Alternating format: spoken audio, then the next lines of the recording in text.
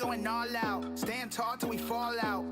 We cannot back down, we cannot back down. We going all out, stand tall till we fall out. We cannot back down, let's run it back now. Run it back, run it back, run it back, split. Run it back, run it back, run it back, split. Run it back, run it back, run it back, split. Run it back, yeah, ayy, we going full steam. How can we stop now? I'm on a dream team. It's cool if they sleep now. I need some big rings, cause by the time they wake up, we gon' be skywalking, we gon' be way up. We going all out, we going all out. We cannot back down, we cannot back down. We going all out, we going all out. We cannot back down, let's run it back now. We going all out, we going all out. We cannot back down, we cannot back down. We going all out, we going all out. We cannot back down, let's run it back now. run it back, run it back, Let's run it back now. run it back, run it back, Let's run it back now. run it back, run it back, Let's run it back now. run it back, Let's run it back now. We going all out, stand up, never fall down. Hey, let's run it back now. This is our home, this is our town. Got the whole team, it's a stack now. And they all wolves, it's a pack now. Call me Undertaker, this a smackdown. I'm a new king, it's a black crown. Hey, hey, back, run it, yeah. Click it, bang, gun it, yeah. To the top, summit, yeah. They do not want it, yeah. Tryna catch me, I just tell them keep praying. Tryna be done, but they won't quit playing. Beat them again, but they won't quit saying. Run it back, run it back, run it back, yeah. Wait, run it back, run it back, yeah. Run it back, yeah. Hey, who that said we can't be the best or be the best? Stop playing. Ball out till we fall out. Can't back down, we going all out. We going all out. We going all out. We cannot back down. We cannot back down. We going all out. We going all out. We cannot back down. Let's run it back now. We going all out. We going all out. We cannot back down. We cannot back down. We going all out. We going all out. We cannot back down. Let's run it back now. run it back, run it back, Let's run it back now. run it back, run it back, Let's run it back now. run it back, run it back, Let's run it back now. run it back, run it back, Let's run it back now. We going all out. We going all out. We cannot back down. We cannot back down. We going all out. We going all out. We cannot back down. Let's run it back now.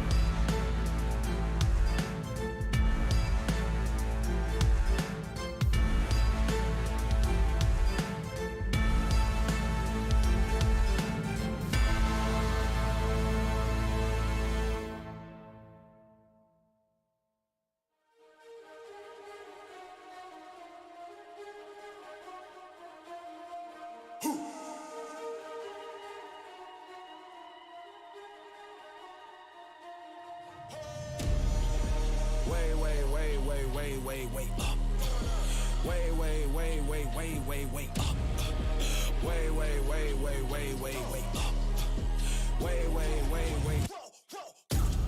Going back and forth like it's east and west, but the whole team up, say that's north side. Am I lonely if I shoot the tech? And I'm 10 seasons in, still I'm courtside. Every day I'm going back to back, so ain't no neck to neck. Bitch pressing in the valley, growing stronger, only open up to check the text. Really know it's superhuman, I'm in overtime, they hate, so they check the chest. I've been dotting all my I's and crossing all my T's, right now I'm trying to curve the S. Young, set apart, and I'm passionate. I've been in my lane, ain't no passing. I'm truly from the bottom, I've been fighting for the light. But when you in the dark, man, all you get is flashes. My whole team know that it's do or die. Mountain top, I see newer highs. I'ma make a move when I make a move. Ain't no thinking, I let you decide. On the gas with the vision, I've been out to get it, here to do it different. Ripping through the tension, rallied in the streets. Now we in the building and it's going way up. Way up.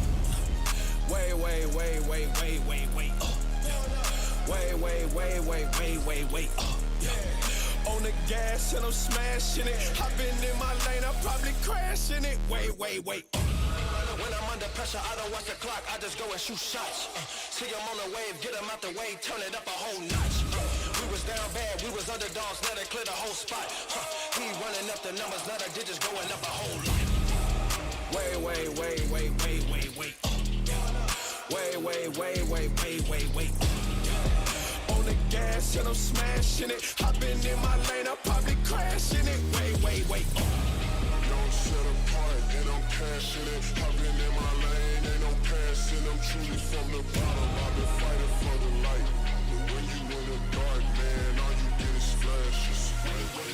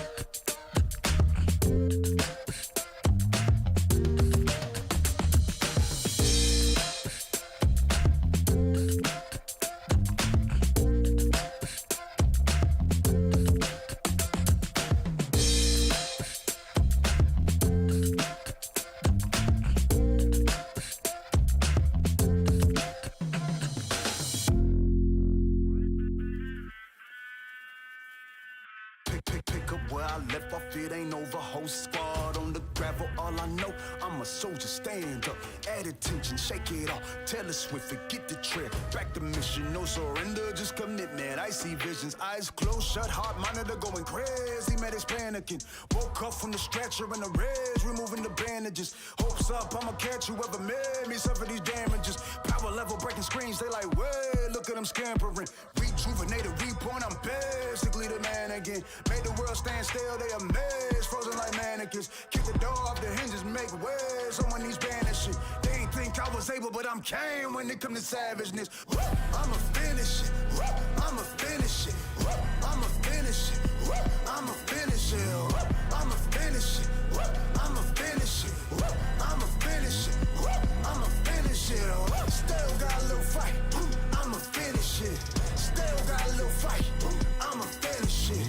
Still got a little fight, I'ma finish it. Still got a little fight, I'ma finish it. Little this, little that, everyone pulling triggers full of max. Talking feces cause they full of that. Ain't really G's, they GNATs, they really just next. Scratch them off, power balls. Look at them spinning, they really spin offs. Getting me dizzy, give me a headache, maybe wanna tear my head off. I could really use the Tylenol. Candy rappers talking good and plenty, it's really too many to mention, but no, I'm tired of y'all. Suck to infinity, you could never be my enemy. You make me look good, I should be hiring y'all. I'm reborn, I'm basically the man again. Made the world stand still, they amazed, frozen like mannequins. Kick the door off the hinges, make way, someone needs banishing. They ain't think I was able, but I'm came when it come to savageness. I'ma finish it, I'ma finish it, I'ma finish it, I'ma finish it, I'ma finish it, I'ma finish it, I'ma finish it, I'ma finish it. Still got a little fight, I'ma finish it. Still got a little fight, I'ma finish it. Still got a little fight, I'ma finish it. Still got a little fight, I'ma finish it.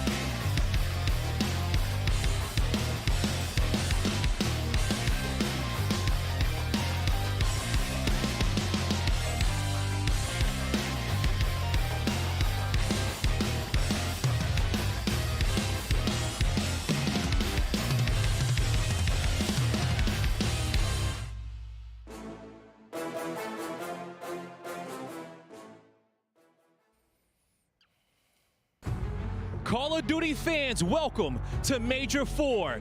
We still have 12 teams remaining in our league, but here in the cage, 4 will remain in purgatory. Now, this will be your squad's last chance to secure their place in champs for all the fame and the glory. This is Major 4, and it starts right now.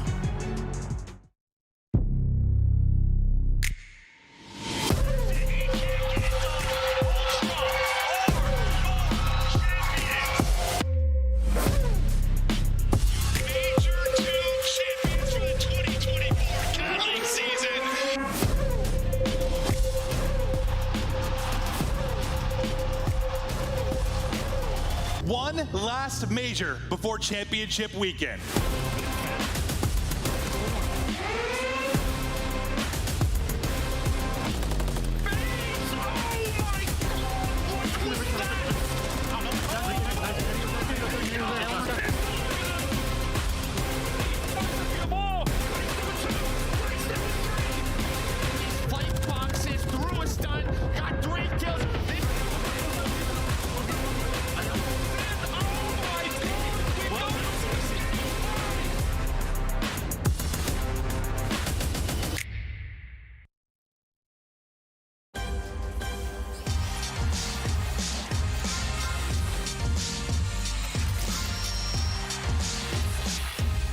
What is up, Call of Duty fans? Welcome in to the Call of Duty League Major 4. We are live from LA, where we will be hosting the 4th and final chance for our pro players to earn points heading into champs. Only top 8 are moving on, so a big weekend for everyone competing. Alley Cat, Nameless here at the desk. I'm Chris Puckett. Let's start with you, Alley Cat. How are we feeling coming into this 4-dayer?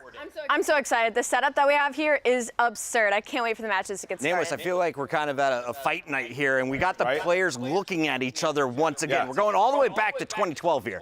Yeah, they're caged in. It's going to be absolutely awesome. I mean, you're right across from your opponent. You're going to be getting up, getting animated, going nuts, and we all know this is the most important major of the year headed into champs. We'll figure out who our top 8 is. 8 teams, 4 spots. That is the battle we'll all be watching, and of course, the millions of bucks given away along the way. Let's take a look at everything going down here in LA.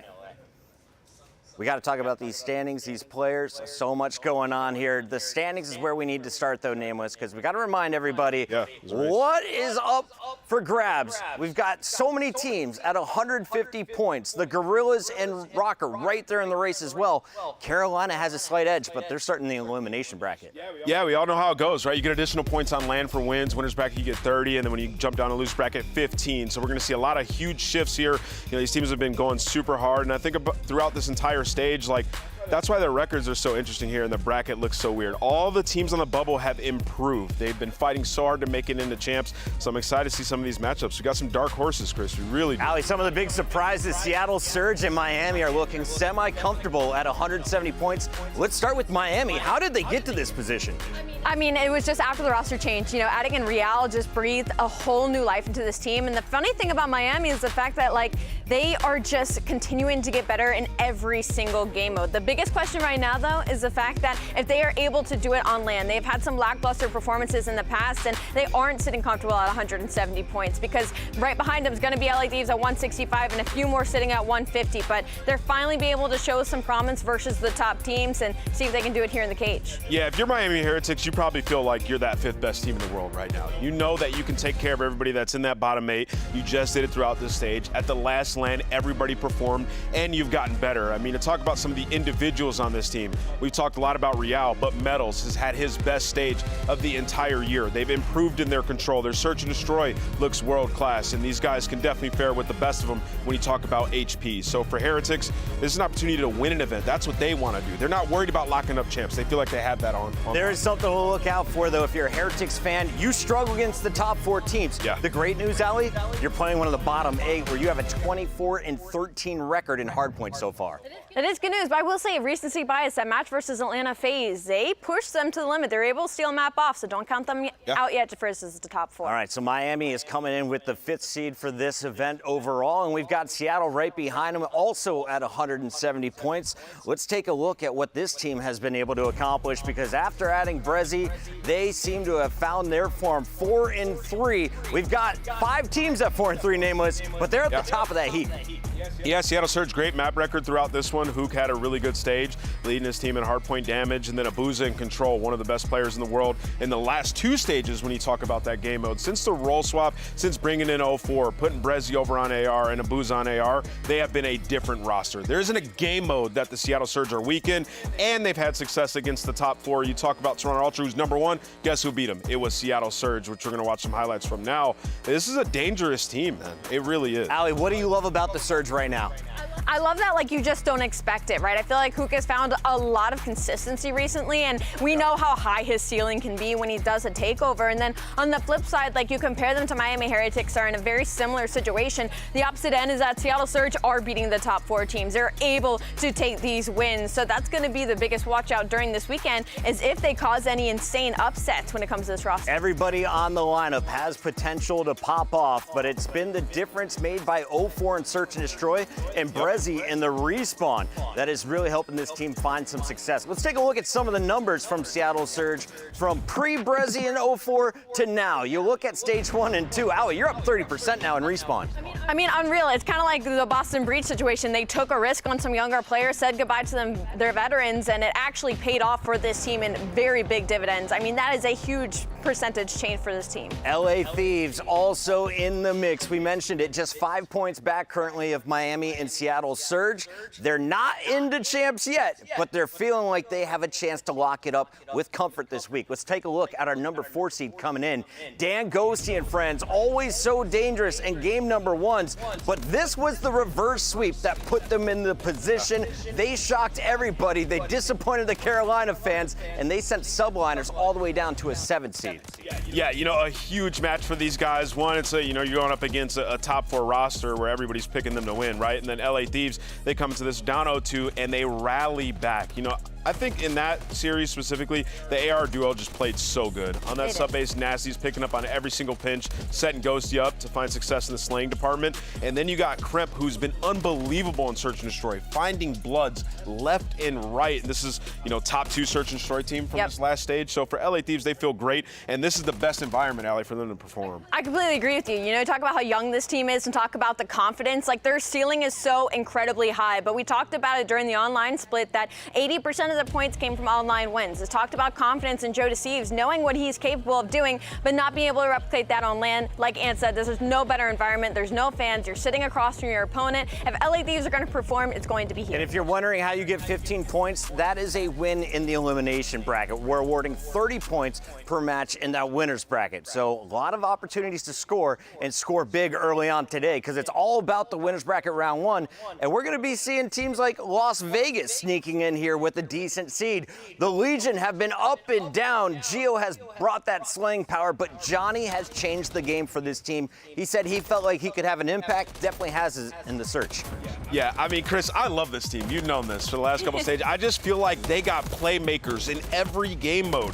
Attach is having a great year, you know, being a leader for these guys. Gio sneakily, like, he's on the Rookie of the Year list, if you ask me. Like, he's just Mr. Consistent. He came in and he fixed their control. And then you brought Johnny in, and what did he do? Search and Destroy demon. They got some huge Search and Destroy wins. And in the series that they have in winners bracket for Seattle, they beat them in both the SNDs, and Johnny played extremely well. So for Vegas Legion, they're feeling pretty good. They just don't have champs locked up right now. A winners bracket win with 30 points, Chris, could be huge. Allie, they took down 2 of our big 4 in Optic and subliners, but then also slipped up against the LA teams. Are you worried about the Legion at all playing on land?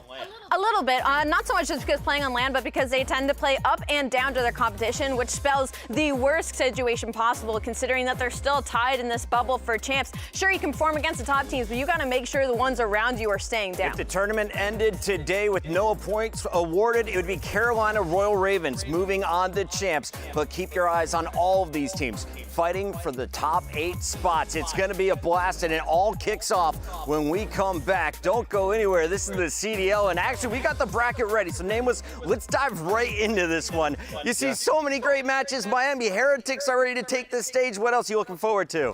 I think Vegas-Seattle is the best match of the day, honestly. I really do. It's going to be a banger. Went game 5 last time. Expect it again out the gate. Going to break. We'll be right back. This is the CDL.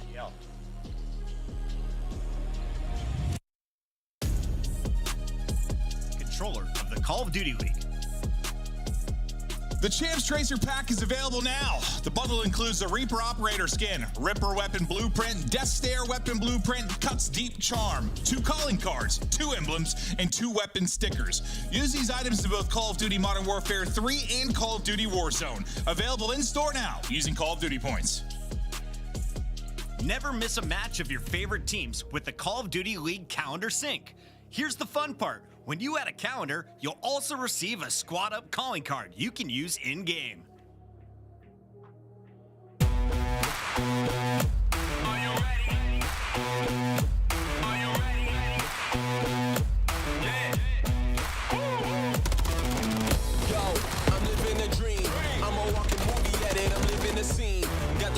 Hands up, I'm pulling the strings. I've been trying to run the game since the age of 17, but I'm here now.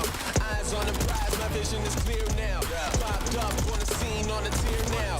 Hope you're not getting in my way. If so, make the right choice to clear out. Mama told me let my work speak. Then flex on your class like a school on the first week. This grind isn't dirt cheap. Had to pay my dues, now I'm first in the first seat. Yeah, the hunger, yeah, birthed me.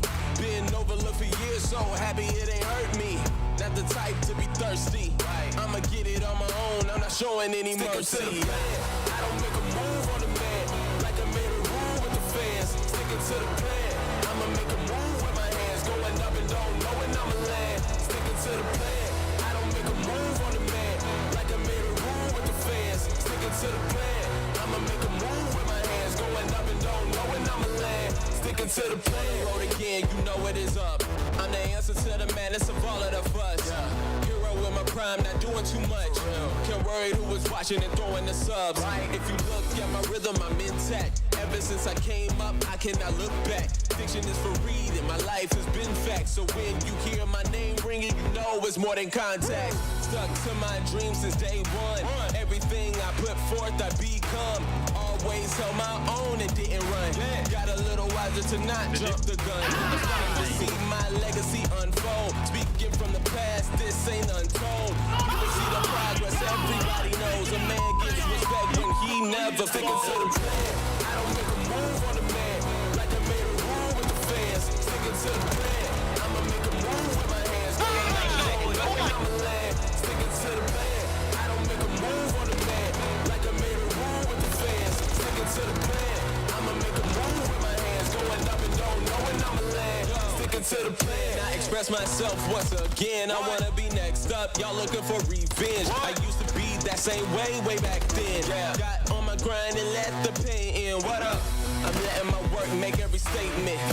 I'm letting my wins become replacements. To every word spoken that was tasteless. Feeling like a champ, I'm going places. I'm sticking to the code like my plan was sacred. The pain in my past now is vacant.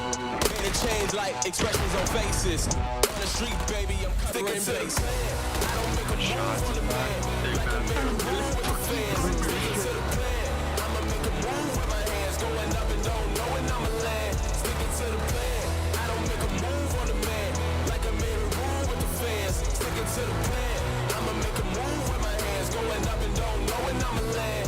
Sticking to the plan.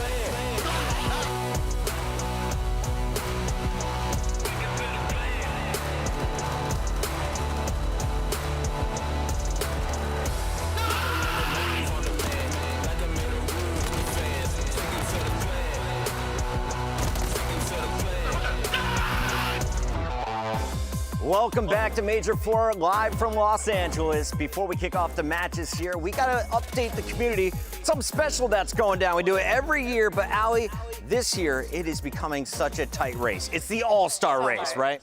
Yes, the all-star race, and it is so hard because we have so many teams. Not only that, the rookie race as well has been so close. It's opening up for Sunday for fans. So Nameless, before they can get their votes in, let's talk about some of these MVPs here that we should be looking at. Some of the top nominees include some of the best ARs. And if you're looking for one of the most entertaining players, this guy brings it all.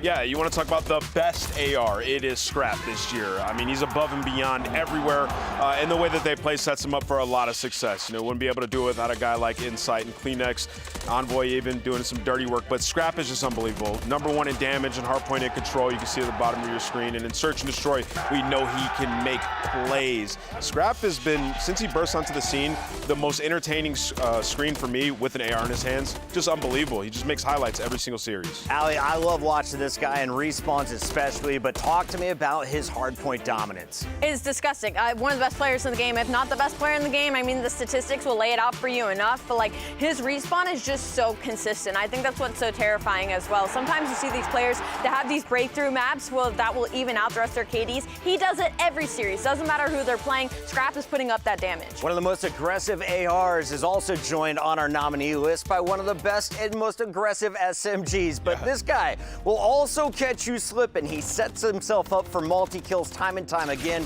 What does Chris Lair bring to the game right now? I mean, everything. Can I answer it like that? I mean, when you talk about, you know, Simp, it just feels like he's been dominating for so long, but he's had these periods in time where he just didn't seem as confident. This year, obviously, confidence through the moon. You know, with this roster, they have the trust in him to make plays. Search and Destroy, he's been unbelievable. I think he holds some records of control as well.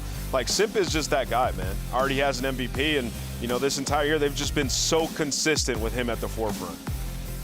You look at the numbers here, Ali, most impressive, hardpoint or Search? I mean, I don't know if you can even pick one at this point. I mean, he has been unreal in this game, and I feel like it's been a while since we've seen him kind of play with this amount of confidence about himself. And with the way Atlanta FaZe has been winning, I mean, he has just been unreal. We've got to join our other SMG with the Movement King. Right now, it's got to be Shotzzy. This man makes it so difficult to play against. Yeah, you know, and I would say he's got one of the hardest roles in the game, you know, for this team. What they ask of him, it's to be a nuisance, it's to get kills, it's to take over Search and Destroy, and he answers it, man. Like, he really does. He has series where he is just simply untouchable, and he holds a ton of records this year. I mean, you can see one of them, 100 kill series. Like, Shotzzy has days he wakes up and he goes, I'm not gonna die. And one of my favorite things about Shotzzy is, like, it is so difficult to replicate the way that he plays the game. Like, I know that a lot of SMG duos have tried to come close to being that kind of player, but, like, the times that he makes these decisions to go on a flank, hit a route, do something risky, 9 times out of 10 it works out. Like, 9 times out of 10, the play he has made is going to be the right one, and there's just very few players that can come close to that, not to mention being the Movement King, finding kind of what he can do on the map, what he can break and catch his opponents off guard, and just the records he's breaking this year, like you touched on earlier. It feels like every other stage he's broken something. And he's breaking records not just across his bank account. You look across our in-game stats, 100 kill series. He's got 6 of them. 5 map series KD, a 1.72. Unreal. Ridiculously high. And then, of course, the control ticks and the streaks. Once he gets rolling, it is so hard to stop this young man. Yeah, kid's an unstoppable force, man. We saw at the last event, like, Shotzzy can just do some ungodly things. So excited to watch him here. Obviously, they will be in that lower bracket, but don't count him out if you got a guy like that. If you're looking for other MVP candidates, we've got Celium, we've got Hydra on the list, but of course, the fans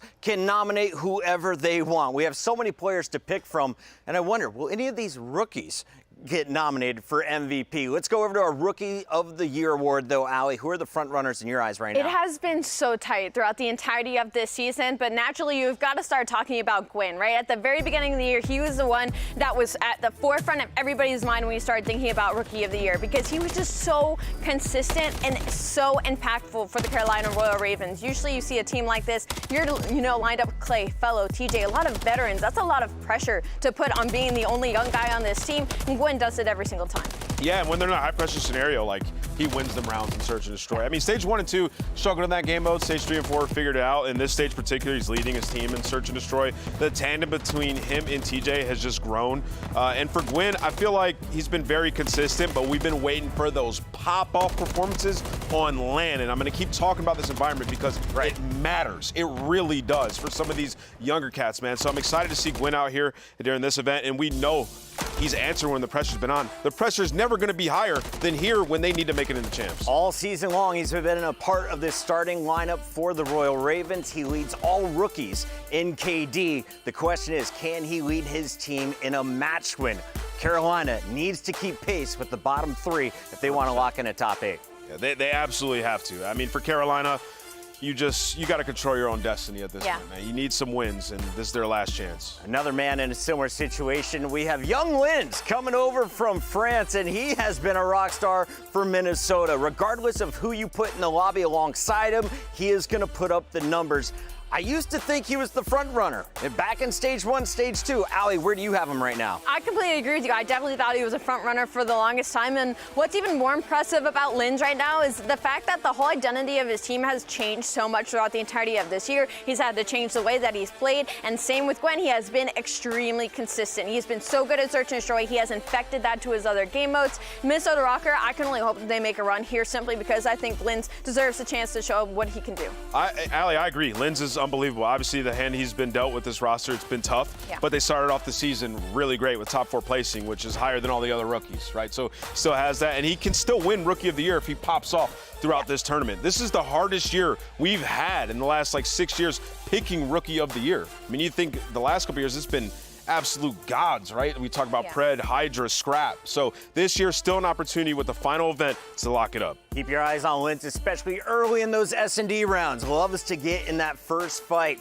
This man, though, plays confident from start to finish. It doesn't matter the game mode. From the Awaba Bobs to the starting lineup of the Seattle Surge, Abuza has been making everyone in Europe proud. Let's talk about what he's brought to the game, because he started on the SMG alley. Now he's found his home on the MCW, the AR. Role changes, roster changes, he has also had to go through it all. My favorite thing about Abuza is he's kind of flown under the radar in the first 2 stages. I feel like we all kind of forgot that he was a rookie in the first place because he just played like such a veteran. In these past 2 stages, he has been unreal for Seattle. Literally take over maps with the AR in his hand and winning them series and putting them into the top 3 spot. Yeah, I feel like for Abuza, we have to take all those things into account that you guys mentioned. The role swap, all that, and the performance now. I mean, leading his team in control, not really a weakness anywhere for these guys. And, you know, we're talking about them potentially being a dark horse, and largely in part due to his performance.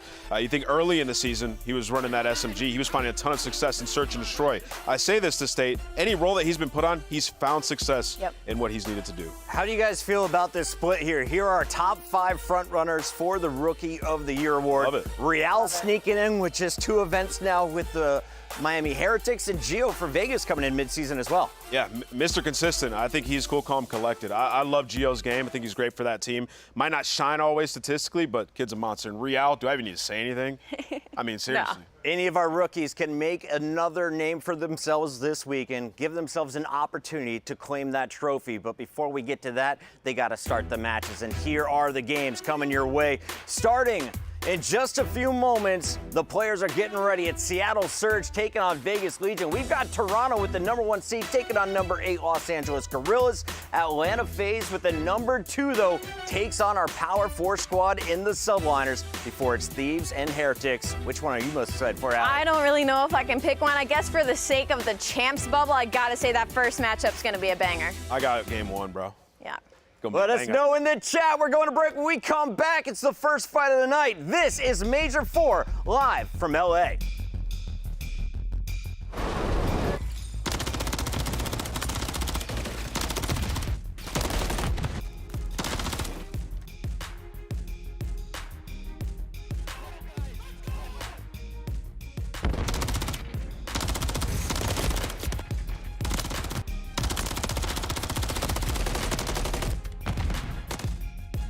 Fans, time is running out to make your picks. Choose your winners now by scanning the QR code you see on the screen. Hurry, it closes at 3:15 Eastern. The Call of Duty League is brought to you by Monster Energy, the official energy drink of the CDL.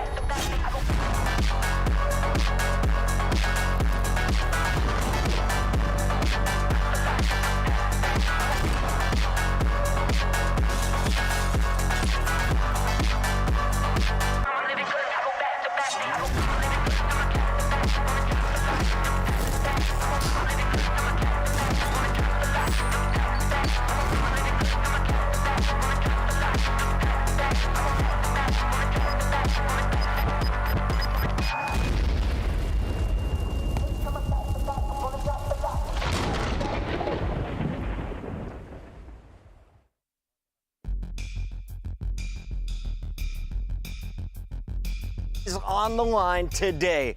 This squad has been so fun to watch. Nameless, you said they can definitely hang with the big dogs. The question is, how do they hang with teams with similar rank? How are you feeling about this squad coming into day number 1? I'm feeling good, and I'm feeling even better because I just looked down and see Hook. He looks absolutely dialed. But, you know, talking about this matchup in specific, they played this stage, Chris, and you know what happened? Seattle lost 2 search and destroys, uncharacteristic of this roster, gave up a lot of first blood. So it's going to get real interesting for sure, especially with champs on the line for a team like Vegas. You saw Vegas taking this stage, but I want to start here with the Seattle Surge squad, Alley Cat. We're looking at the leader. Something we did not expect to say when this team was first formed. Hook has manned up into that role. And if you watched him in the last week of qualifiers, he was definitely playing like an MVP candidate in his own right. Absolutely. He was taking over in the respawns, and that's kind of Seattle Surge's biggest strength right now is their respawn is literally night and day from stage 3. They went from being 8-4 on HP. They're on a 3-map win right now. They have a very deep map pool,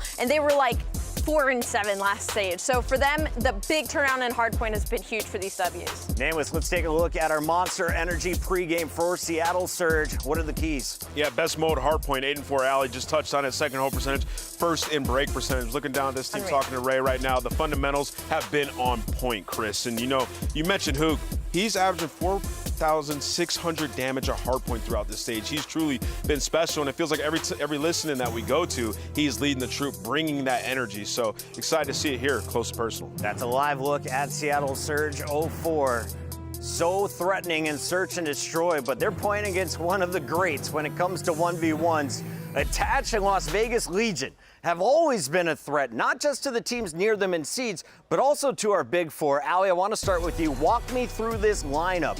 How did they put together a winning roster? It was just kind of adding Johnny. Their respawn hasn't changed much at all before Johnny got added into this lineup. They just couldn't close out series because they couldn't win search and destroy. So Johnny comes in, we interview him. He's like, look, I know I can make their S&D better. That's what he did. 5-2 in the last 7 S&Ds, first in attack and second in opening duels. They do need to work on that defense, so that post play and that retake has been very much hurting them in these past couple of matches. And Allie, that was very much a difference in the matchup they had. They won 12-7 first bloods, a lot of them being Johnny, and Attach had himself a hell of a performance in the hardpoint when they've needed it. So, you know, I say it all the time, Vegas Legion, every single player is confident. They have playmakers across the modes, so this can definitely go the distance. Here's a live look at Las Vegas Legion. They didn't know where they were going to start in this winner's bracket, but they knew a 4-3 record should be good enough. Nameless, though, we said they should have finished 6-1 here for Major 4. They fell off towards the end. Can they get off to a hot start with this guy today? Yes, when you talk about control, that's the guy that I'm going to be looking at all season long. You know, he just feels like sometimes you get him on Invasion, he gets an MCW in his hand, it's like all hell can break loose. The God gun, he said. I mean, seriously. And I do think that Legion get off to a hot start here. I feel like they underperformed in the respawns last series versus the Seattle Surge, and they got it done through search and destroy. I don't think that necessarily has to be the case, especially when you look at these maps here. Yeah, here's our scuff maps and modes for the best of 5 series, Allie. Who has the stats edge in this fight? There's kind of trading back and forth when it comes to the respawns, kind of leaning towards Seattle, where the S&Ds are favoring the Vegas Legion. But the biggest one I got to call out is Invasion. Seattle undefeated on that map in game mode. They're going to be very happy once we get to the middle of this layout. Yeah, I think, you know, when you talk about Vegas, they're happy with this, right? Like, you don't have Vista or 6 stars, 2 maps that Seattle have been incredibly good at, like 13-7 across both of them. So hardpoints, you feel all right. And that control, though, that's the one game mode where it's like if Nero doesn't go off, it has been wonky for them. They have some 3-0 losses, like one on Invasion to LA Thieves, one on Karachi to Seattle. So gonna have to figure out their control here on land. We're gonna have some time to talk about this match in detail as we're waiting for Nero's headset to work properly for him. And I want to make sure all the players do get set up because this is such a unique environment. If you've watched our previous majors, we have a huge swarm of fans. Everyone's screaming throughout the matchup. Well, here, it is basically a studio setting, and we're putting you just a few feet from each other as they are looking across the aisle once again. Nameless, this is how you made your money back in the day. Can you intimidate during a match? Absolutely. Oh, yeah. Are you kidding me? Listen, if somebody gets cooked or comes out here, drops a whopper, map number 1, you're standing up and getting screamed at, especially for some of these younger guys. Like, yes, you can get intimidated. You're going to have to have a lot of mental fortitude here, man. I mean, you're right across from your opponent. You have so much pressure for Vegas. They need to make it into champs, right? So this is a massive matchup. People are going to be talking trash. Average age of about 21, 22 in these fights, Alley Cat. Who has more pressure? Which rookie do you have eyes on in this first fight? Ooh, which rookie do I have more eyes on? Honestly, Gio. I feel like he's kind of flown under the radar. We didn't get to touch on him too much in the earlier the pre-show talking about Rookie of the Year, but he has been so consistent. In this past stage, he has been taking over in some of these respawns, and I feel like Johnny's energy has infected him a little bit, so I expect to see both of them getting on their feet. I'm liking what we're seeing. I'm ready to get this match started. We've got Merc and Maven on the floor for this one to open things up. Nameless, you ready to get this party started? Yeah, but we got to do our pick'ems first, Chris. Let's do it. It's time for you guys to put the record on the line. Should we start with your Sir Anthony Wheeler at 144 or Rosalie, would you like the honors? You go ahead. You want me to go first? That's fine. I'm pretty confident in this one. I'm going to go with Seattle Surge. I love what they've done recently. I think they perform here. Wheeler? Hook with Fox. Nero's headset's working. No way. I'm too short. You know what? I'm going to go with Vegas Legion. I think they get it done. No way. I think they get it done. Vegas Legion. I'm going to go ahead and play catch up here. It doesn't matter who I pick, but today I'm going with Brezzy. We're feeling Seattle Surge to open things up. I side with Alley Cat. You just know they're checked. They can see this LED screen, so you just know Seattle's looking over like, damn, man, really? We never have to deal with that. Now we do. All right, it is time to get this party started. Let's send it down to our casters. We've got Maven and Merc. You guys, listen, ready to rock and roll. We're going to have a whole lot of fun. Joe, this is a different environment. We've been talking a lot about it. You know, not the major Lambert. You've got everybody, all the fans screaming. It's a very different environment right now with the players. What are your thoughts? No, I mean, this is it's going to be one where I think both of these teams, due to their champs placing, they've had to create energies at home, right? It's sort of the same thing here. I think when you sort of look at an environment like this, it's sort of who can come out with a stronger energy. Yeah. I look at the Seattle side. I mean, every time we go to a listen-in with Hook, this guy is screaming, creating energy. Can he do it here for day one? And then for Vegas Legion, you're going to have to create that on your side. Allie, good luck with your cold brew. We can still hear you guys. Yeah. Thank you. Yeah. I started Allie talking about cold brew. I'm like, okay, so I don't know what you said. But listen, we're ready to rock. This is going to be a whole lot of fun. Everyone's pulling out their mics. But, no, it is different. It's fun for us because we get to spend a little more time with the players. We're kind of vibing, having a great time. But for this, I don't know, man. This is a battle. I love the head-to-head of the stage. Who's going to come out? Who's going to get the champs? Who's walking away with the points? I can't wait. No, it is. And I mean, we just saw this matchup. Obviously, judged with Game 5. Some very close maps, also some blowouts mixed into that series. I think the surprising thing is that Vegas won both the searches, right, versus Seattle Surge team, who, you know, right around a 50-50 team, but you don't really expect that, especially with 04 coming into this roster. He's been getting better and better, but he's really been such a strong player in Search and Destroy. No, he absolutely has, but this is it's the big one. Lobby's getting ready to go. We're starting off with a banger. We have, I mean, everything. We talked all about how this has been like all the top four. That's been everything, but due to Optic slip up at 1 and 6, due to everything that's been going down, like every match is going to be so important. Who's going to get in, who's going to not, who's going to win the big prize pool for this weekend. But we're just ready for the matches to get going. So far, it's been fun. We had a great little day. We went to Universal. Yeah. We went on some roller coasters. We had some rides. It's been a good time. It has. You had a bike accident the other day, so you may have a dislocated rib. We don't really know what's going on. So if you guys see me like popping pills, it's just like Tylenol. I promise. Like Ethan, we used to work at Esports Engine. He cut me off. I flipped off my bike, drilled my shoulder. I believe I have like a bruised or dislocated rib. So if you hear me roaring and then also wincing in pain, that is going to be why. I'm old and I injured myself. Yeah, no, but we're just glad you're okay. At least you can talk and speak. That's good. That's yeah, what you need to do, I can do that honestly. for it. We'll see how it gets when I actually have to roar when we get some absolutely insane matches. But no, this is going to be like a lot of fun. I think the final person just unplugged their mic. I was still hearing them talk. Did you hear yourself twice? No, I'm good. Oh, I hear you twice. Oh, perfect. There you go. I hear it once. You know, we're resolving some audio issues. We get ready to roll, but we'll be through it soon and into the matches soon enough. This is going to be a whole hell of a lot of fun, a fantastic weekend. It's 85 and sunny outside, and we're ready to rock and roll.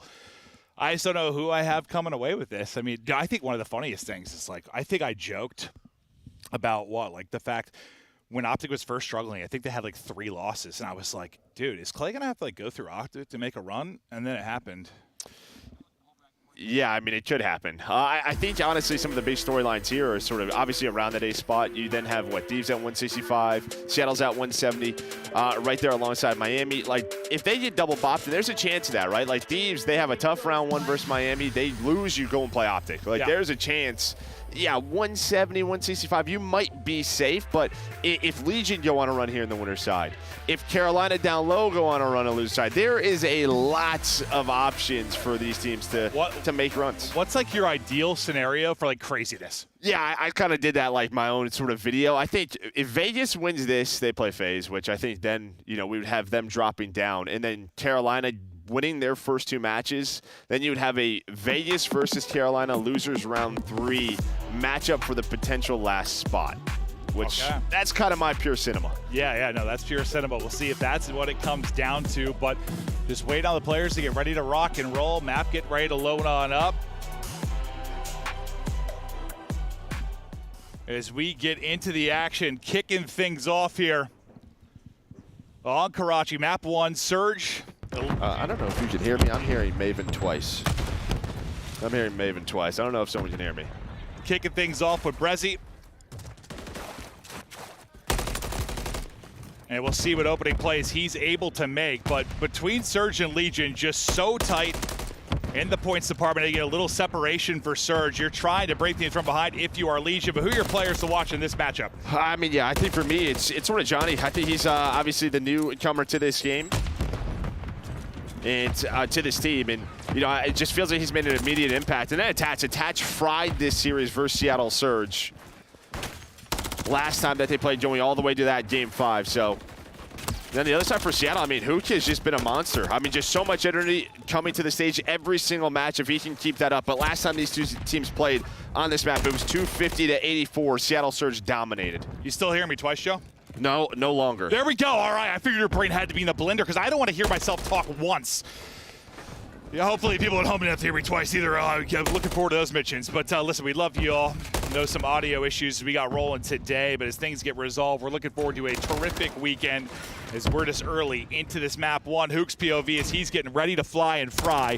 The difference maker, he can be on the map as he's popping out, finding a second. Well, the help there from Brezzy as they'll get the team shot through, but it's a double from Nero, attaching with the third. Hard point control inside a second right now with 20 seconds left. Yeah. For Legion, that was 5 straight for Nero. Yeah, Nero on 5 in a row. You're going to see those close junk spawns for Seattle Surge, so they're just going to rotate off to P3. A strong start here for Legion. You have Hoot going for some scrap time here, trying to win that one-on-one. He is able to win it, so Attach going to be spawning out. But pressure, Legion are just going to go for this, try to take this 3-on-3 early. So far, though, Brezzy able to lock it down. Johnny trying to go for the trade. But I guess if you keep this messy, if you are Legion, a great start here. Abuz is out on the other side. Attach is going to pick that up. But so far, so good for Vegas. You've got the numbers here. You got the bodies forward. Oh, Ford did a good job, I thought, popping out, staying alive, playing in the backside of it, and then recollapsing. But you're still able to win it behind the numbers. I thought incredible shots there through from Geo to maybe pick up 2, but not quite able to do it. But you still got the time inside the hard point. Starting to build a little bit of cushion here. The hot start from Nero. Hot on the objective, too. Feeling good right now if you are Legion. Yeah, you're just a little bit staggered here if you're Seattle Surge. Staggered. One player is going to be split, but with that team kill, you are going to get on it. You're going to see Abuza spawning out. Cutting him off, though, will be Nero. Geo just going to control top 3, so I guess you're going to take the rest of that scrap time with that team kill coming in to keep this around a 20-point game. There's another one, another team kill from Johnny. Perfect. The team kill starting to line up, but Geo starting to line up the shots. Has a second opportunity, maybe onto Hook. Bit of a finesse there from Hook, but over the top of the pistol goes Geo. Still holding on to this lead despite not having too big of an advantage. The 4 players looking to collapse around the point. It'll be Johnny inside for now, though. Still racking up the time, but as the kills come through for Surge, I imagine you're going to clear him out. They're able to do that quickly, and now maybe a chance to get a little run here if you're Surge. You're spawning out pretty deep if you're Legion. Yeah, and I mean, 04 just stays alive. Bridge side, he's still going. He had a slow start, able to go 4 in a row, but he was controlling Bridge. Then his teammates were able to help him out. Brezzy was there, and now Brezzy going to take this spot. Some really solid time here. You already see 5 and 6. Johnny and Attach, they have already rotated, so you're going to get 25, 30 seconds clean here at this P4. Yeah, and you know how scrappy P4. It's like it's difficult to get time, but yeah, once they collapsed around it, you had like literally all 4 players just surrounding Johnny inside the hard point, leads to him spawning out so far, and as you said, that's a great 30 seconds. Not quite the lead change, but close to going out in front is Surge. Now can you get a big break? You've got the setup you want if you Legion, but there's the first pick. Brezzy, 0-4, Hook. Everybody dropping all on Johnny now to try and make the play, but he's going to have to get one and get out of it. This could be a fantastic sequence here from Surge. And this is the #1 break team throughout Stage 4, Seattle Surge. They have been so good in those scenarios, and it's such an early investment on a Legion, but they are fighting back off spawn. 2 kills coming in a row, but Brezzy, since he's been in this IR role, has been playing so much better. Now looking for that streak on 6 in a row.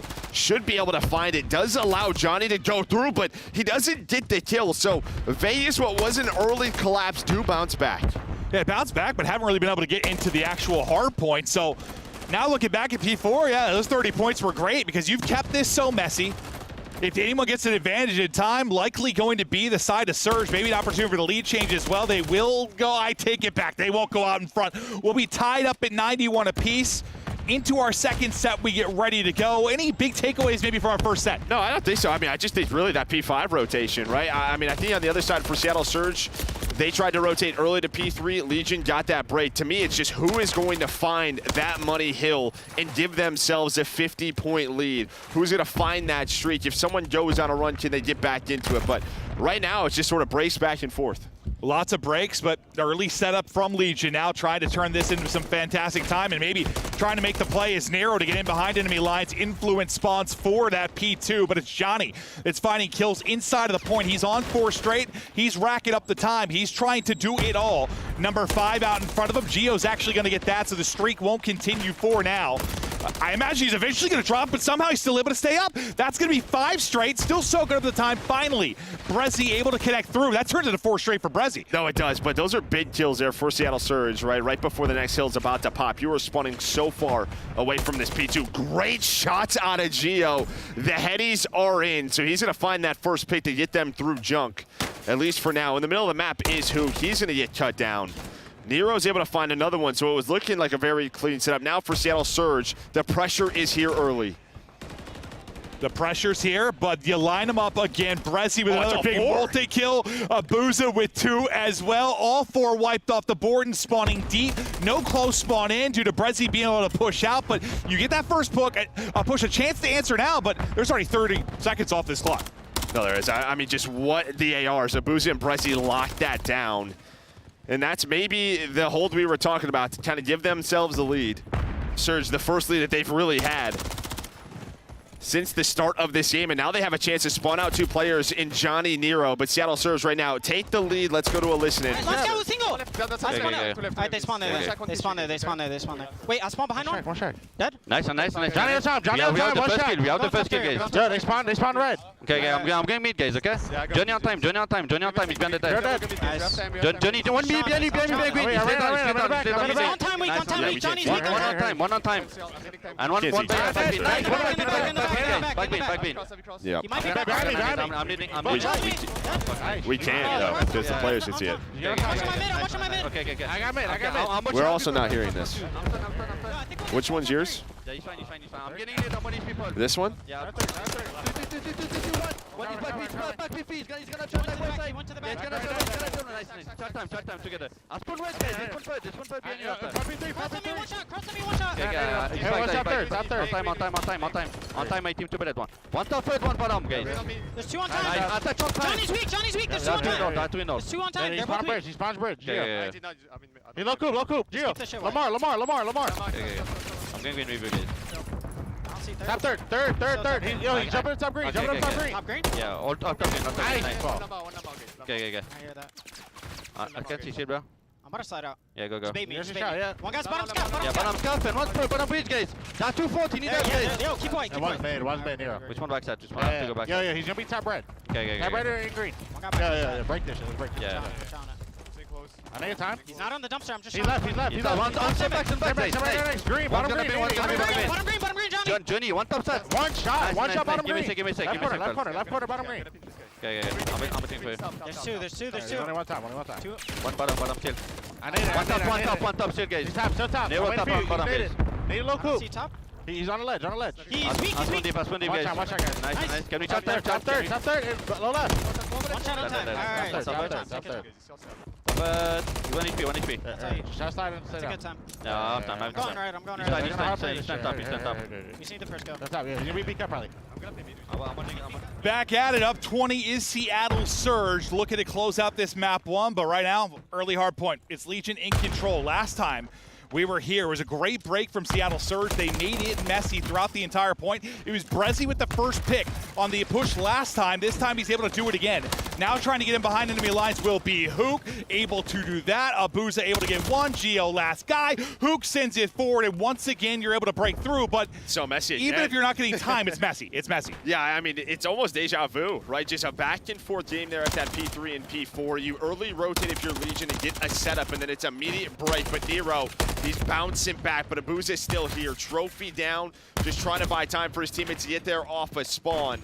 But behind the multi-kill, Nero 32 leading the lobby. Able to get Legion back on the hill. And like damage-wise, it's insane too. Like I think Attach has 2,500 damage. I'm seeing it's 6,500 up for Nero. Like he is frying right now, but you're down 5. Looking for a lead change, but it's going to kind of have to happen in the first set. There's been a lot of team kills on the side of Legion with the nades. There's going to be another one there. Hook trying to make the rival at MCWs. He's trying to get shots in range. Looks to go over top, though. Can't quite connect. I contested the point for a moment, but it's Johnny again, like deja vu again, like 4 straight in the point. Yeah, I mean, he's just been so strong in this position, but Brezzy matching what Nero's putting down, 31. Maybe the unsung hero so far for Seattle Surge. Putting up some big numbers, keeping them off this hill. The P2 is where Seattle has been so good. P1 has been all Legion, but it's Nero again with a multi-kill. 3 dead in the feed. There are 20 seconds left. Seattle just trying to play for that rotation. I mean, how long this goes? He's about to crack 7K damage already. Like, this guy is frying. Nero is dialed in. Looking for more, finds it. Then will get dropped, but at 36, surpasses 7K damage. Absolute heater, but score. Still going to be the important factor here. You do have a cruise up for Johnny, as you'll see bottom right. We'll see when that's going to come into play. But we're looking at another lead change. Surge now out in front, P2, rocking. Yeah, this is just what we had last rotation. They find the first 2. Now can Abuza hold? Who just snuck on through? He's trying to watch the pitches. Great shots, though, from Johnny inside the hill. Able to find the first and the second. The rookie able to find the double, get them on the hill. It's just 0-4. 0-4 trying to slide on out, but there is the shots from Brezzy off spawn. And now it's just a foot race. Everyone just trying to get back. Everybody drops. Now streak is in. Johnny from the sky looking to open things up. Geo able to get a kill at the same time. That will connect. And you should have numbers here to flood on Thor, but a Thor and a Abuza go massive. And now the streak has been nullified. Johnny's going to be the last one up here lurking. Yeah, he's just trying to maybe get some of this time, but he's going to spawn out now. He may get a lucky spawn. We'll see where he spawns out. Okay, but he's going to spawn with his team. But you're going to be at, what, 242 or so, so you get the cruise out. You're hoping to put one last push on this, but here we go. Seattle Surge been so good at breaking. Can they find another one? Hook will be the guy to lead the way. Trying to get in, gets him out of the point, gets down on his belly and stays up, but Geo going big. Attach, winning fights. That'll be all 4 down, and now you got a little bit of breathing room, but your 2 players spawning out have got to get back into the action. 6 points needed for the Surge victory. Time here for the victory for Legion. Yeah, but Nero, he spawns up, takes a route. He's going to go through green, able to find the first. He's just trying to deal with this push. Now get back to his team. Johnny, Geo, Nero, all in the feed. Legion haven't had the Cletus as a hold. Now they can do it here. Looking to take control now. 20 seconds left. Here we go. Johnny, he's dropping 35. Johnny, he's lining him up with a triple. And that is the map. Legion have done it. A banger here in the map 1. But some of the stats are going to look wild from that first one. Woo! Maybe not the 2 players you expected to step up here for either of these teams. Nero on one side. Well, I guess Nero's had his pop-up ability at any moment. Yes, I don't know what I'm going to get with him. He's like the definition of like X-Factor or streaky player. He's going to have one of the greatest series I've ever seen, or I'm not talking about him at all. It's one of the 2. Here we're talking about. Yeah, and then Brezzy on the other side just putting up the numbers there for Seattle Surge. But it was just this back and forth battle. Who's going to find those holds? It was kind of like everyone was set up at the same hills every single rotation, and there were some of the same answers, but I think, you know, if you're Legion, you finally get one there at P3. Dude, it honestly, like, part of that reminded me of, remember when we were, like, memeing, like, laughing about the first time after, when they first dropped Persian made the change, they played Optic on Karachi, and it almost went to, like, the clock. Like, no one was getting to the point. It was, like, a weird one. Like, this isn't the same. There was, like, there were running 40 seconds or so left on the play clock. There was not much. Like, this one just goes the distance, but there was a lot of, like, messy hard points, a lot of contested time, or nobody in the point. Like, that was a circus. No, it was. And honestly, I was laughing at one point because, you know, Attach's stats are going to be low. But there was a time at the end of P5, he rotates the bridge with 25 seconds left. All of Seattle Surge went middle, but he stayed bridge the entire. He was just putting shots in when Johnny was inside the hill. Yeah. He was like 6 and 7 for probably 2 minutes. Yeah, just hanging out bridge side. No, when I looked at the stats between him and Nero, I was crying. Like the difference was insane, absolutely insane. But a wild one there in the map 1. As we get poised to move forward into the search and destroy, but a heroic effort there in the final hold if you are Vegas Legion to get the dub. Well, you needed 6 points if you're Seattle, and they were so break heavy. They had so many great breaks, just couldn't do it one more time. Well, it's 13 in a row as a team in that game out of Vegas Legion. Yeah, I mean, you got the best hold you could ask for if you are Legion. But Nero, yeah, spawns up, and you kind of saw Seattle looking for it. Like, thought they were going to have spawn one out. Maybe someone spots Nero, but he's able to take that route top green. He jumps to top 3, finds a pick. And I think on one side for Seattle Surge, they're thinking we have to go. He's behind us. He's going to deal with this. But he just played his life, gave his team all the information, and that set them up. Well, what was your expectation for that map 1 going into it? Change your mind at all about this series, or? Honestly, I think the online, it's kind of the opposite. I feel like Legion have been the better respawn team. Yes, 8-4 for Seattle Surge, but if you take away Vista, they've been a 4-4 hardpoint team, right? I think, honestly, their hardpoint stats are gassed due to their Vista. Now that teams are vetoing it. They still have a wide map pool. Yeah. Correct. I think for Legion, they are the better respawn team. Okay. Well, we'll see what they're able to do. You get that first one, when they were able to take it last time they played, it was through 2 search and destroys, though. They got the victories, but you're thinking that's probably not going to happen again, like 2 search wins. Yeah, no, I think Seattle Surge on the other side could be the better search team, right? I think with what we've seen from 04, the adjustments they're making middle of the game, Hoop being the playmaker, yeah, we'll see what happens here. Yeah, we'll get ready to go into the search. A wild one there. Thank you for the patience at home. I know we were working through some audio stuff, new venue, having fun, different setup. Listen, we're getting through it. Joe was hearing Weave twice at one point. We're going to have a blast. It's going to be a fun weekend. You know, working through stuff on a Thursday. Better now than Sunday. But we have so many cool matches to come. And, well, it ends up being a banger, too. Like, as much as I was, like, we're frustrated dealing with issues at the beginning of it, by the end, it's just we're locked. You know, you got, like, a 245 game going down to the wire. It was an absolute blast. But we're probably getting ready to rock here into the map, too. Yeah, no, I mean, going to this, staying on Karachi, search and destroy.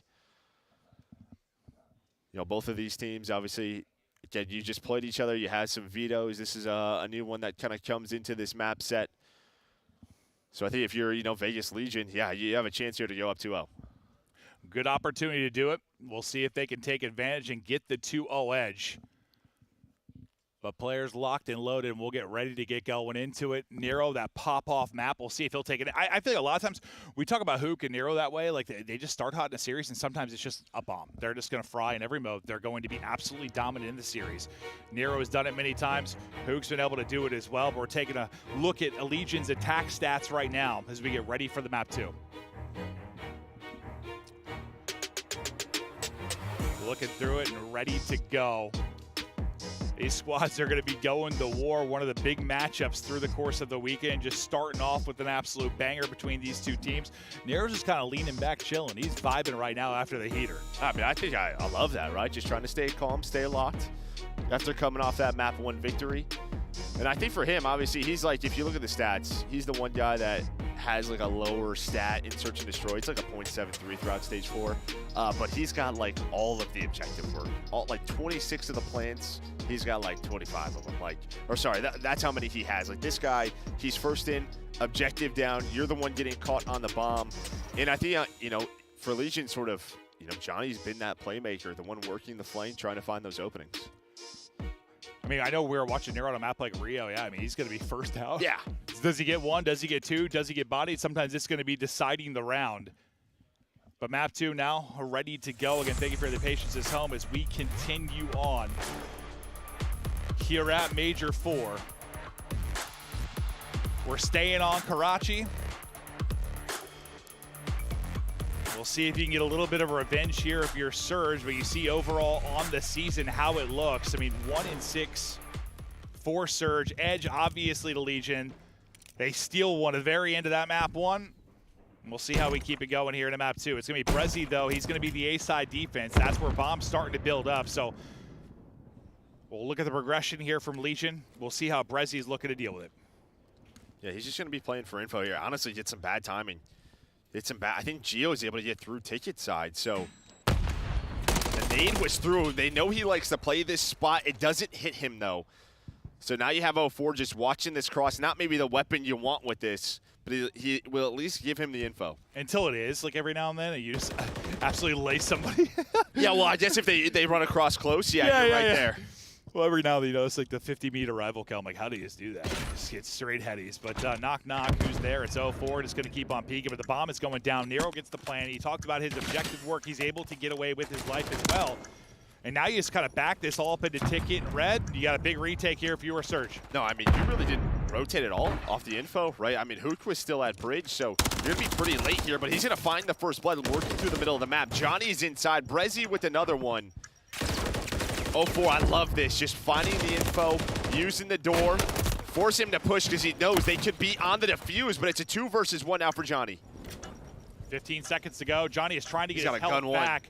He's got to go. Gonna have to fry. Able to find the toes and then get the kill. Johnny clutching up, getting the 1v2 victory. But like that, we talk a lot about the sites when we don't see a lot of action at A. Sometimes a little bit easier, maybe on the retake. It looked so good for Surge until it didn't. Yeah, and I think honestly that's just sort of on the comms there for Surge because the way 04 was playing that, he's hoping someone's there quickly to trade with him. I thought he was toying with his food until the help came. I literally will look. Yeah, but I think the other guys wanted to hop the bomb. Yeah. And they never really did. And then some kills came in. They did off the bomb. The comms there, maybe the nerves picking up here a bit for Surge. And I feel like we just seen that exact play. Like I think about Gwyn versus Subliners. Like last guy is there, second story balcony, hops over, able to clutch up. If you're playing a 50-50 game, if you're around the bomb, great stuff there. But it's 04 with a clean headshot through to get the first pick now in our second round. But Nero with an instant answer into a 3v3. That timing for 04 horrible, but he's able to get out. And now you have Nero, though, working right through the middle, the hot hand. The timing, though, not going to go his way. 04 just played around the smoke, able to give them a man advantage with his bomb down. I think you're hearing, he got stunned up, maybe a chance to get through, but not quite enough time to do it. Now you got to work the 2v3 retake if you are Legion. Great shots there from Gio as Abusa is evaporated. Yeah, 4 shot. No doubt about that. I felt like 1 shot. Like he just was gone. 2v2 now, 20 seconds. So not a lot of time. It's awkward there for Gio. 04 going to get the better of him. All on to attach now. Just no time to work with. One of the clutchest players, but no opportunity really to get that round victory. So Surge will even us up. Yeah, and you'd love to get attached in a bit because, again, he had such a good series online versus Seattle Surge team, especially in Search and Destroy. Put up a 1.7. Again, there were still some very close games, but he was massive in that series. So, again, didn't have a great map 1. Can he maybe find a clutch? Will that get him warmed up, sort of locked in? Yeah, I mean, you won the map, but yeah, he just like statistically, he was getting a lot of big rotations, but not getting a ton of gunfights. Johnny with that massive round 1 that walks away with 3. We'll see what we can do when he's back to the offensive side of things. He gets drilled with nades. He's hit to 20 HP. Nero here, the point man, at least for now. You've got 2 players set up, so they're ready to deal with this if you are Surge. You got one under Balk, 1 bridge side smoke out. Hook looks to pounce. He's able to win that fight. Nero got him to 5 HP. That's the rival difference there. Yeah, but Gio's able to win one, so he has bridge control. So now Hook has to hunt him down, able to do so, attach. Now left in another clutch scenario, 1 versus 3, but not a lot of info. And they are flying at him. 04 up top AC. Now in a spot to check for this here soon. Maybe doesn't want to overpeak without a teammate, but does give Attach a bit of a chance. He's got time to work with, but now he's been spotted, can't win the fight. 04 will seal it with the victory from behind the car, put Seattle up 2-1 off back-to-back. And sort of when you see those smokes go down, that player on that side of the map, Hook just kind of goes for it, just runs through the smoke. Johnny's ready for it, but Hook just connects with the headshots. Now his second first blood in the game. Yeah, he's going to be involved early and often, that's for sure, and his success can help dictate things, certainly, for this Surge team. But I feel like everyone's had their moments in Surge. I mean, Brezzy's been massive for them as of late. He started out 4-1, 04 there with him. But yeah, all the first blood. So through 3, Hook with 2, 04 with 1. Not a single one for Legion yet. You're going to have to shift that if you're going to get things going in this game. And you're still trying to unlock and Attach, who's just been in some tough positions and hasn't been able to get unlocked whatsoever. It's 4 straight, 4-0-4.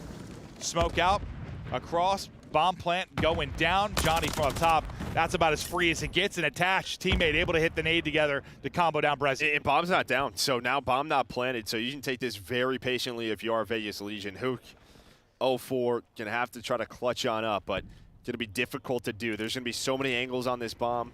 You probably don't have a smoke to work with. Probably already used it, and Hook flying on by. Now you're just thinking kills if you're 04, I believe, because he's on 4 straight. He's in a 1 versus 4. He's not in a spot with like a ton of wiggle room to get away to. If they really want to hunt him down and isolate him, they can, but can he get a freebie early? Oh, Lord above. The timing there, I thought he was going to have eyes. He's still able to win the fight. Now 5 straight, 25 seconds to go. Can he walk away with number 6 and the streak? Round win, obviously impossible at this point, but you're thinking Cruz. Yeah, he's trying to play for the streak. I mean, I thought Johnny was going to have him, but great shots by Alford to just realize this. They want to go for this. They may give him one. Here comes pretty much the triple challenge. Repositions, not able to find it. Great job there by Vegas Legion. I thought maybe just having the rival in the back pocket going to be enough to get one, but not quite able to do it. Maybe frustrated there if you are 04. We'll be tied up 2-2 now as we continue deeper into this search and destroy.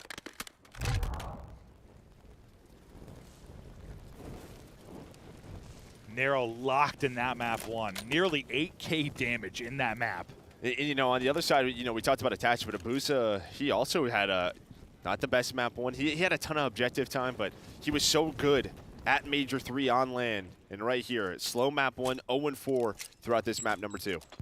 Yeah, I mean, we were kind of talking about the other guys have been stepping up big time, but when we got back to land, would it be the land buff because he was so good, right? Like, is he going to bring the noise again?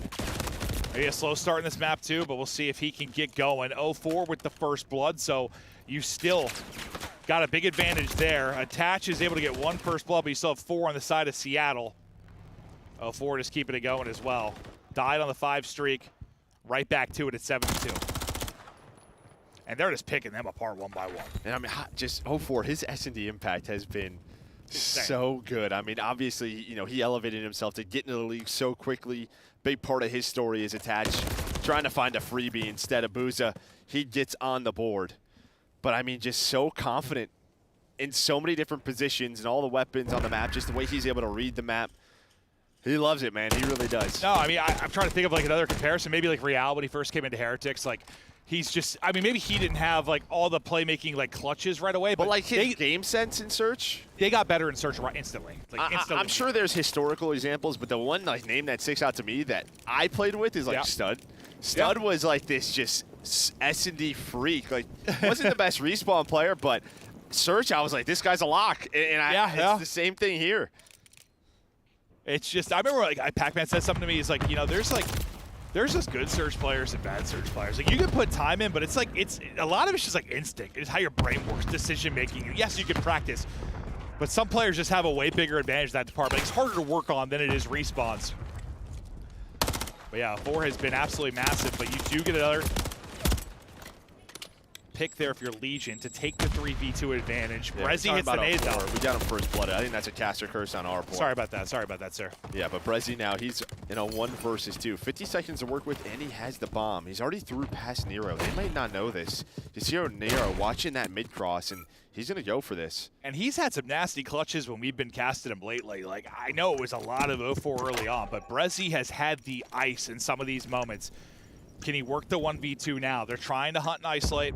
If you're Legion, he's doing the full-on wrap. You're still clearing everything by ticket if you are. And they're just holding it. They know the wrap is in. Geo is pre-aimed, and the 4-bullet destruction as he drops. Yeah, and I think one of the keys in that round is that Gio, he actually starts to rotate through. So they have an idea of which side of the map he's on. He knows he didn't cross Cafe side, so all right, 10, 15 seconds, let's clear red. If he's not peeking red here soon, he's probably rapping. And Gio, again, just with the headshot, cleans up the round. We got another close one here in a 3-on-3. Yeah, and he's thinking maybe I got a one-on-one to give myself a better chance. Unfortunately, yeah, Gio is very, very, very ready for that one. He is just deleted. And Gio, he has been so impressive since he joined Legion. One of the straightest shooters we've got in the league. Right now at 4-4, but still just kind of starting to see when Attach and Abuza maybe have an opportunity to make a big play. Kind of uninvolved from a kill standpoint so far for either side, but both can erupt at either moment. But as we stand 3-3, B looks to be the plan of attack. Everybody grouped up here for Legion. You know, you've had some pretty aggressive B defenses with like the bottom balcony and bridge defense early on. Surge mixed it up this time, still able to find the first blood, still leading massively in that department. And just early nades here, really making an impact. Obviously that trophy change still making a change to our game as another early nade drops, but there is a response. Attached, able to find one in a 3 versus 3. Watch who's trying to go on a flank here. What's his timing going to be like? And now he's got a finesse. He's got to try to get out of this. Well, maybe Attach is thinking the same thing. Like, I'm not challenging a rival. Yeah, and well, he's at the car. Nade gets started. He's got to reposition at least. That's going to blow up and cost him. You keep on shooting if you're Abuza, and you are able to win it. So, despite the first blood, still got a scrappy round here. 25 seconds now to go. Bomb starting to work up. Hoops got that read, I thought, for a second, but Abuza still able to win it. Gio going to be the only one remaining. Just no time. And I mean, he's not getting kills, but Hook's round, working the flank, realize that, hey, they're rotating this through, then goes back to Fountain, plays bottom Fountain, sees both of them, middle of the map, doesn't get picked, finds the info, repositions again. His teammates knew exactly where to pre-aim. Oh, yeah, he was literally like, info. They're in mid. Like, just watch bottom. All right, I'm going to go here. It was just such a great life there by Hook. Getting info, clearing lanes, making it easy for the squad. Advantage back over to Seattle Surge.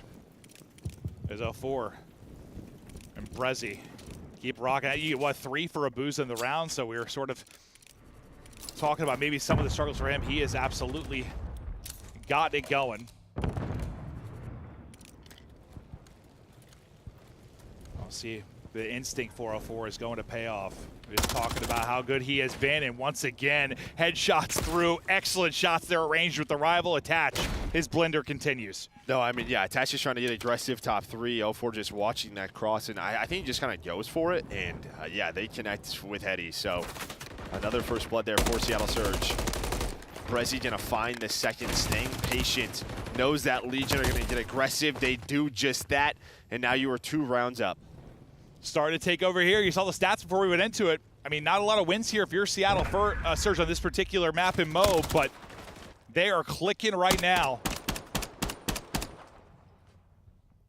1 round away from tying this up at 1-1. Such a good opportunity. Well, a great chance to maybe take that map 1.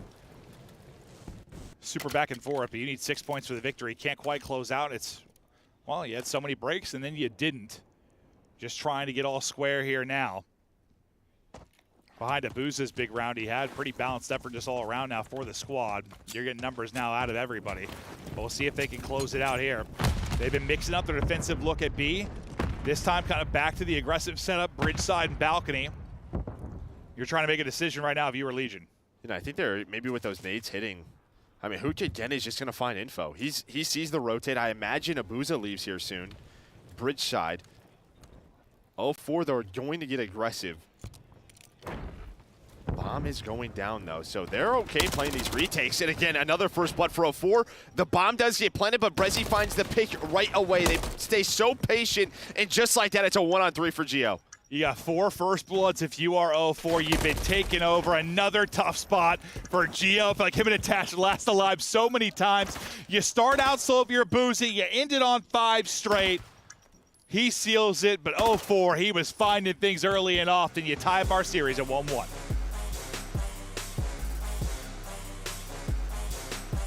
Fist bumps out, and I think just a great bounce back. Obviously, you don't want to go down 0-2 early here.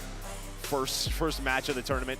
Again, Vegas, they beat them the last 2 times they played some Search and Destroy, but I think you just got comfortable. I mean, you played your game. Brezzy stayed alive Cafe side. They had a couple of good retakes. 04 was just so active.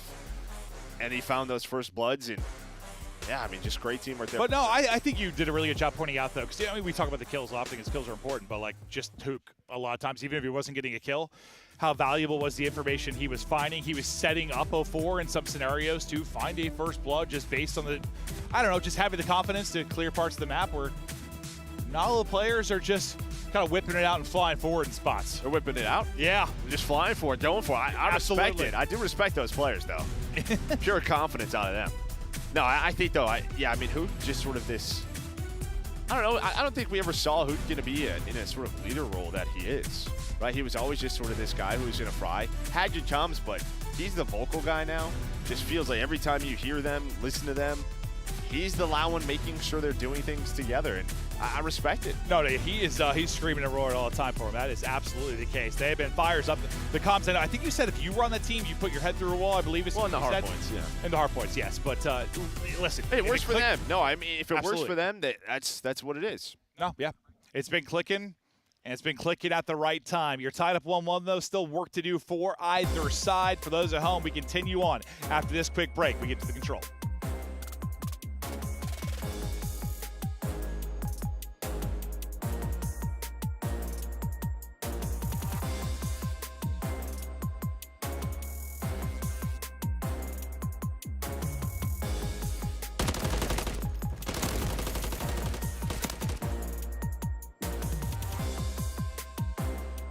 Upgrade your game with the Scuff, the official controller of the Call of Duty League.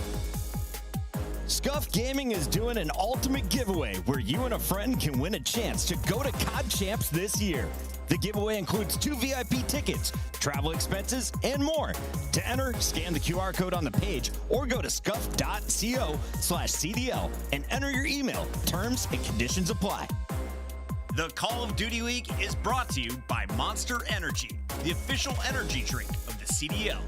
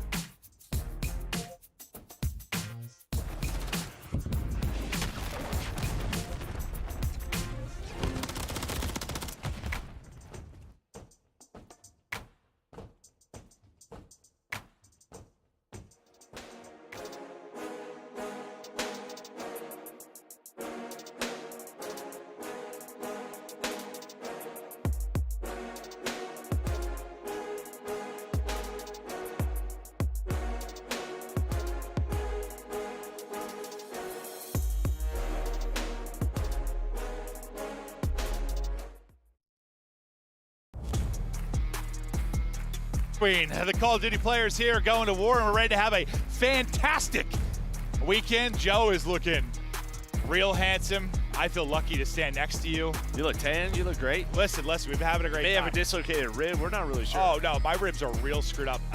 So if you missed the story at the beginning, I had a little bit of a bike accident riding with my buddy Ethan. And last night when I was moving in bed, I felt a pop in my rib, and I was like, that's not good. It didn't fall by extreme pain. I've been up since about 4:45. So we're thinking you jumped off this fence like a cage match, bro. right? Yeah, I'm on enough pain meds right now though. I'm feeling good. I'm feeling loose. Yeah, you could run through a wall. Ooh, no, I'd actually start crying if I did that. Oh man, it's been a fun time so far getting out here.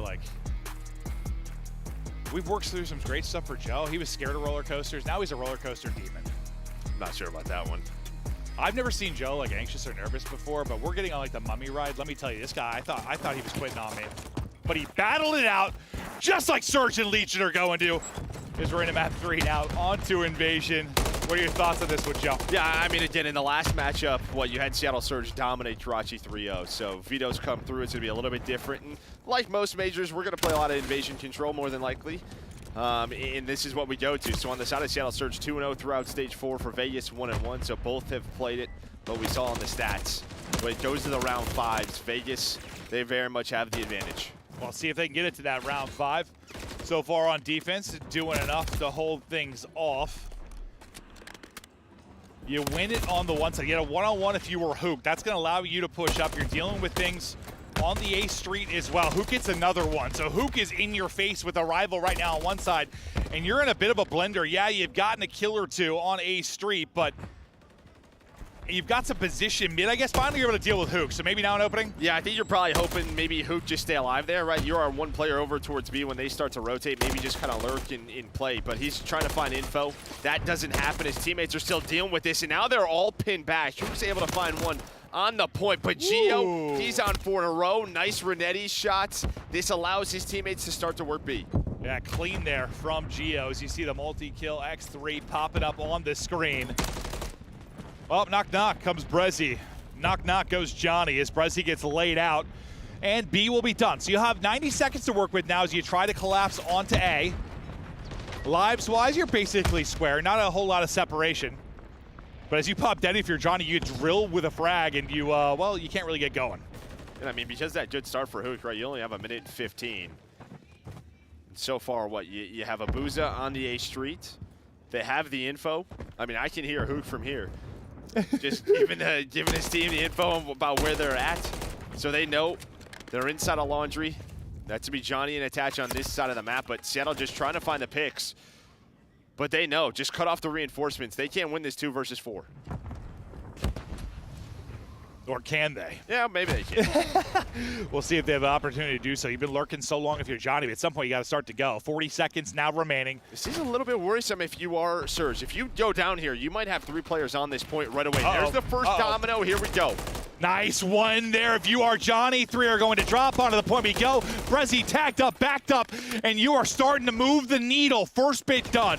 Gio gets that kill finally. You've got everybody on the point, and it was Struggle City early, but now the round victory is in. Great stuff there from Legion.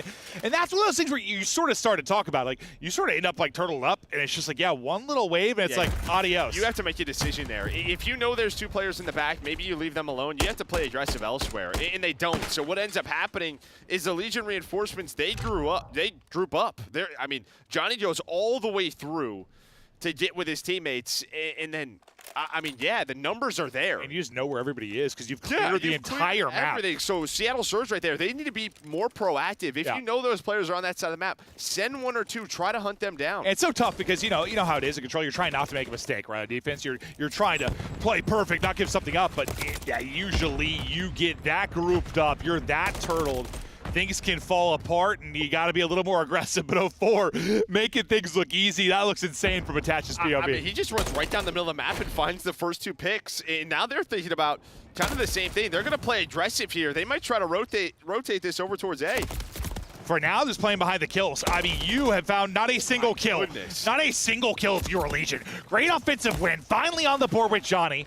You try to get across, though, and you can't if you are a Booza. 2 ticks already got done at B. But you still have 04 in a position. Can't quite take the second fight. Thought he was going to have Rival out.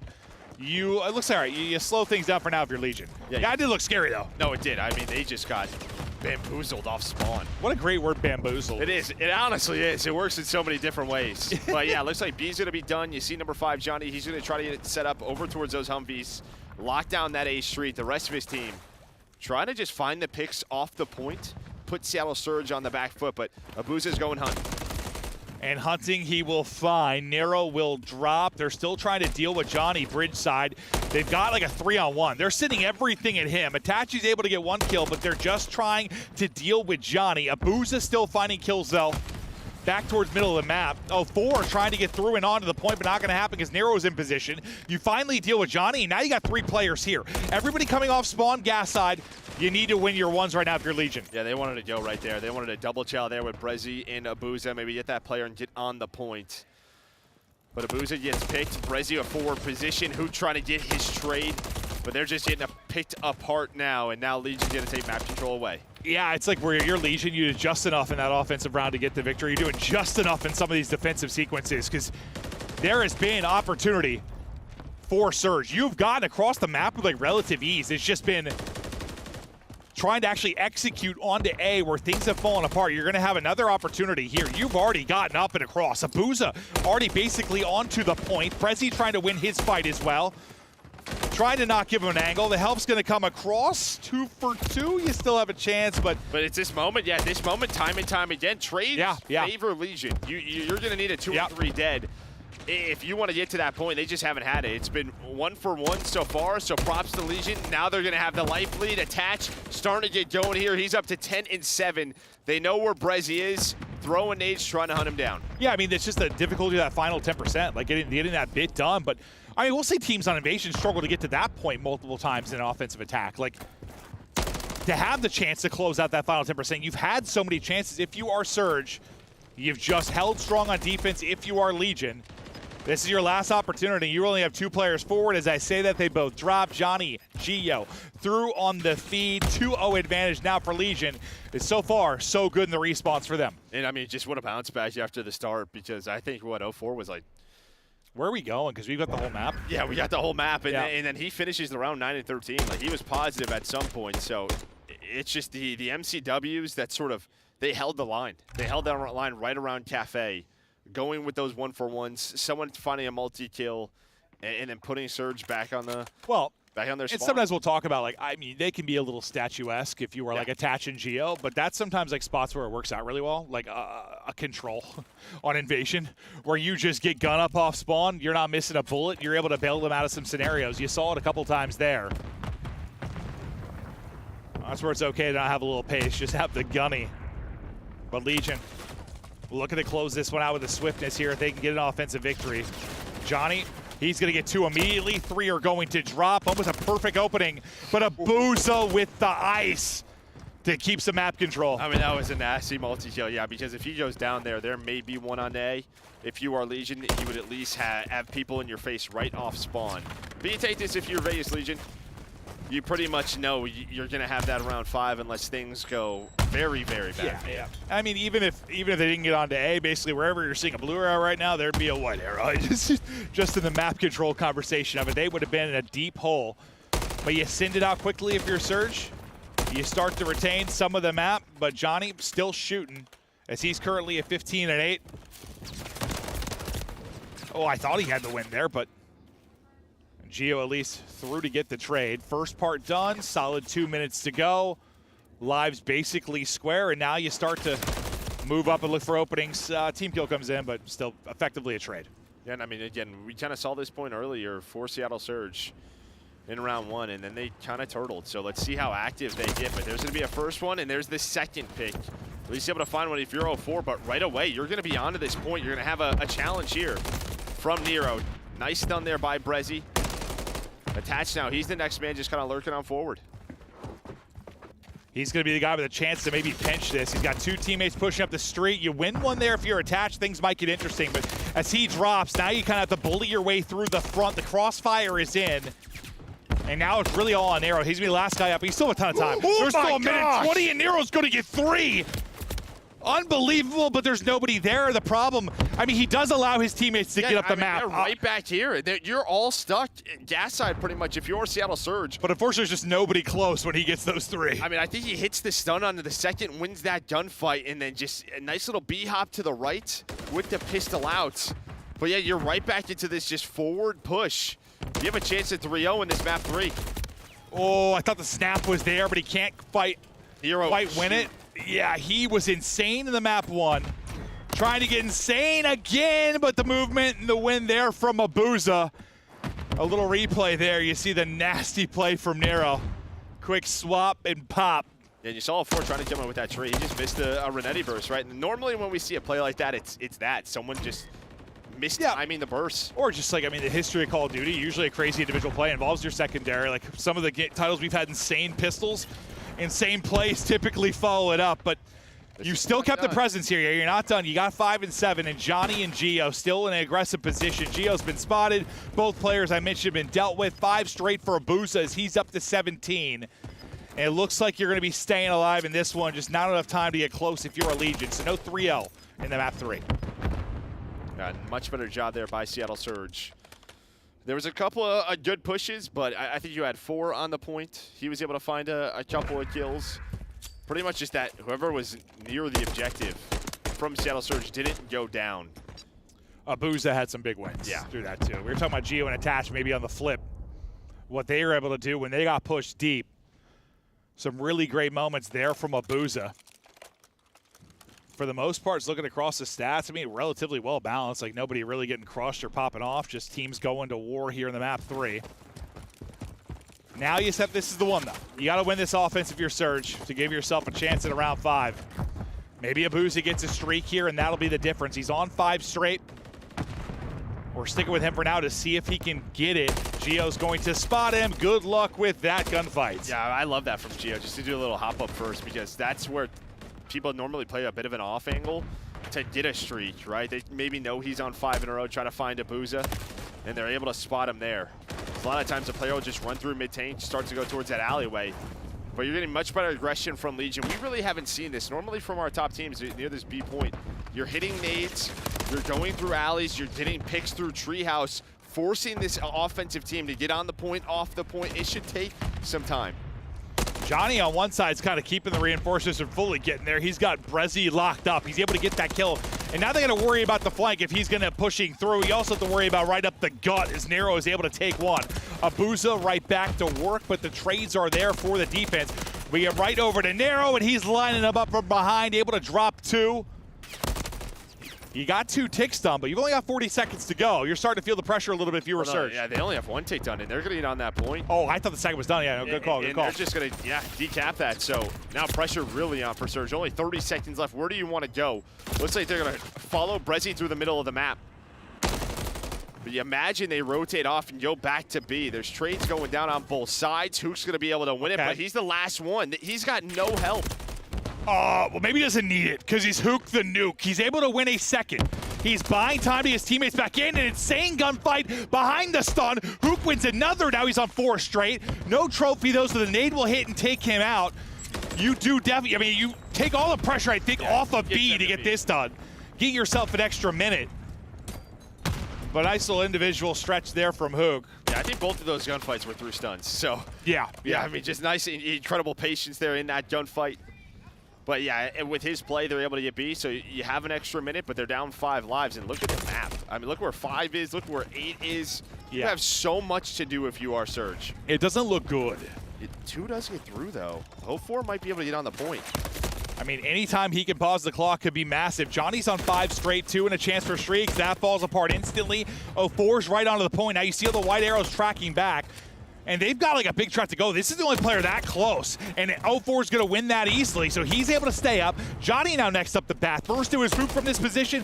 Now it's 04's opportunity to do it. Only able to take down 1. Nearly wins that fight against Attach. But again, it's just buying you some time. Yeah, buying you time, but you only have 8 lives. And I mean, props to Legion. Every time there's been someone there, they may lose the first gunfight, but whoever's A bridge has stayed alive. This time it was Legion. Maybe the last chance here for Surge. Trying to cross to the point.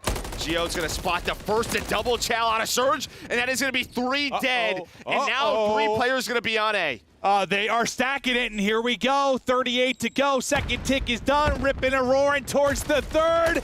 Contest doesn't get there. The ice, the clutch. In from Seattle to a round 5 we go. And maybe just that hoop play gets them that extra minute. Gets them that minute, and again, just... Legion just run down the... Or sorry, Surge just run down the middle of the map, get in a cafe, find the gunfights. I mean, the extra minute, plus if you talk about the time of 4 and Hook were on the point, I mean, honestly, that had to have been 20, 30 seconds, just the clock pause alone. But really, yeah, I mean, you're nailing it. Just the freedom to get B, alleviate the pressure there, have enough lives that you can at least make a heroic effort like that late and then get the win. But now you talked at the very beginning about the stats in the round 5 favoring Legion heavily. Well, I mean, you're just going to have to do it again. If you are Seattle Surge, win another offense, not easy to do. No, I mean, the offensive wins have been insane. Like, they're probably just hoping, they're just hoping for a cleaner start. Honestly, with the way that started for Legion, that's exactly what you want. That's what we see from our best. And yeah, round 5 been a lot better, especially for Vegas on this map. But I think it was 5-2. It's crazy, like that's the offensive round one if you're Surge too, because you started out so well in the other one, right? And they had so many opportunities. This one ends up being a Hail Mary that you're able to hit. And now it's the same thing. You're in the blender. Johnny's on the one side. Yep. Bridge shot A Street at your tank. You don't have B control. You're battling out of Palace. Looks like you're playing V1 hardpoint right now. Trying to hold it down, but they are just up. And the pressure is there. Geo with the deep tags. Brezzy finally able to get a kill. Now A Street open, at least for now. You win a one-on-one on the other side if you're all 4, so you're going to keep the defense honest. They've got to worry about both sides of this. But again, you get to spots where Geo and Attach, they're shooting straight. They're lined up. They're getting the kills to thin out this offense. Yeah, but it's a gunfight on the side of 04 who's going to get them towards B. Now, there will be immediate pressure here, but he gives you the close spawns. If 04 doesn't win that, I think they are in that super spawn trap again, forward edge scenario. But he's still there. B not done yet. It will be, and it's almost just like last round. It's going to be about a minute 30. Instead of a 5 life advantage, you got about 4. But Vegas now had to defend A. Yeah, you're talking about a hotter start. You need a hotter start in this sequence, too. Like, right off of the B cap. And while you're getting that, 04, Hook find openers. They're all trying to collapse. It's all in a narrow. The timing is abysmal, but he's at least able to get one. Make sure they can't get a 3-strat in here. You're able to take out a Booza as well. You have 2 players, though. First bit of progress. Is it going to get done? You do get that first bit of progress today, but yeah, no trophy. Everything hits, and some clutch gunfight wins for Legion. Yeah, I mean, just that first one was massive from Attach. To win the opening gunfight. All right, it's only 2 on the point. We can take our time. Let's throw our nades. But Seattle, they just keep going. They're like, let's not let them get comfortable. Hooch is just somehow almost to the 8 point. You're so worried about him, and this is sort of the call. The play call from Seattle Surge is get to A. If it's just one, sprint on through, and now set up a Booza almost for the triple. So close, but 50 seconds to go, and once again, live start to get a little bit scary. They did it with 8 remaining. You got 11 right now. Just matching the pressure right off spawn, though. Who just runs right up the middle of the map. And able to find the kill. Renetti's able to hit for a Booza, and now another opportunity. The MCWs have got to be big again for Legion. We'll see if they can do it, and what do you know? Geo and Attach come through on the feed. Geo still dancing out mid-map. Brezzy, though, ready for the fight. 7 lives remaining. 6 life advantage now for Legion, but there's only 20 seconds to go, and you've got 2 players coming off deepest spawn. This is your last-ditch effort. This is your opportunity if you're Surge, and Johnny's making sure it won't be a 4-man push. That constant pressure has been great, but you only have 10 seconds left. 5 lives remaining now. Hook really the player in position. Geo's looking over his teammate. They spot Hook, and that is it. Legion now up 2-1. First thing we chat about is the round 5 stats for Legion, and that ends up being how they seal the deal. You made it interesting if you were Surge. I mean, you had chances in every single one of your 3 offensive opportunities, but it's just enough defense there out of Legion. You've won both respawns. Granted, it's like, what, a 4-point victory in the map 1.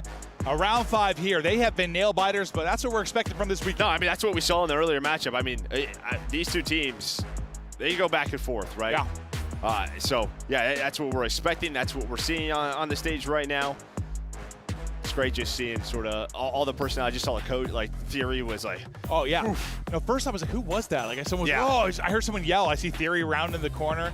Yeah, a little bit different environment here. It's awesome to see everybody getting fired up. I think he's just happy like they held that because yeah. Seattle, I mean, I loved what they were doing. Like whoever was first off spawn when their A-hit was done, whether it was like a Hook or a Brezzy, they were just fly. They were pretty much saying anytime, don't let them get past the middle of the map, don't let them get out of cafe so we get into a trap.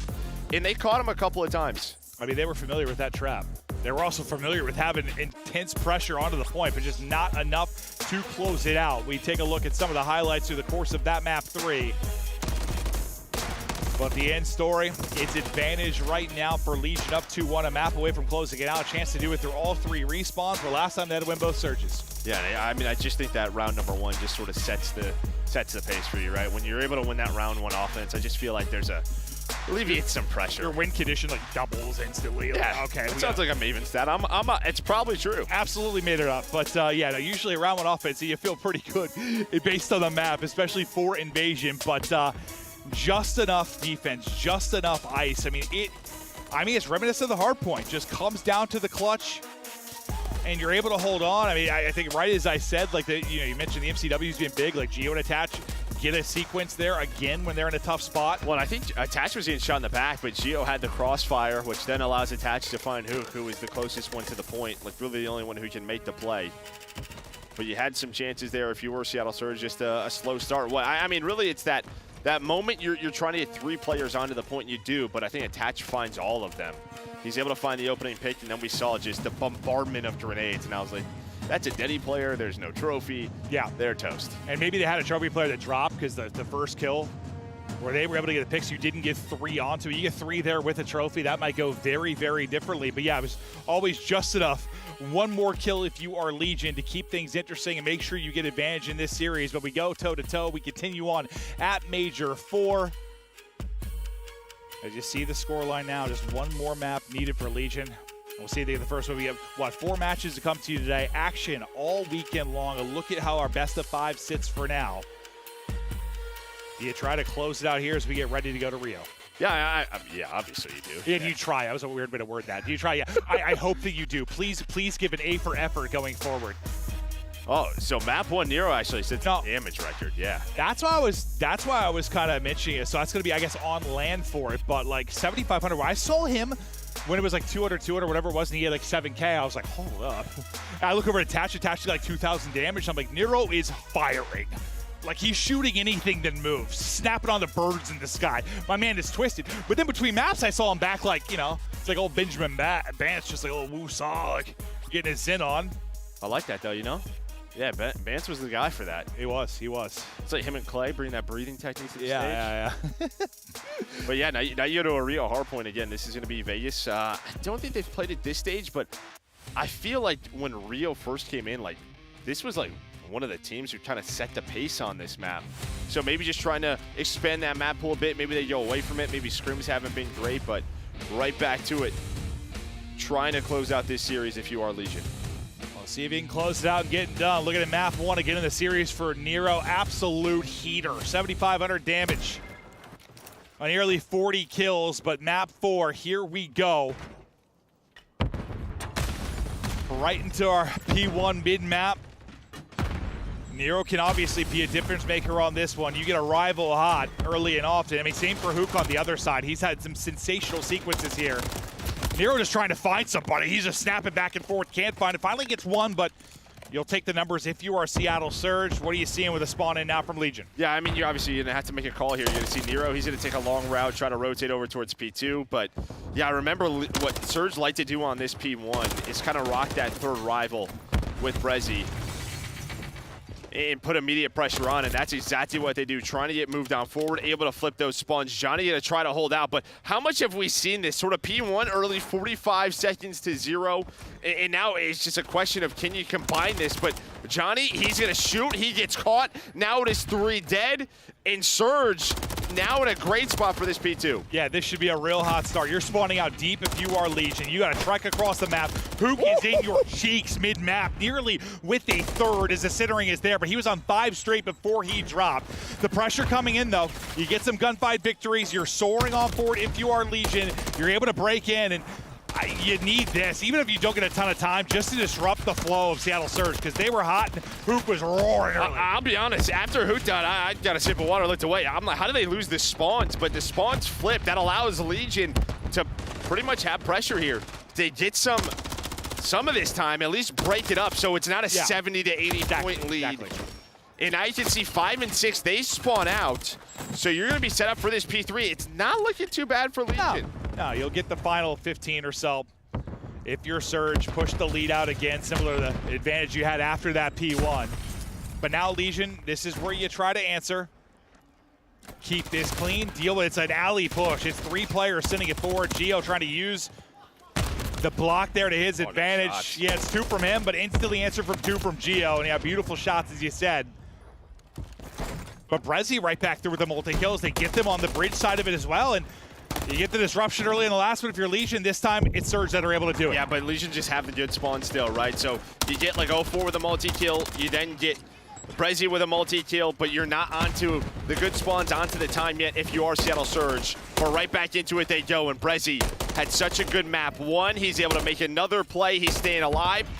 Oh. And see all the positions from Legion just trying to finesse. Yeah, and Hook, I think, was the guy in the position to maybe give them that spawn, but he's in a gunfight, loses that. They all spawn up behind him, and thankfully you've got the close spawn of your Legion, but you didn't turn into a lot of time. You still only have 26 seconds. The pressure has been there from Surge. They had so many breaks there in that map 1, getting right back to it.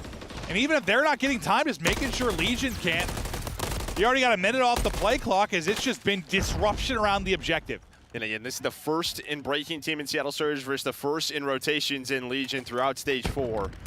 But Seattle Surge are winning on both fronts here. They're winning some of these rotations. They're finding the breaks. You're going to need a break here if you are Legion, and that is going to be a clean 4 dead. Well, I mean, I think their team got broken there. Yeah, no break through the hard point, but they all 4 get molly-whopped and sent back to spawn. This is a great stretch again from Surge. Try to desperately get this to a map 5. I've lost both respawns, but completely in control right now in this map 4. You finally get some gunfight wins. You finally get some pressure onto the objective behind Nero. As he brought the Thunder in the map 1, looking to do it here again. He's sitting at 11-11. Yeah, again, I think like sort of the best case for you if you're Vegas, you don't have like a streak here. There were a couple of chances in map 1, a couple of chances throughout this map if you were Surge to find a cruise. They don't have that, so it's like you can play this scrappy game a bit. Where Seattle Surge, you know, they're not going to have that cruise to kind of break this game wide open. And you know, we talked a lot about kind of attaching Abuza, the map 1 they had, because they weren't as involved just from a slang standpoint. But right now you're seeing what it looks like when you have early control and you're getting the breaks. Like Attach is 5 and 13. Like, he's not having fun gunfights. Abuza on the other side has been frying. He's on 15 and 8. The game's been a little bit easier for him, I think. And I think this is what you needed from him, right? He just hasn't had the best series. Had moments. You saw him get going in that control, but outside of that, he hasn't been the Abuza we saw at Major 3. What the Seattle Surge team needs to beat the best of the best. Now stepping up here, trying to get us to a game 5. He absolutely is, but with 15 left, you win all the fights there if you're Legion, but you're getting your points in like waves of 5 to 10. They are not coming easy if you are Legion. 4 is like, screw it. I'm sitting there for this last 6 as he's going to clear. Oh, I thought he had it. I don't know how the hell. You must have snapped if you were Gio. Gio got another one. What is Gio doing? He's going to have 6 in a row. There's a cruise. Okay. What is this life on a Gio? They wanted to get control of bridge side, funnel this through if you are Surge. Instead, Gio just takes you to the slaughterhouse. They took him to Pound Town. Yeah, he got 8 before he dropped. The good old Gio Pound Town, Joe. The only problem is to shoot down almost 100. Yeah. Great sequence, but still. The pace has simply been there for Seattle Surge. The breaks have come through when you need them. I mean, you got to flip the game on its head in the second set of rotations. It starts with this P1. You went to a well, now you can use a cruise, right? I mean, you can combine this with a P2 early break behind the cruise, so you have that extra utility, but you have to find the time. And you have been so scrappy if you're Seattle, but that's going to be 4 dead. They may not need the cruise. Actually, the close spawns will come in. So let's see how they play this if you are Vegas. Well, they get one opener. You think the cruise might be coming in off of that. Still one soaking up the time. Just getting that scrap time. You'd love the kill to come in like a couple seconds later as the hard points pop in, but Johnny still able to get one. Attaches now through, picked up. Looked like he got joked out of his mind. I thought he had that win, but Abuza hits the shots. The only good thing here is you have close spawns, and Nero and Johnny have been cutting them off. So you're not on this time. It's very reminiscent of map 1, where it's just both teams fighting for position. All right, and now right. Johnny with the MCW would have had a third if he kept holding that. But just going to throw the stun out, trust his teammates to put some trophies down. Hook now trying to go on a pinch. Here we come, though. Vegas Legion ripping and roaring, starting to get back into it. And as I curse them into the blender, all 4 will die. Hook with the triple, Legion in the blender. Let's hear the Legion comms. They try to rally back, down 60.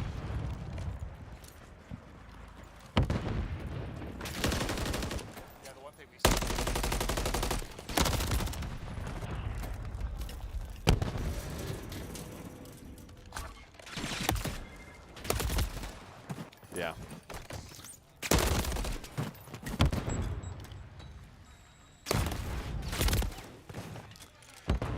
I'm a dirty, giant, bald liar. No, listening right now. We get right back to the commentary. Lead building for Surge, and now up 80, 40 seconds remaining in the hard point and trying desperately to get to this map 5. Johnny not up to the task to win the fight. What do you see on the map right now for Seattle Surge? I mean, that was sort of your chance at that P2 if you were a Legion. So props to Seattle Surge making the plays. Hook with a huge one with that triple on that pinch to break that. And now you win this P3 rotation. The MCWs start to go on off behind Abuza in 04. And now you're still down 100. Still down 100, but a nice little sequence there from Legion. Next hard point, getting ready to go. 2:30 up right now for Surge, 20 points needed for the victory. You've got to be flawless right now if you are Legion. And we'll see if they'll be able to do just that. But so much to do if you're going to bring it back. Yeah, Johnny now on 5 in a row again, just trying to find that streak, but you just feel with 20 seconds left, the way that Seattle Surge put pressure on the map, this is just going to be so difficult to do. Here comes the pressure. They've gotten so many breaks, and they do it one more time. Attach and Johnny shutting them down, though. Another multi-kill there for Johnny. He's on 7 in a row, streak to use if you're maybe going to bring it back, but you've got to chain together a couple of hard points, and that has become so difficult for Legion. Maybe this will be the stretch, though. But Surge, no, like they're just trying to find like 5 to 10 seconds, but and now, yeah, they hold on. Oh, yeah, you have the cruise. We have a couple of cruises to work with if you are Legion. The first one coming on through. Hook's on the hill, though, so you're going to have to find him right away. So it's going to be Abuza who's found, but look at where you are. You got to use both here.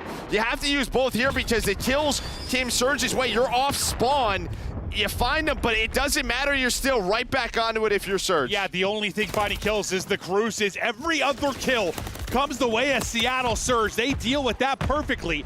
Now you've got that left side spawn and you're trying to flood forward, but you just need 5 points for the victory if you are Seattle Surge. Tick by tick, second by second, locking them up. Victory there for Surge, and we head the distance to a map 5. They started hot, and they locked them in. Beautiful there. Yeah, I mean, that was just right from the get-go from Seattle Surge with that P1. Again, there was a chance maybe from Legion to like get back into the game, that second P2. Yeah, for sure. There was like 30 seconds left, but nobody picked up the flank. Hook just goes right through double doors, runs right up sidewalk. He's like, hey, I got 3.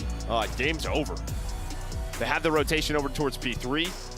You get even right there where like you have extra utility, you earn the cruises just way too late, and then you have to use both of them in the same spot. Yeah, it led to absolutely nothing. Just wave after wave, volley after volley of kill there for Seattle Surge. This one is one we thought would likely be going the distance to kick off an incredible weekend here for Major 4, and that's exactly what we are going to get. Taking a look at the game flow chart.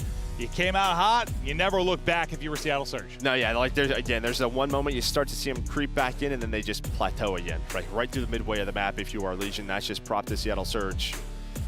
And yeah, you get to a game 5, we're going to a 6-star. Last time these two teams played, it was like a 6-4.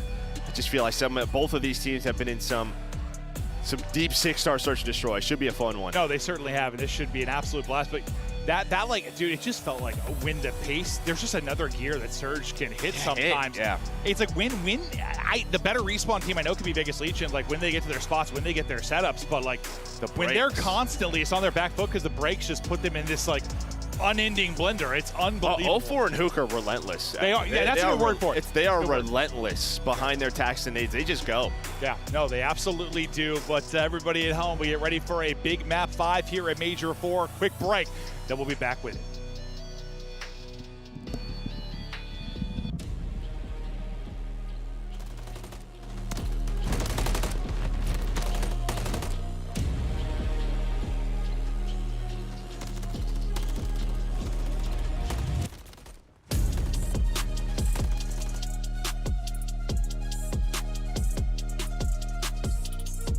Upgrade your game with the Scuff, the official controller of the Call of Duty League. The Call of Duty League is brought to you by Monster Energy, the official energy drink of the CDL.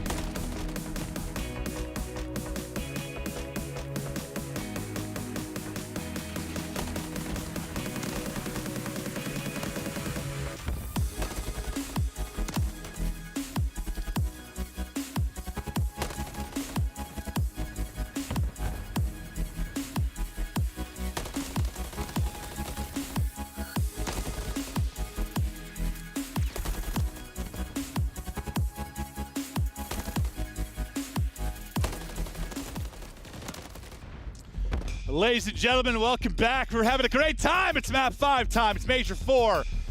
Things are getting freaky in the building. No, they are. And I mean, let's just, again, go over this, right? If you're Legion, you're trying to find the AC, you're trying to get in a champ still, right? Well, so are Seattle Surge, but you're at 150 points. Seattle Surge, you're at 170. I think a win here is just, yeah, it's massive. Good. Well, I don't know if you're good, but, you know, it puts a lot more pressure on the other teams around you. Yeah. Surge, you're probably good.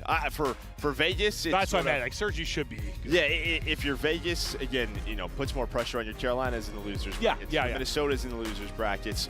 Miami and Thieves still have to play later on tonight. So this is a huge winners round 1 game. No, it absolutely is. The bracket looking a little bit funky. Just, I mean, due to some teams improving, due to the optic issues throughout this stage.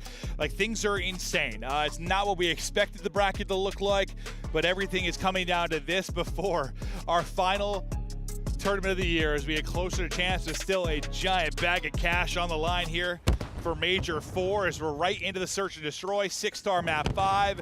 Here we go. Who are your playmakers you're looking at, Joe? Well, I think on the search side, I'm going to look at 04, but I know that they've kind of switched up some positions with Brezzy playing the island position. You know, we talked about that in one of the He was plush as hell on this map last time. Yeah, so maybe just look at 04 because a lot of times he was the island, but now what is he going to do? On the side for Legion, I'm going to go with Attach. Again, he hasn't had the best series, but played great the last time these two teams played. Yeah, it's like Attach has not had a great series, but yes, you have one good map 5. Yeah, it doesn't matter. Everyone forgets everything, but it's first bloods all over the place for Vegas Legion. Something they struggle with mightily in that map too. They did not find many first bloods. Here you get Hook and Brezzy out of it. You get some info there if you're Johnny.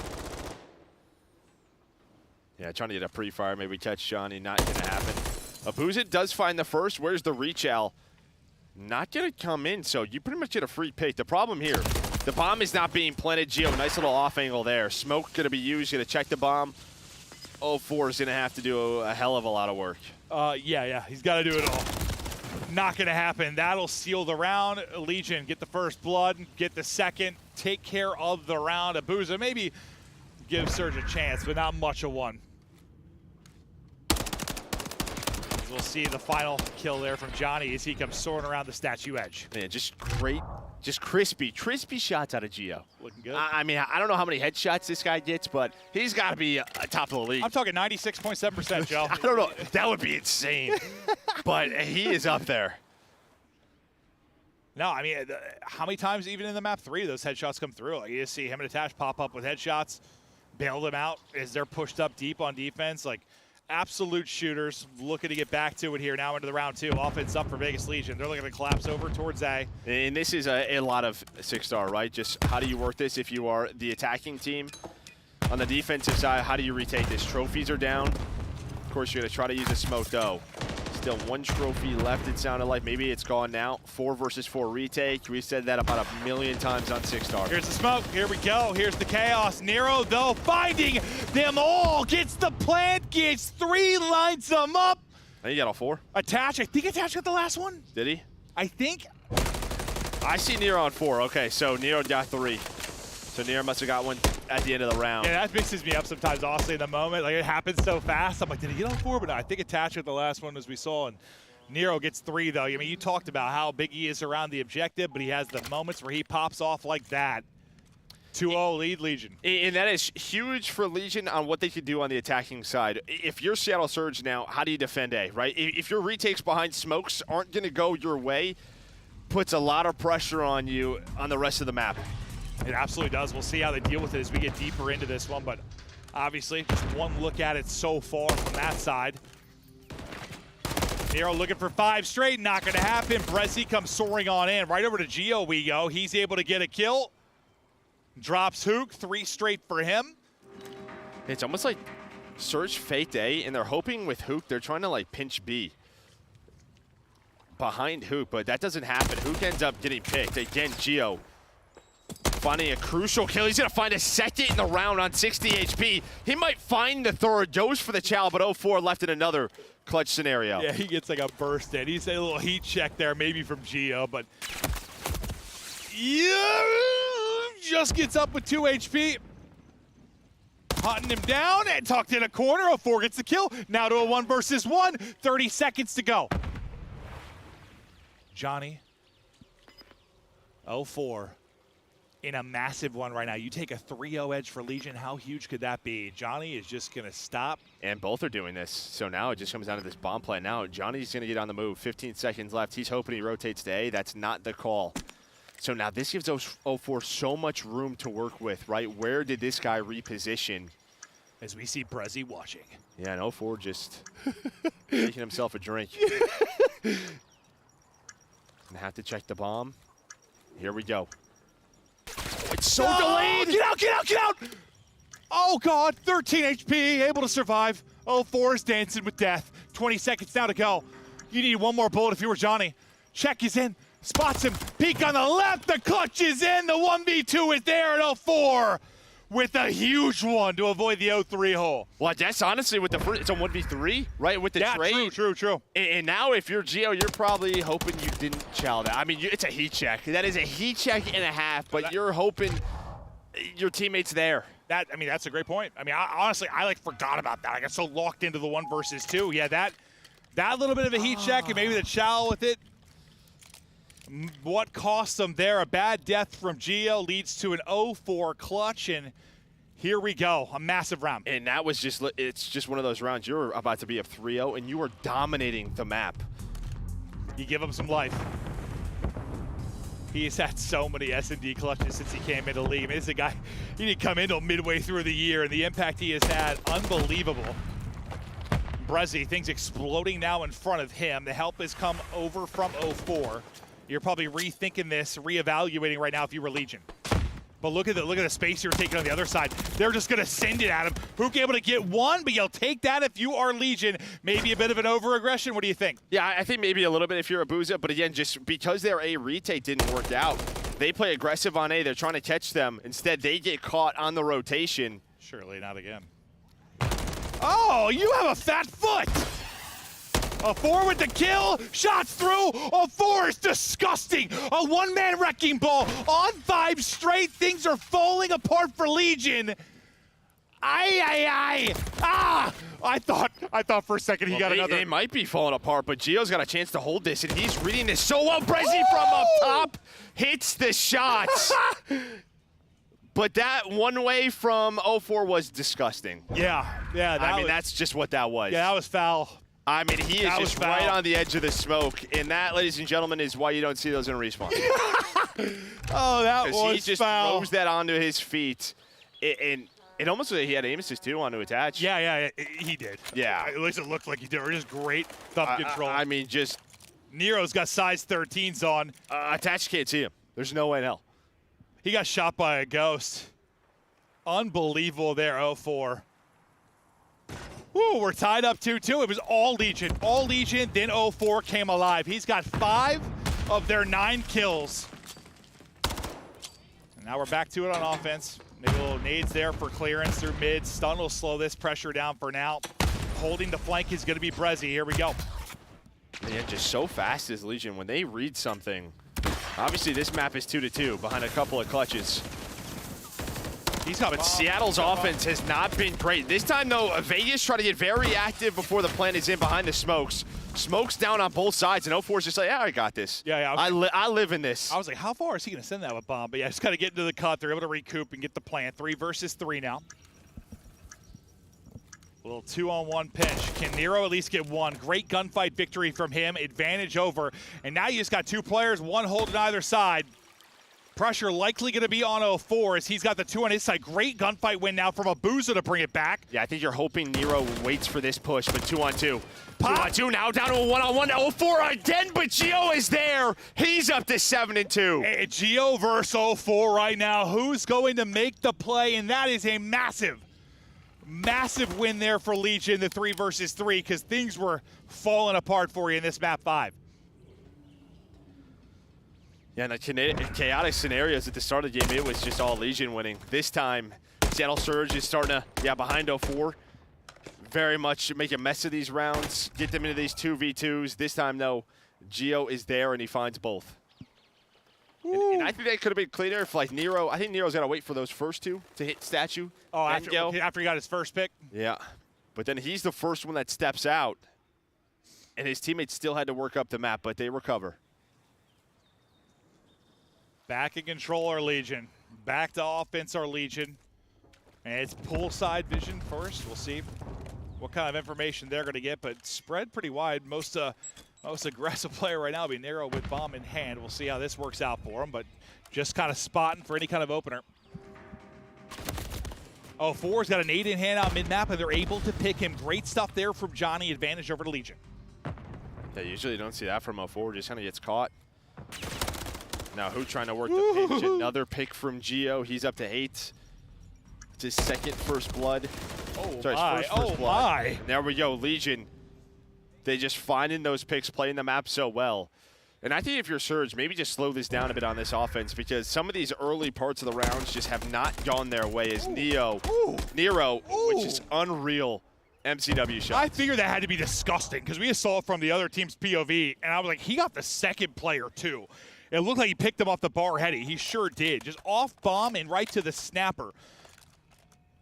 He had 3 in a round earlier, now up to 9 in 3. 2 bomb plants to his name.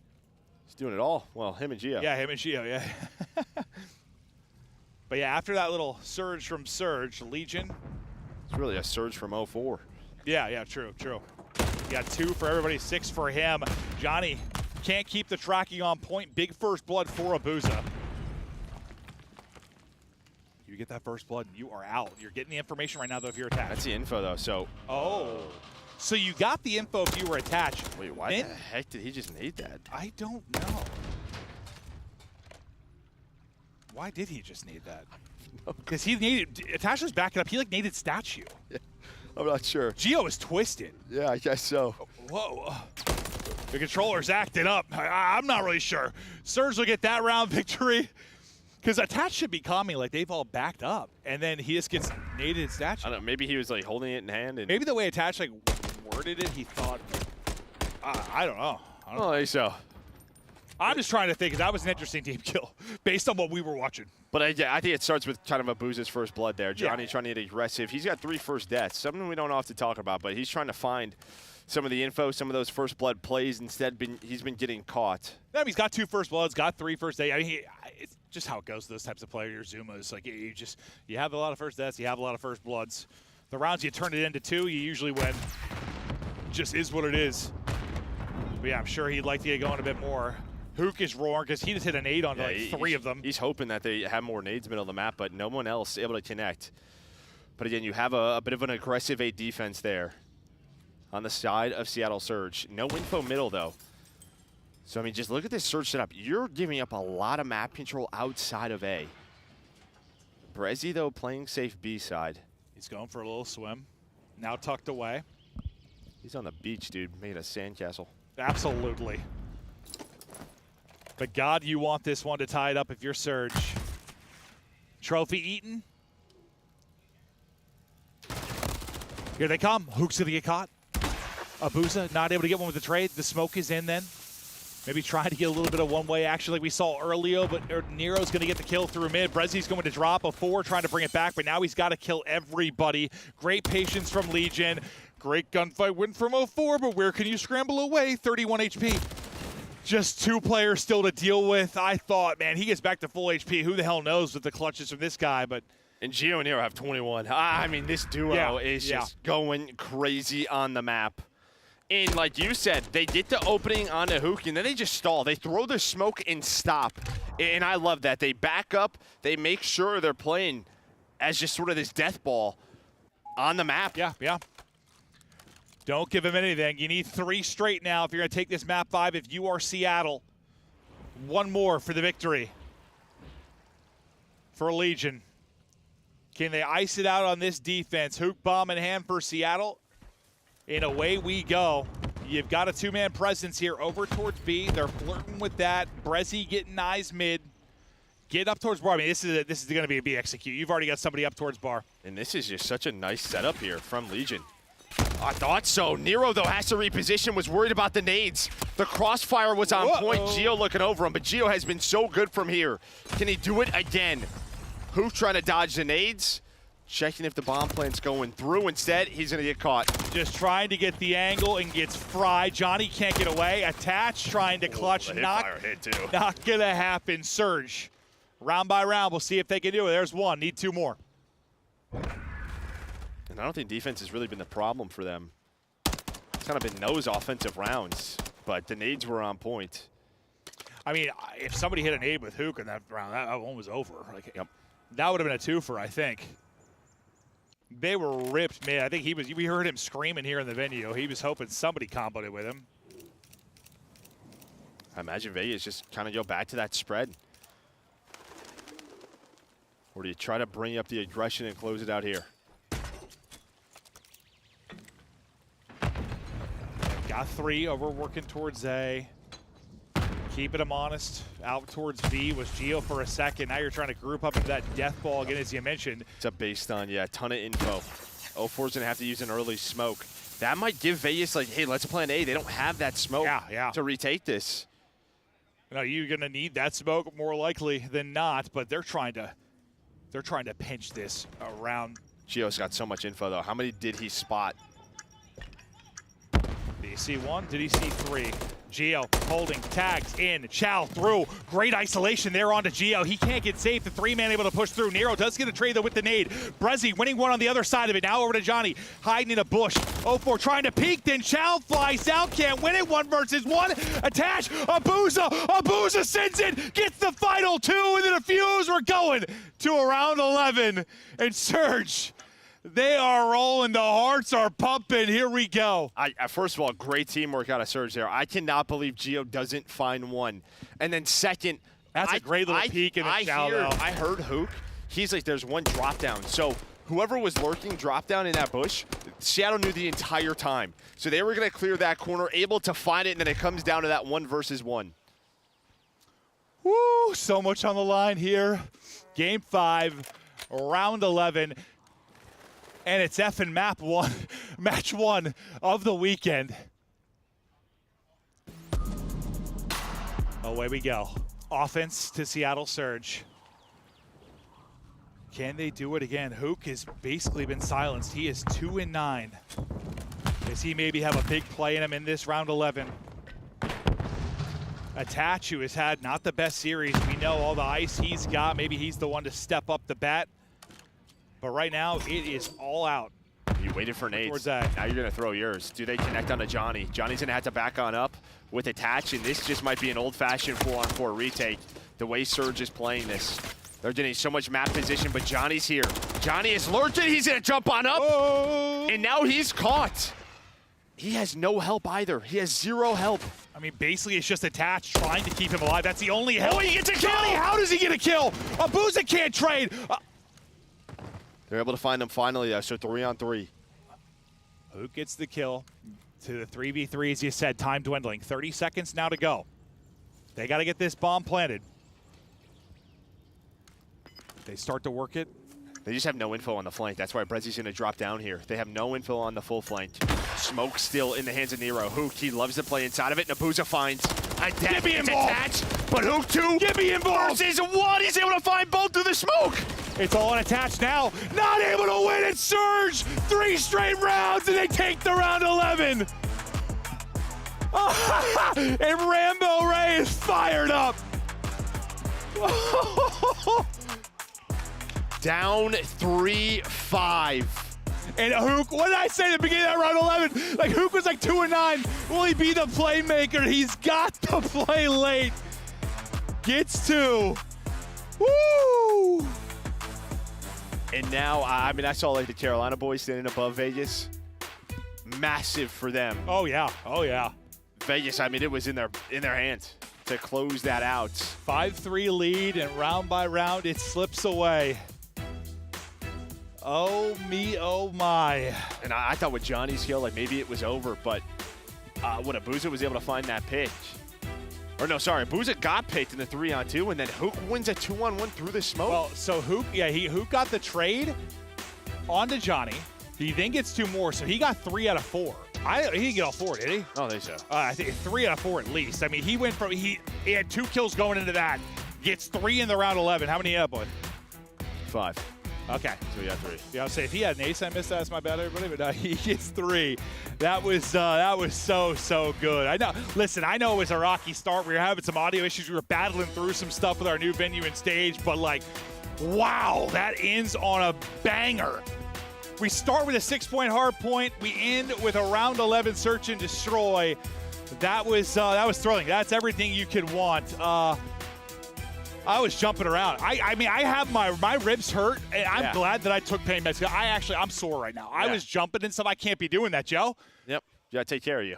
We do. But holy Christ, that was awesome. No, it was. I mean, the impact, obviously. There are a lot of teams still on the bubble. Vegas was one of those. They now go to the losers bracket. And it's like now I believe they drop down and play a Breach where like, yeah, you're thinking maybe that's good, but Breach is playing with no fear, right? They're just sort of like, let's go for this. Let's cause some upsets. Yeah, maybe they will. We'll see how it plays out. More action to come, but to break it down now, we got Blaze 04. Take it away, Big Sexy. If you're a Seattle Surge fan, because they stay in this tournament on the winner side, I got 04 with me, and as you guys saw, absolutely clutching it up those 3rd and 4th rounds of the SND to keep your squad in it. What was going on throughout your mind in that map 5? Staying composed. That's the main part. And to be honest, we lost them online last map, same map, so we knew we couldn't lose them on land. So we just had the confidence going that last map. Definitely did have that confidence. You know, even though you guys were down, you guys stayed locked in. Now, in this, like, intimate environment, you're looking at your opponents. I think I've heard Hook the loudest I've ever heard him here, fighting to make sure you guys can make it to champs. Talk to me about your team and how proud you are of the boys to really be this resilient. Bro, it's amazing. I love playing with these guys. Bro, they come every day with the same amount of passion. It just, our chemistry is there. It's starting to click. And it's close to champs, so we're starting to lock in even better, even more. And Kyler just brings the energy every map. Hey, definitely does. Okay, now is the time to peak and hit your true form. It's a lot of money on the line for Major 4. You guys still on the winner side. What do you want to tell the Seattle Surge fans that's blowing it up in the chat right now for you guys? We're coming to win it. You heard it here. Ofo said they coming to win it, and it's not over yet for the Seattle Surge. Chris, let's break this down. Thank you so much, Blaze. Congratulations to Seattle, and congratulations to Alley Cat, who now takes the predictions lead. But Alley, more importantly, Surge, you saw how fired up Rambo Ray was at the end. This was a very meaningful matchup for anyone who missed the pre-show. Why was this first match against Las Vegas so big? It's so big because winner gets 30 points, right? And we're still in this run for champs, and Seattle Surge now gave themselves a handed lead versus the rest of the bubble, trying to get in that top 8. They're up to 200 points now. Let's take a look at how they got here. In Nameless, it wasn't looking good for Surge in this game 5. They were down 2 rounds to 4. Somehow bring it back, winning 3 in a row, including some huge clutches. Yeah, I mean, just what a performance, right? Like, the clutch by 04 was massive. I mean, you're talking about a 1v1 versus Johnny, where he's in a situation he has no idea where he is. He's like, okay, I'm just going to have to get this bomb down, get away with my life. Johnny takes some shots at the back. 04 wins the round, and that was like the turn of the tides there. Some aggressive offensive rounds for them, great retakes. Obviously, you get the 2-piece through the smoke in that round 11.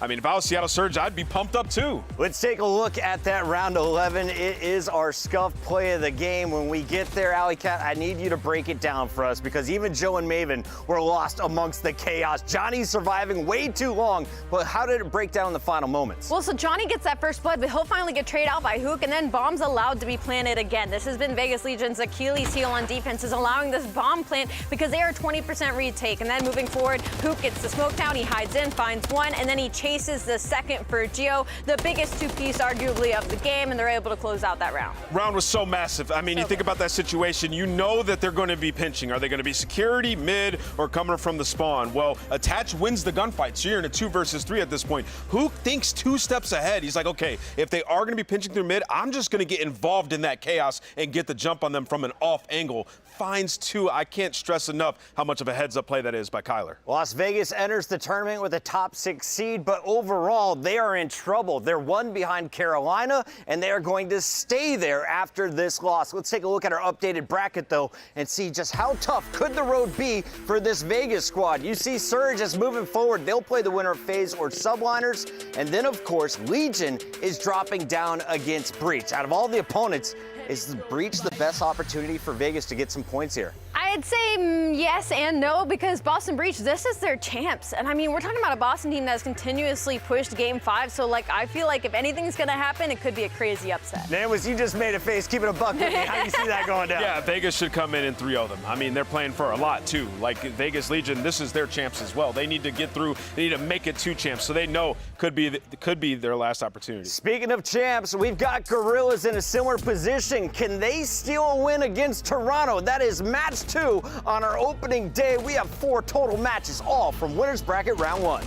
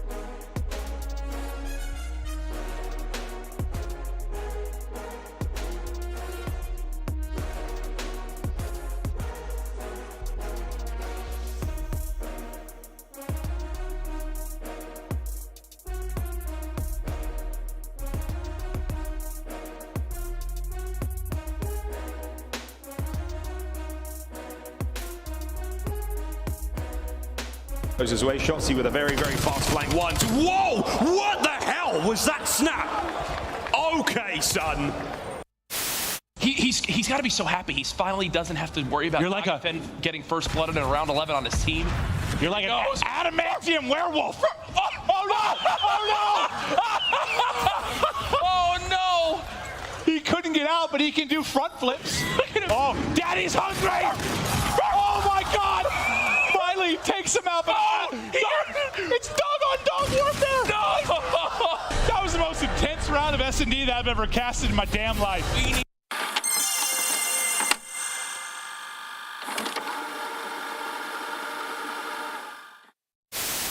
What's your favorite COD of all time?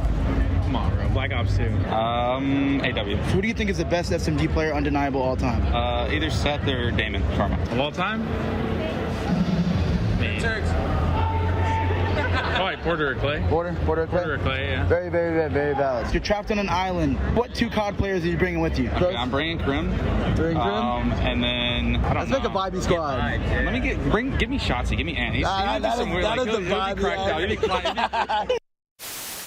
Oh, I'm behind him blue. I'm assassinating. This is the second time he's assassinated. Oh my God. Oh my God. He just got slammed. Vent? Right, last vent. On him. Free fire.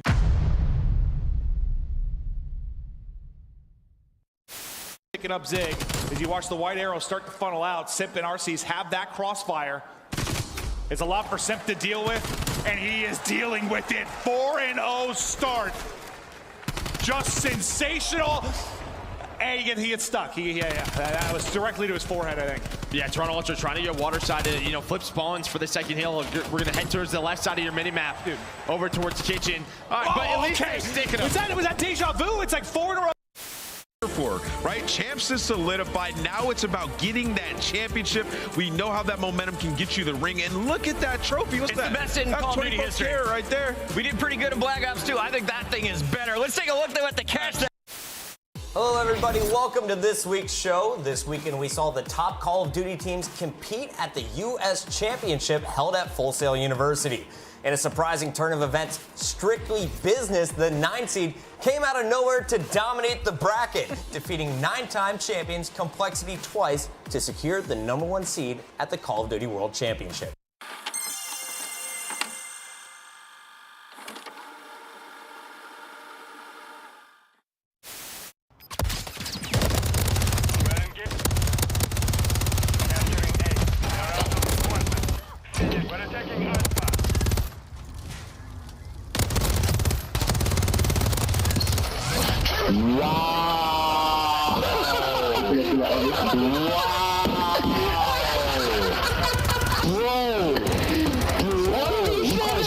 face again.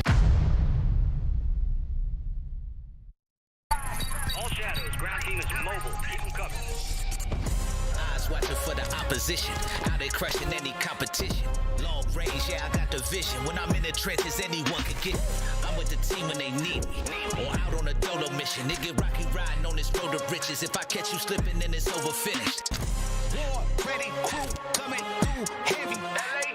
Aim steady, lights out, it's the gorillas. Not any with a one out of many. Five talents, empty, lights out, it's the gorillas.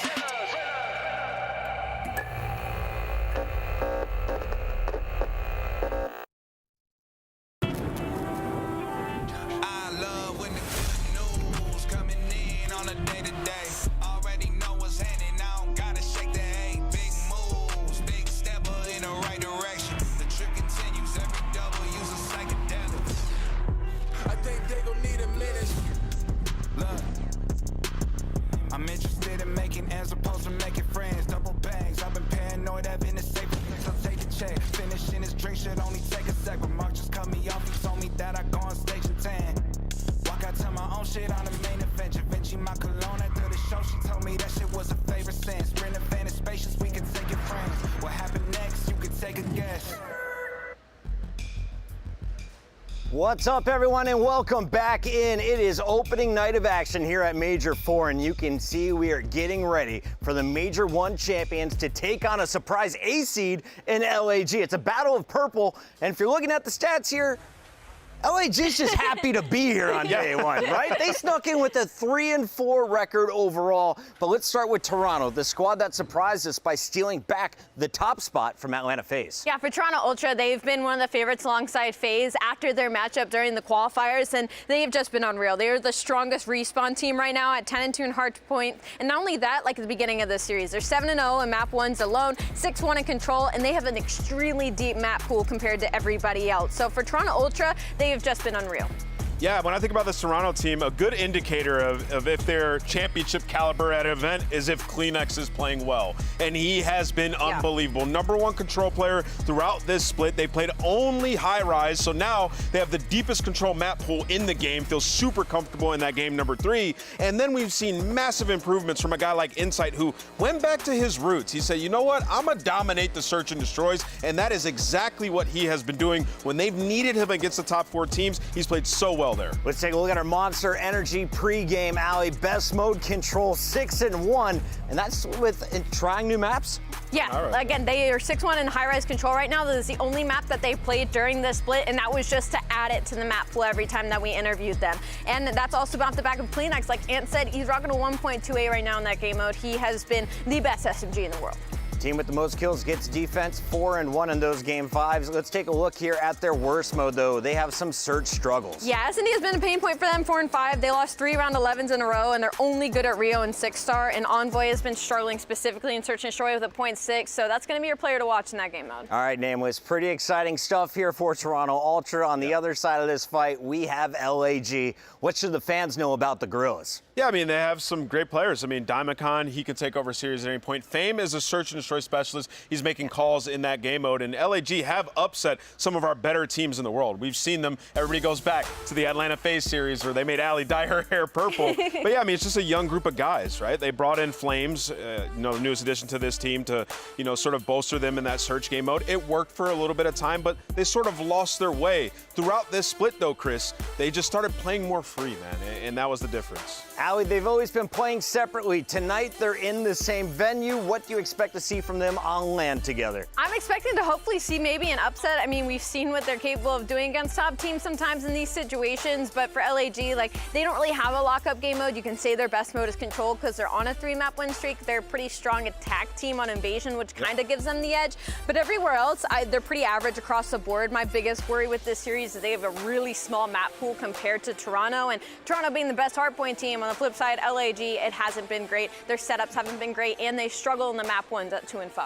Yeah, I mean, the only route to victory here, Chris, is to win 2-3-5 for LAG. 2-3-5? Yeah. A little Neslo action? They got a Neslo 'em. I mean, you look at the search and destroys and you think about Toronto, it's like, yeah, they've been keen to losing search and destroys to the bottom 8 teams before. Like, that has happened. And then with the control, like, yes, Toronto has 6-1 in Highrise throughout the split, but throughout the year, that was their worst map, and that's LAG's best control map, right? So there is an avenue to victory here if you're LAG. You can see Scrap going over things with the admins before their first match kicks off here. A lot of nerves when you're entering the stadium for the first time. Namwiz, talk me through the maps and modes, though, because our players have locked these 5 in. Yeah, I mean, you look at it, like, statistically, Toronto's going to have the edge basically everywhere. But for LAG, like, an interesting one is the Game 4 6-star.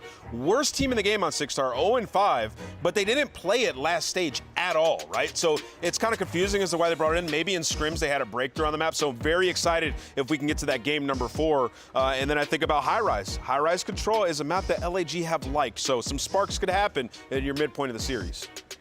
Sparks could happen, but I see that high-rise control and I just get flashbacks to the Toronto Ultra 6-1 record on it. I'm very shocked that it was actually picked by LAG in this series, but you know, maybe they got something up their sleeve. When LAG wins, they do it in impressive fashion or a Game 5 shocker. We'll see if they're able to pull it off against our top dogs. We've got our Scuff Pick'ems to do here as well.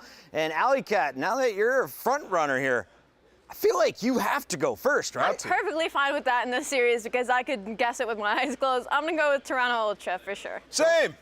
Toronto Ultra. Toronto Ultra for Nameless. LAG, don't look to your I right. too will statistically choose the number 1 seed over the number 8 seed. LAG are the Close your underdogs, eyes. and that's when they're most comfortable. I will say, I'm looking down right now, and Scrap's getting some extra help. I don't know if he's shook, you know, sitting across from LAG, but he just can't get his stuff set up properly. Look at him. He's just all over the place, bro.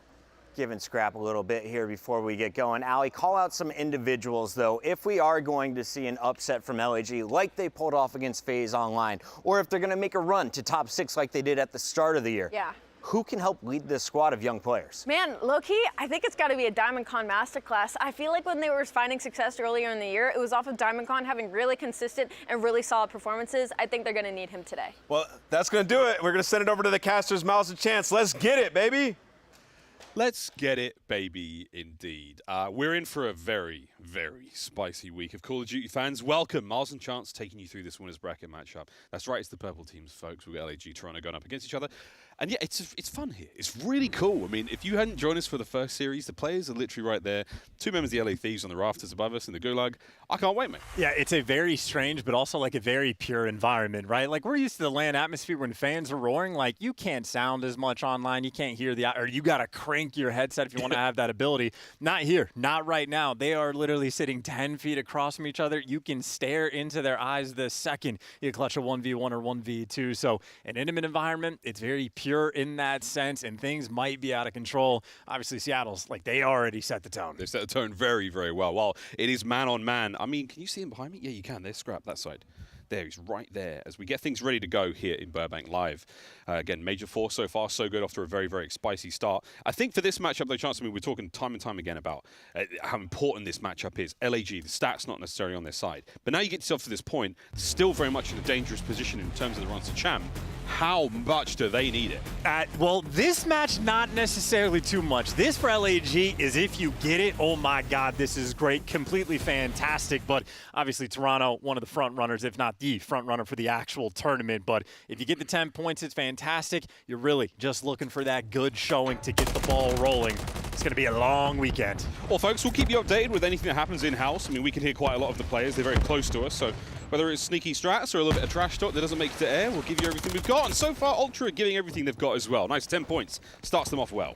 And then, well, Estriel, by the way, just to throw this out there, one of the top performers is against, like, the best teams in the game. So Estriel, definitely a player you need to keep in the back of your mind for the side of LAG as well. They should be clear to collect a decent chunk of time. Envoy, not smooth moves. Misses the jump, doesn't get the power position initially, and that just means LAG should have a bit of a better time locking it down. And you can see Flames, his headset works loud and clear. Knows exactly where Envoy was coming from. Yeah, you're in the cage, it's going down. P2 2 rotation insight taken care of by Estriel there. Beautiful shots. The second there once again. Cars exploding, all sorts of clearance done with. Diamond Con will be the man over here on the hard point for LAG. Lovely rotation chance. That's their first of the game. And obviously for Toronto Ultra, they have a 15-2 record on this map. So these guys thrive on Karachi, but a start like this, LAG, it is just a matter of keeping like the pedal to the metal. They're in a great spot. The rotations have been clean thus far, but obviously, you know, the setup is one thing. The execution is different. Toronto Ultra, I mean, they storm right back. That is one push to get back in the mix. A 2-piece there for Kleenex, and that is 30 seconds that LAG might just have to chalk up. Yeah, well, good news. You're going to the other side of the map. Bad news, there are members of Ultra every single nook and cranny on that way over. On Kleenex now, making it tough for Estriel to make that clearance across. He finds it. DiamondCon wins his upstairs, finishing the job that Kleenex began there as Envoy. The final few seconds here of P2 go the way of Ultra. Yeah, and if you're going to like lose out on the final 30 seconds on P2, you better be damn sure you win that rotation. So LAG, clean house, get a perfect setup around the time as well, like players pushed out past top third. And, well, Kleenex going to meet his early demise. Fame there to give you 2. An Insight, last man standing, absolutely nowhere to go. Has to wait for his teammates to get back in the mix, but he got the pick. 1 kill in Junkyard, wide open. Insight blowing this P3 out. And here they come. Here come the boys from Toronto, flying forward to that hard point. Pushed back. Now right onside the time. Estriel brought down. Kleenex, nice work. It's 3 dead in the feed for LAG. And that is bad news from LAG, but what a ridiculous play there out of Insight. Doesn't get the cruise missile, but I mean, quite literally just ripping heads to make that break. And I know for Toronto fans, Insight frying in respawn, well, you love to see it. It's not been a fantastic season for Jamie Craven. As of recent, though, the form has been ideal. Lead change and big work now out of Toronto Ultra as they push forward. Through Coop, though. And these check-ins are absolutely clucking. Big kills there from both sides. The battle towards the new hard point, not going to be a friendly one. Spawns for LAG a tiny bit better. And this is also the 3rd rotation in a row that LAG have won. They get there first, and they get all the entry kills in Envoy. Shaky shots around the pillar, can't get it done either. The Gorillas, they've won every rotation. They're still losing this game. You need a good hold. You need it right here. Purple arrows on the minimap. That is Ultra on the approach. Fame, nice shots. Not enough for the second. Envoy. He gets into the hard point, and it's another break. This time round, 40 to go for Ultra. And granted, this is an extremely difficult hill to hold, but they just cannot get any time. DiamondCon gets traded out, and that means everybody else from the Gorillas coming off spawn. Toronto, know what direction they need to look. Every single trade rolling through, and LAG effectively just playing keep away. Nice little final tag there coming in through Estriel, but it is scrappiness on one side of the map, and on the other side of rotation, Scrap versus Fame here in the kill feed. This is an important battle. And Fame's getting that extra edge, but Scrap a very difficult man to kill. Oh, difficult man to deal with. Where it helps his teammates are there to back him up. So there we go. One angle of attack now to work with for LAG. Forward you fly. Fame's extinguished by Envoy onto DiamondCon. And keep in mind, 10-point game, but this is the first rotation that Toronto are actually going to be clear to win. DiamondCon can't make the impact either. So Ultra have the lead when they've been getting out-rotated. Well, let's find out what happens now when they win the rotation. Got the rotation, and they've been thriving from the scrap time so far, keeping themselves well ahead. 20+ points and climbing now. LAG trying to get in there. There is a little bit of discourse, and no one on the time for now. An open hard point, but 3 down for Ultra. This might be the game of nobody can hold. Good Lord. LAG absolutely ripping through that setup. And, I mean, Insight just going to have to be that guy. He's 12-5 for the moment, but he just always left in awkward situations. Ultra, final 20 seconds on this hill. They're setting up for the kill. Can they get themselves at least some players out of the point? 2 down. 1 more to go. Ultra sent in for it. Kleenex on the hunt. Easy peasy, lemon squeezy. That's your point with 10 to go. I mean, I'm just waiting for anybody to actually effectively hold down a hill. It has been breaks on breaks for both these squads now. It has turned into a very scrappy game. Still, though, Ultra holding on to that sort of like minimalist lead, but back towards P1. Kleenex giving it the entry. Means Ultra maybe have a slight advantage to try and get this time, but Kleenex repositioning, playing for some extra kills. There's at least one that's going to be happy for it now. First hard point set complete, folks. Looking at the scoreline, pretty close indeed. And that's going to be LAG now trying to get themselves forward on this break. Nice 2 in the feed. DiamondCon can't get any more out of that life as Kleenex. He's late to the battle, and he's going to take a big old hit there. Not enough to keep his boys in these power positions. So, Chance, this is a lovely bit of time for the Gorillas. Yeah, and Kleenex is struggling, too. He's doing everything he can just to be a nuisance to Thorn in their side. But LAG capitalize on effectively. They got the rotation towards New, and they're getting this final bit of time. Yeah, and the final bit of time as well. What a big moment here. LAG have taken the lead. I'd love to go for a listen with Toronto Ultra and see how they sound. One at a time. Hit. Toss that down, guys. One top red. He ran. He ran off. Play breaker. Yeah. Got left for scrap, okay? Yeah. I know he's at top red, bro. Try clear it if you can. He's top single, bro. He's gone top red. He's laying down by a single door. I'm pitching single. Can't be really weak. Can't be really weak. Want to be back like that diner somewhere. Yeah, heard you. I'm here with you, mid. Sit by the bar. Bar's really weak again. Back downer, one shot. Absolute back downer, heady. Yeah, in mail weak. Fame. Check me back diner. Flames. He's pushed out back P5. Diner really weak. Estro. Estro one in time. They haven't chopped me out yet. Lane front window. We can. We're already cubby. He's pushing front, like mail, front mail. On the window. Laying down calf as well, Fame. Yeah. Calf is absolutely dead. Nice. Mark close mail. We should Mail dead. Nice play this, bro. Trust. Behind the bar, weak, dead. Let's get back down. Put it across, bro. I think it has to be there. It's calf. What's calf? Plat. Top plat, one in red. Jump to red. Yeah, jump red. Plat. Go back down as well. Back downer door dead. He's gone top red. I have him. Dead. I'm picking left for now. More Diamond and Fame. Yeah, you already front time on me. Front window. He laying down. Hey, my diner. There's two. Another one. Back push me out front. That's fine. He's pushing mail. Just one. I'm playing back parker right now. I mail push, okay? Take care, right, boys. Yeah, I got an AR out. I can help you dirt, bro, okay? I'm alright. I'm looking low. They could be top. They could like. I can call the low back push out. Yeah, I can as well. I can help you. Alright, bet. I'm looking top towers right side. Shoot me. Yeah, just stay down. Top. I'm double mid. I'm dead. 2 mid. What's that mid lane? Archer's Fame really weak on the yellow car now. One push up mid lane again. Yellow car, yeah. 2 out. 2 out. One close right. Close right. Weak. Mid lane. 2 mid lane. Challenge. Already half off. One shot. They're going. Half out of the back dead. Nice. One more. Front side. Jump to me dead. Nice. Fame, I think. Yeah. Mid. Laying on the dumpster. One bike. Back half one time. Half One's already in the back. Deep half weak. Half dead. Nice. One time me. Mid cut. Absolute scrap. Going mid. In P1. Inside P1. Backdoor. One shot in time. Fame. He's backdoor time. There's 2 back on you. One shot. Diamond comes P1. Close to mid dead. Nice. Close back on you. Nice. One at a time. Wait for you guys. Looking for one third, I think. Push out bike. One at a time. Right one corner, bro. out. He's weak. Chant back front time. He's backdoor. Front time. Dead. One more. Nice. One at a time. And low bikes. Gotta go now. It's 2 there. Okay, that can help you I out. don't see him. I'm rapid set. Still front time. Front. Back left as well. Low church on me. Low church on me. Weak. Let's go. Yep. Low church. One low church. Look for one. He's still right corner. Still low church. Top bridge. Low sandbags in the cubby. One top bridge.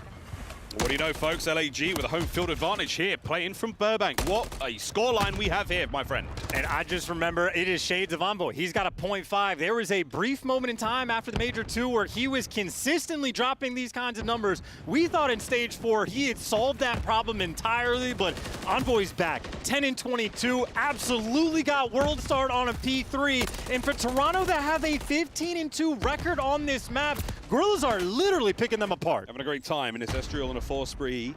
Looking for streaks, looking for the map win as well, if they're getting more time at this point. One more there for the Cruise, and he's absolutely beaming, feeling it now in the toe-to-toe against Scrap. But that scoreline is not getting any worse. And if Estrio gets this, by the way, which he's got it, now you got the rotation over towards Junkyard. You can fight for this Scrap time because the Cruise missile can just blow this game wide open. They're going to have, what, like 240-something on the clock, and you see the setup from the Gorillas, leaving Estrio on the old time. As soon as his teammates get in position, calling this bad boy in, you're breaking down the Junkyard. We're getting ready for this one. More Gorillas players need to be in position before you can actually get the break. So here we go. Get into a power position maybe, call it in. This Cruise could decide the map.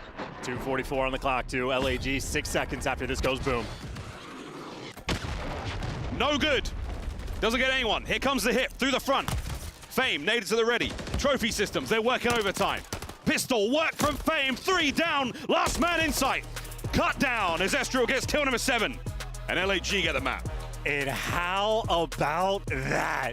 To set the tone for the Gorillas, you're looking at the hard points in this series, and I'm thinking they have no shot of 15 and 2 record compared to 5 and 10 for the Gorillas. And that is a masterclass of a performance. I mean, look, they were unable to hold a hill early on in that game, but as soon as they found their rhythm, I mean, they just caught the flow state. Couple of hills in a row, chain them together, never looked back. And I mean, I'll be honest, this is officially scary hours. I was thinking it was a 2-3-5 necessity, but already LAG, they got options now to win this series. Well, folks, that's our first upset, I think, so far of the tournament. That's a big one. LAG, map number 1. Very happy to get that. And the stats, not too bad whatsoever. Chance again. Big love to Estriel for the spree. Everyone else pulling their weight. And again, Estriel, one of the sort of players, even amongst the league, that plays extraordinarily well against the top teams in the game. So you got to appreciate that level of consistency out of a rookie. But obviously, everyone to make a contributor. Flames had his moments, like to break that final P3 as well. Flames goes on a 4 spree maybe to help get that break. And I mean, LAG just out here making plays. And it is important to mention, Gorillas have been one of the most disrespected teams this year, literally from the jump. As soon as the roster comes together, people are calling for their heads, attacking them, challengers players, calling for coaches' heads as well. These guys have been fighting, been in the mix, and even though online hasn't always been their best friend, they have leveled up in the LAN environment. And I mean, hey, I know it's only one map in, but that is not something I was expecting. No. This is just not a team you can ever count out. No, this is a squad that had a lot of promise, a lot of excitement coming into the early performances. A major team change. Assault leaves the roster. Flame joins in. And Flame with an incredibly explosive start to his time in the CDL chance. See if they can keep it going. 6-star on the way. And I know for the way that LAG sort of like ended their year in the online stages, they were very solid across the board. Pretty balanced hardpoint record. SND control 50-50 down the line, which means these guys can fight. They like their map picks more, but they didn't pick that Karachi. Things pan out, and now for S&D, well, this was the biggest point of concern for Toronto. It is their hard point that has carried them through. S&D has been a touch of weakness. 6-star, definitely the map they're happy to see. They have a fantastic record on it, but that just means Gorillas, I'm expecting, have something cooked up. And look at the flat line there. After P1 in the second set, total flat line there. Lifeless work out of Ultra. As LAG, it was a slow and steady climb, man, but that is a big, big victory to start the series. And that flat line, that lack of pulse might have just been Envoy as well. Again, those are the scary signs for the team. He finished off 11-24 and a little bit topsy-turvy with that squad when he is performing poorly. And again, a map pick that they're comfortable on. Well, the discomfort officially going to set in. So Gorillas, drink the water, get geared up, listen to what the coaches have to say, and get prepared on 6-star, because Toronto, well, their repetitions on this map have been out of control. They've been playing the best teams on it, and they look incredibly strong. I mean, this is a major sort of tonal shift, I feel like, for the Ultra Boys. They're excited enough and good enough to be in majors. When they play against large crowds, it's very, very exciting indeed. I sort of feel like with LAG, maybe they've got the advantage here, Chance. This is sort of like that Challengers vibe. Like, it's way more personal. They're across the road from you. You can make eye contact with your opponent after a kill. Like, I haven't had that kind of experience for a really, really long time, but I just think it might benefit certain players a little bit more. But we'll see if that is the case, folks. Our series still a long one ahead of us. 6-star on its way. And maybe just that game 5, round 11 to set the tone from the first match we had. Maybe going to match those vibes for this entire Thursday. So who knows what we're going to see, but Gorillas getting locked back in, ready to go on 6-star. And I'm with you on the intensity front. After a performance like that from Ultra, you might need someone to clutch that 1v1, stand up, start screaming. I know for Gorillas, not too shying away from the challenger sort of environment, but Scrap, obviously a guy, he was born in it, bred in that environment. He's not going to shy away from the challenge. By the time he saw the Pro League, he was a man, and it was simply noise to him. Over to 6-star we go, folks. Map 2. Is the pressure starting to mount slowly but surely here in this winner's bracket matchup? LAG, we said they were happy to be here, simply on the desk. And now we find out they're more than happy. They've got the lead. And that's what I'm saying. That type of disrespect. Even people talking about the champs race, LAG, everyone talks about it as if it's a pipe dream, which, don't get me wrong, 140 points. They're going to have to overperform here on land, but the potential, you always got to be on the lookout. As you can see, Toronto, no trophies round 1. Got to dodge some nades. Going to take things a little slow, but Flames holding on to the utility. Shots clearly ringing out. They're going for the retake on A. Well, it's a 3-1 here for Ultra. 3 players on the bomb site. The 1 player on that flank, that's going to be Kleenex. And if he times this right, he has 3 members of LAG to feed upon, and it might be the case. But again, they do have a man on the Vanguard. They do have a man watching the flank. That is going to be Estriel. He's got to go huge. Here comes the second nade. Gets it. Beautiful work from Fake. Yeah, a bit delayed, but the coordination's still there. And now Kleenex, the man watching the flank, can't get the first kill. And now it's all about the timing. It's a 2-2 split from the LA Gorillas here. 2 watching the flank, 2 towards the site. They're now directly on top of the bomb site, in sight. Nice shots, but that's the diffuser halfway through it, lads. No one's there to watch it. Who's that? Hitting the secret route. Has to get in there fast. Scrap. It's too late, lad. The round is long gone. Oh, and could you make it any easier for them? Give up site control. Kleenex doesn't apply the pressure through the middle of the map. Just backs down. And LAG, no time wasted. Just hop it. Someone's watching one direction. DiamondCon paying attention to the windows, and the passive setup for Toronto. They get nothing off of it. And again, even just for round 1, saving the utility, waiting for the presence to show up. Don't burn anything early. It's the double nades coming through for the Gorillas that got them that first blood. Beautiful stuff there. Players watching one direction, but certainly it was the boys of LAG who were in sync. Here we go to round 2. Estriel, bomb carrier.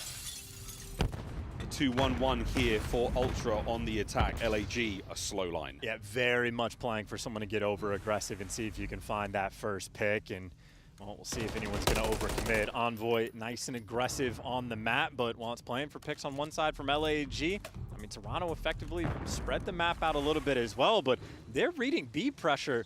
And Toronto, for the moment, have read this wrong. At least the bomb leaning towards this A site, but maybe mind games. A lot of attacks getting thrown one direction. LAG trying to trick them, now rotating on the other side. Yeah, time the essence, though. 50 seconds left on the round. Oh dear, Kleenex, you saw something, but from behind, the kill comes through. Envoy dodging it. Timing, oh, the shots were brilliant, but Flames a little too hot. Diamondcon gets his, all down a scrap. It is rival 9 players in an MCW's world. Flames guns him down in a 2v4, not something Ultra had any faith in. And I think the mind games there for the Gorillas paid off. That's a lot of stuns coming out, weird directions, and just for that first blood, Kleenex bamboozled, looking the wrong direction. Ultra not prepared for the pressure. They got beat down in map 1, and hey, that is 2 clean rounds in a row coming out from LAG. Crazy stuff. Again, the stat lines are a little funky in this matchup so far, folks. Yeah, that's right. That's real. Damage, no kills. Beautiful stuff there from Flames, though. That too. Let's see if they keep it going. LAG have a slight advantage against Toronto Ultra in their matchups in Search and Destroy, and this one is no different. And the initial play calls from LAG sort of indicate they're going to be happy to play for these A-site retakes. Toronto, incredibly efficient at getting the bomb down. Envoy had 19 throughout the stage, but Envoy also had a .65 KD. So the bomb plants are one thing, defending the site after the fact, another. And LAG, they're squaring up for the retake once again. 2 through mid, 2 through long. How great can it be on the retake? The frag will slow you down. Here come 2 through middle as well. It's a war on 2 fronts. Who will break first? Fame finds his. Oh, 3 down. On to Insight for the clutch. Can he get what he can? There's 1 and another round to LAG. Dude, and not even close. Flames 3-0, Fame 4-0, and everything operating like clockwork. And even the fist bumps I get to see absolutely perfectly synchronized. These boys have come to play. This is a very, very nice showing so far from LAG. I mean, at this point in time, you're halfway to getting monkeyed. And yeah, and there are some top teams in the game going against Toronto with the form that these guys hit in stage 4 that would be a bit nervous. These are effectively like a full team of either rookies or very fresh players. Guys like Fame, it's their 2nd season in the CDL. They're icy right now on the main stage. No fear in their hearts, playing incredible Call of Duty. 3 rounds in a row. LAG just want to keep it going. Yeah, this is the way it goes. Fame, the man of the moment so far at 4-0. The 3 donuts of Toronto Ultra City, not known for that kind of confectionery. Let's see if they can find something sweet here, because they need it. And Toronto are hyper aggressive through the middle map. They're making the play call too. Diamondcon just gets caught. 3 players sprinting through on the flank. And LAG, you got to pump the brakes and try to figure something out. Toronto, they've pounced. Good luck trading that. Up close and personal, Flames get some damage in. Estro there with the immediate trade. That's the wrong gun for the wrong fight. The bomb down. And Fame fighting for his life. Can he get one more? No. Ultra finally get on the board. Yeah, and look at that play call. Punch him in the mouth, triple up through the middle of the map, and there's just too many bodies there for the trades. Every single player that was tagged up, well, their friend now goes out for the challenge. So LAG, just so many players chowing out and someone there to back him down. So a trade-efficient round. The first blood, absolutely the difference maker. Ultra with a little bit of confidence. You can see Scrap, Motormouth, probably going to make an aggressive play call again. I'd like that. What did you hear? They're trophy now close. Don't worry about me. They're getting trophies down. They're getting ready. Yeah, these casters are doing their best to have their own listen-ins during Search and Destroy. And this time around, we might not need it. This round's already exploded. Lovely nades. The down low seeking play absolutely cut up. It's going to be a 2v3 with Toronto with a man advantage. Here comes Scrap. Yeah, great tag. Just going to back him down. Nice clearance for Envoy. You see the trophy to make sure he can plant the bomb safely. And Diamondcon for the reposition, but the angle, a little too difficult. Still just taking your time to get this bomb down. A time. That's exactly what you've got right now. Take that time. Wait for the kill. DC finds a big one. Scrap gets peeled. Now it's down to Envoy. Well, Inside able to get one on Fame. Everybody's just playing, you know, it's a very delicate game to go for these challenges. An Insight angle way too perfect. He is but a pixel for Diamondcon, and as soon as Envoy gets the call that he's mid, easy plants. Should be an easy hold as well for the 2v1. It should be easy. These fellas don't have to move. The purple team in the form of Toronto Ultra with an overwhelming advantage in this situation. What can Diamond Con find? Well, 30 to go. He's trying to play with the timings, right? Hasn't shown any presence for 10 seconds, so he wants to isolate a gunfight, and, well, he's isolated one. 1v1, got to go against Insight. He's trying to guess. Where might he be? Where might Insight be? That's a 1v2 for the ages. Diamond Con cuts Ultra in half. And cool is Ice, too, just grabbing a sip of that water, a 1v2 against a world champ and the most clutch player we've had over the years. Diamond Con out here getting it done. And what a difference maker. Instead of a 3-2 game where Ultra's making the comeback 4-1, lead is beginning to look insurmountable. The teamwork from LAG has been on point, and when they needed it, Diamond Con has risen. As far as their reactions go as well, you're right, man. Absolutely cool as anything. That's a 4-1 advantage right now against one of the best teams in the league.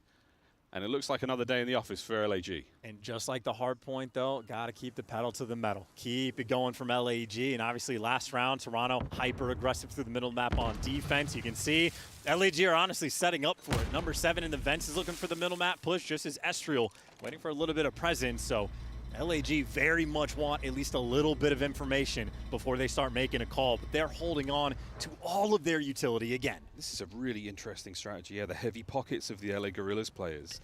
This late into a round, it does give Ultra, I mean, I think an air of unease chance. They're still guessing. And they're forcing it through B as well. There's no tricks being pulled, and they were ready for the middle map pressure, but Envoy still wins the gunfight, and Kleenex, aggressive as always, might just be there to break you down. A perfect round from Toronto. No funny business there. LAG wanted to play the mind games, but a steel trap up there for the Ultra Boys. And perfect game is the only way to describe it, really. We're watching the coverage in the final few moments there, that P3 top bar position. Kleenex makes a lot of noise, his teammates behind him instantly watching his flank. Perfect coverage, perfect teamwork, perfect round. And now from Ultra, I'm very curious as to what they're going to do on the offensive round, just because they've been like giving up the A site. They're getting the bomb down for free virtually every time. LAG just want to go for the retakes. Do you want to trust yourself to hold on again, or do you want to mix things up? But I suppose if they're going to give it to you, why not do the same thing again? You got a killer lead right now for LAG.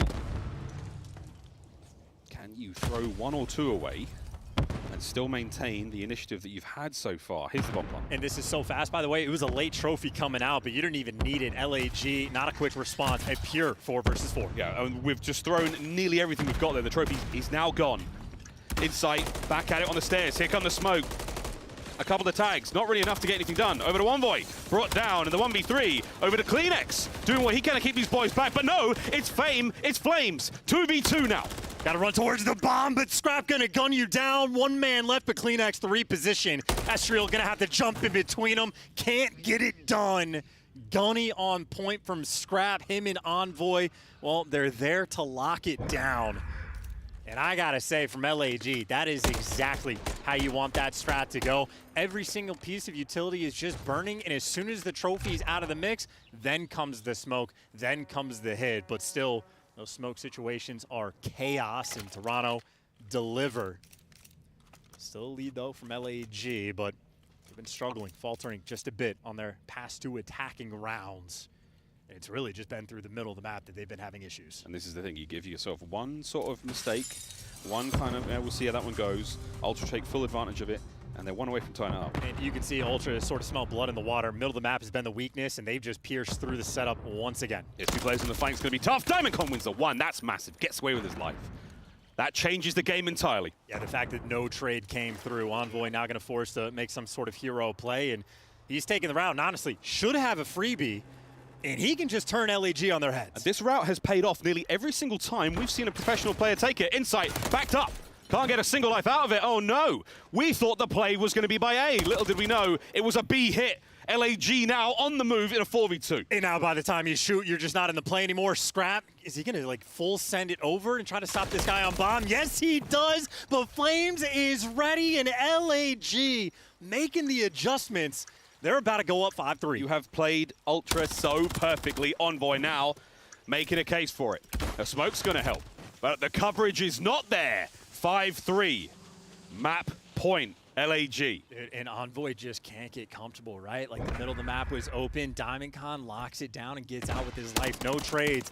And Envoy was in prime position to make the play, but he plays it a little passive. As expected, Diamond Con's going to be looking for him, but LAG take the initiative, start making moves, and nullify that flank entirely. A 5-3 lead, and they've responded to that mid-pressure. And obviously, I mean, the play is going to seem obvious from my perspective. They're giving up the A plant. Toronto have been happy to take it. And it's going to be the exact same setup once again. But look at every single nade rolling through. Doesn't connect. That trophy just put in overtime for Toronto. You've been training Ultra to not expect any nades or anything. This time round, every nade hit. So LAG flexing the muscles of the playbook. Yeah, now Kleenex is in an interesting spot. And he delivers. First blood, nice and aggressive on one side. So now the retake coming through. It's a different situation. Too big of an advantage for Toronto. Ultra Boys are all across the map trying to win their ones. They get one out of it. Oh, Flames gets his. And that's a 2v2 now. On Envoy in the position to maybe catch out a player here on the rotation. Scrap is the absolute man on the bomb. Yeah, great intel as well for Flames up top. And the gunny on point. Does he send Envoy in for the kill? He doesn't. Toronto keeping it passive, but the time on their side. Flames is trying to stay alive and buy time for Estriel to hit the flank. He's trying to hit the other side of the map here. Oh, that's a big win from Envoy. Now eyes all towards Estriel, wherever he may be. The smoke is certainly going to help, but he's going to need all the kills, and it won't happen. 5-4. Yeah, Scrap just finds himself in the perfect position always. Sees Flames up top, can call it out to Envoy, and no mistakes being made. I'm thinking maybe Envoy wants to trade out the one-shot kill, but could have been two players there trying not to make mistakes and just handling the intel game efficiently. But still, though, from Ultra, got to dig deep. LAG, First Bloods have been solid for them. And if they get it, they've been executing. A delicate moment at the start of this round. Yeah, to go to round 11 here in this cage. A scary place to be. LAG looking to close out the advantage they had. Ultra all over the site. Trophy. Engage, Flames finds it. Envoy on the hop. He was spotted though. Pressure now on. There is no rush. 1:10 on the clock. You know one player's down low. You're ready for the flanks as well. LAG, that's their point of attack. They're looking for Scrap down low. We were looking for it, but they're not going to find it at all. Minute to fly. Got him. Oh, that's huge. Fame. He in Flames now. Going towards the top side of the site. 4v2, LAG can do no wrong. Envoy's playing hide and seek. He is playing hide and seek behind this bomb, praying he can pick up a two-piece. And this is the flank. There's no way Envoy picks this up. There's one. The smoke check, nothing. Now Inside has to fly, has to send it in the 2v, with the 1v3. What a clutch this would be. There's just simply no way. Even in the smoke, the bomb's gonna get planted. Nice spot as well. And there's just nothing you could do. Insight's gonna have to gun basically every single player. No freebies in this round. Diamond Con's on the stairs, lying in wait for it. Here it comes, the chow. Easy. And that's the map. LAG 2, Toronto Ultra 0. Bro, and these guys are icy. Unbelievable in the hard point, and then even when things started to spiral just a little bit in the S&D, Diamond Con is there in the 1v2 to absolutely lock it down. Talk about a difference maker of a round, but young player from LAG delivers for his squad, and hey man, absolutely nobody predicted this to go LAG's way, but one map away, and this champs race that's already spicy gets so much more interesting. Are we really destroying the pick'ems at day one, folks? Yes, I mean, yes, really, the pick'ems are eating it tonight. Well, that is an explosive start to what is already, set to be an interesting series. But LAG have changed the game for all of us here in Burbank. Home field advantage might be one thing.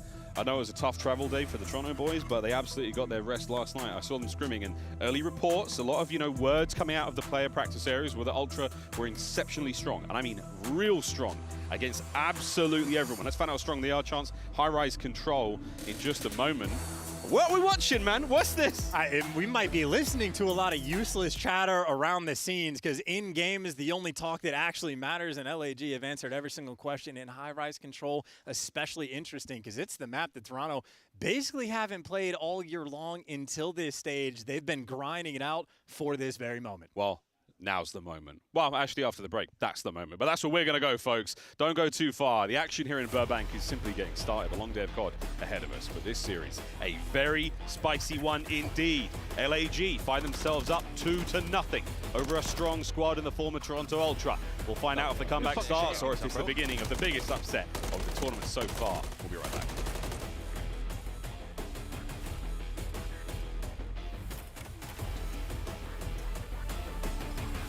Upgrade your game with the Scuff, the official controller of the Call of Duty League.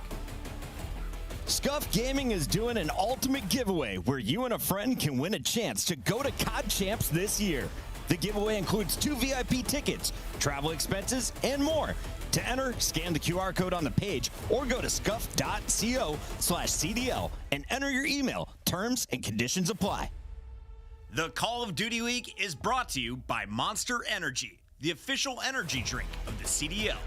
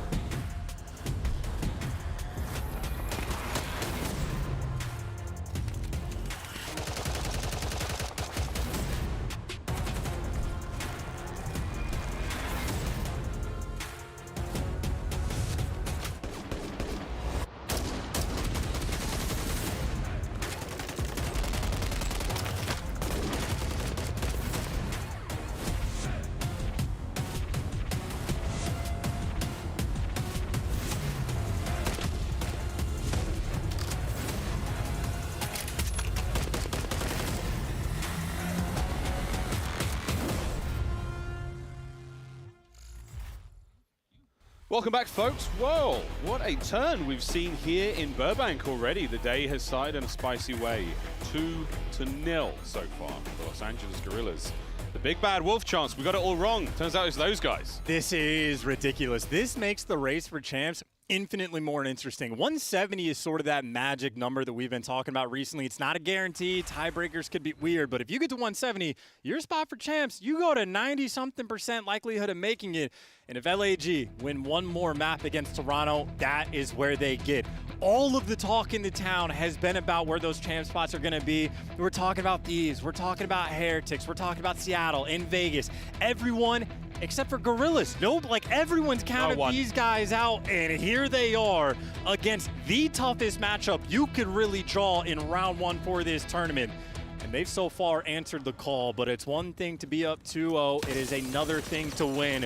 We know the resolve of the Toronto boys. We know they can make this comeback. It is up to LAG to get it done. Yeah, they can defeat themselves, but can they tame the Lanimals is the real question I've got right now.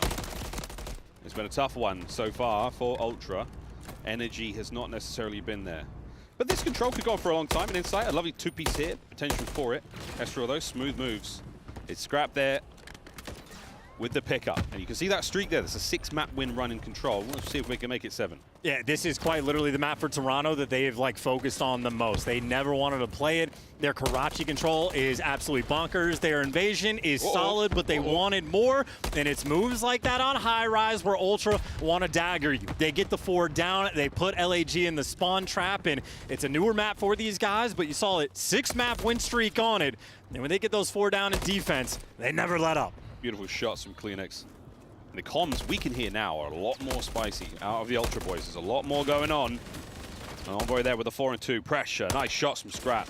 Trying to clear up the last player there on B. Oh, but he pushes right out. Fame stays alive for a Mo. Insight there with the trades. We're all good. B once again safe with 30 seconds to go. Yeah, perfect coordination, perfect trades, and, well, even Semtex is in the right moment. A single trophy on this A zone right now, and you see the extra nade that rolls through from Toronto. The nades are perfect to clear out the A site. These guys are efficient. This round of defense has been like clockwork. 20-13 on the life count. LAG, no signs of life. Oh, fantastic, but not perfect. That single segment lost.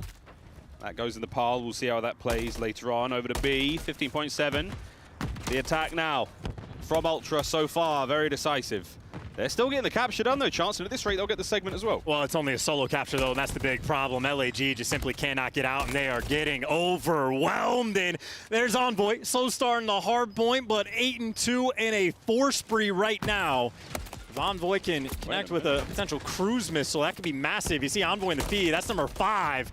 Can't quite get it done, but still devastation in this round. Oh, that's terrible news, but that's the segment. Wait, the play not done just yet. Trades complete.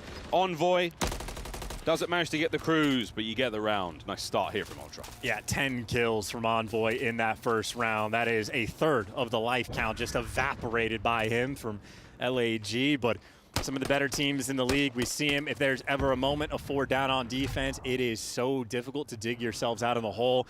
And we just watch from LAG's perspective. They're just running into a trade blender. Every kill they got is traded literally in an instant. And that just means LAG are going to be forced to respond in the exact same way. Classic high-rise hold. Been doing it for quite some time, since, what, 2009. Through the glass, into the open air.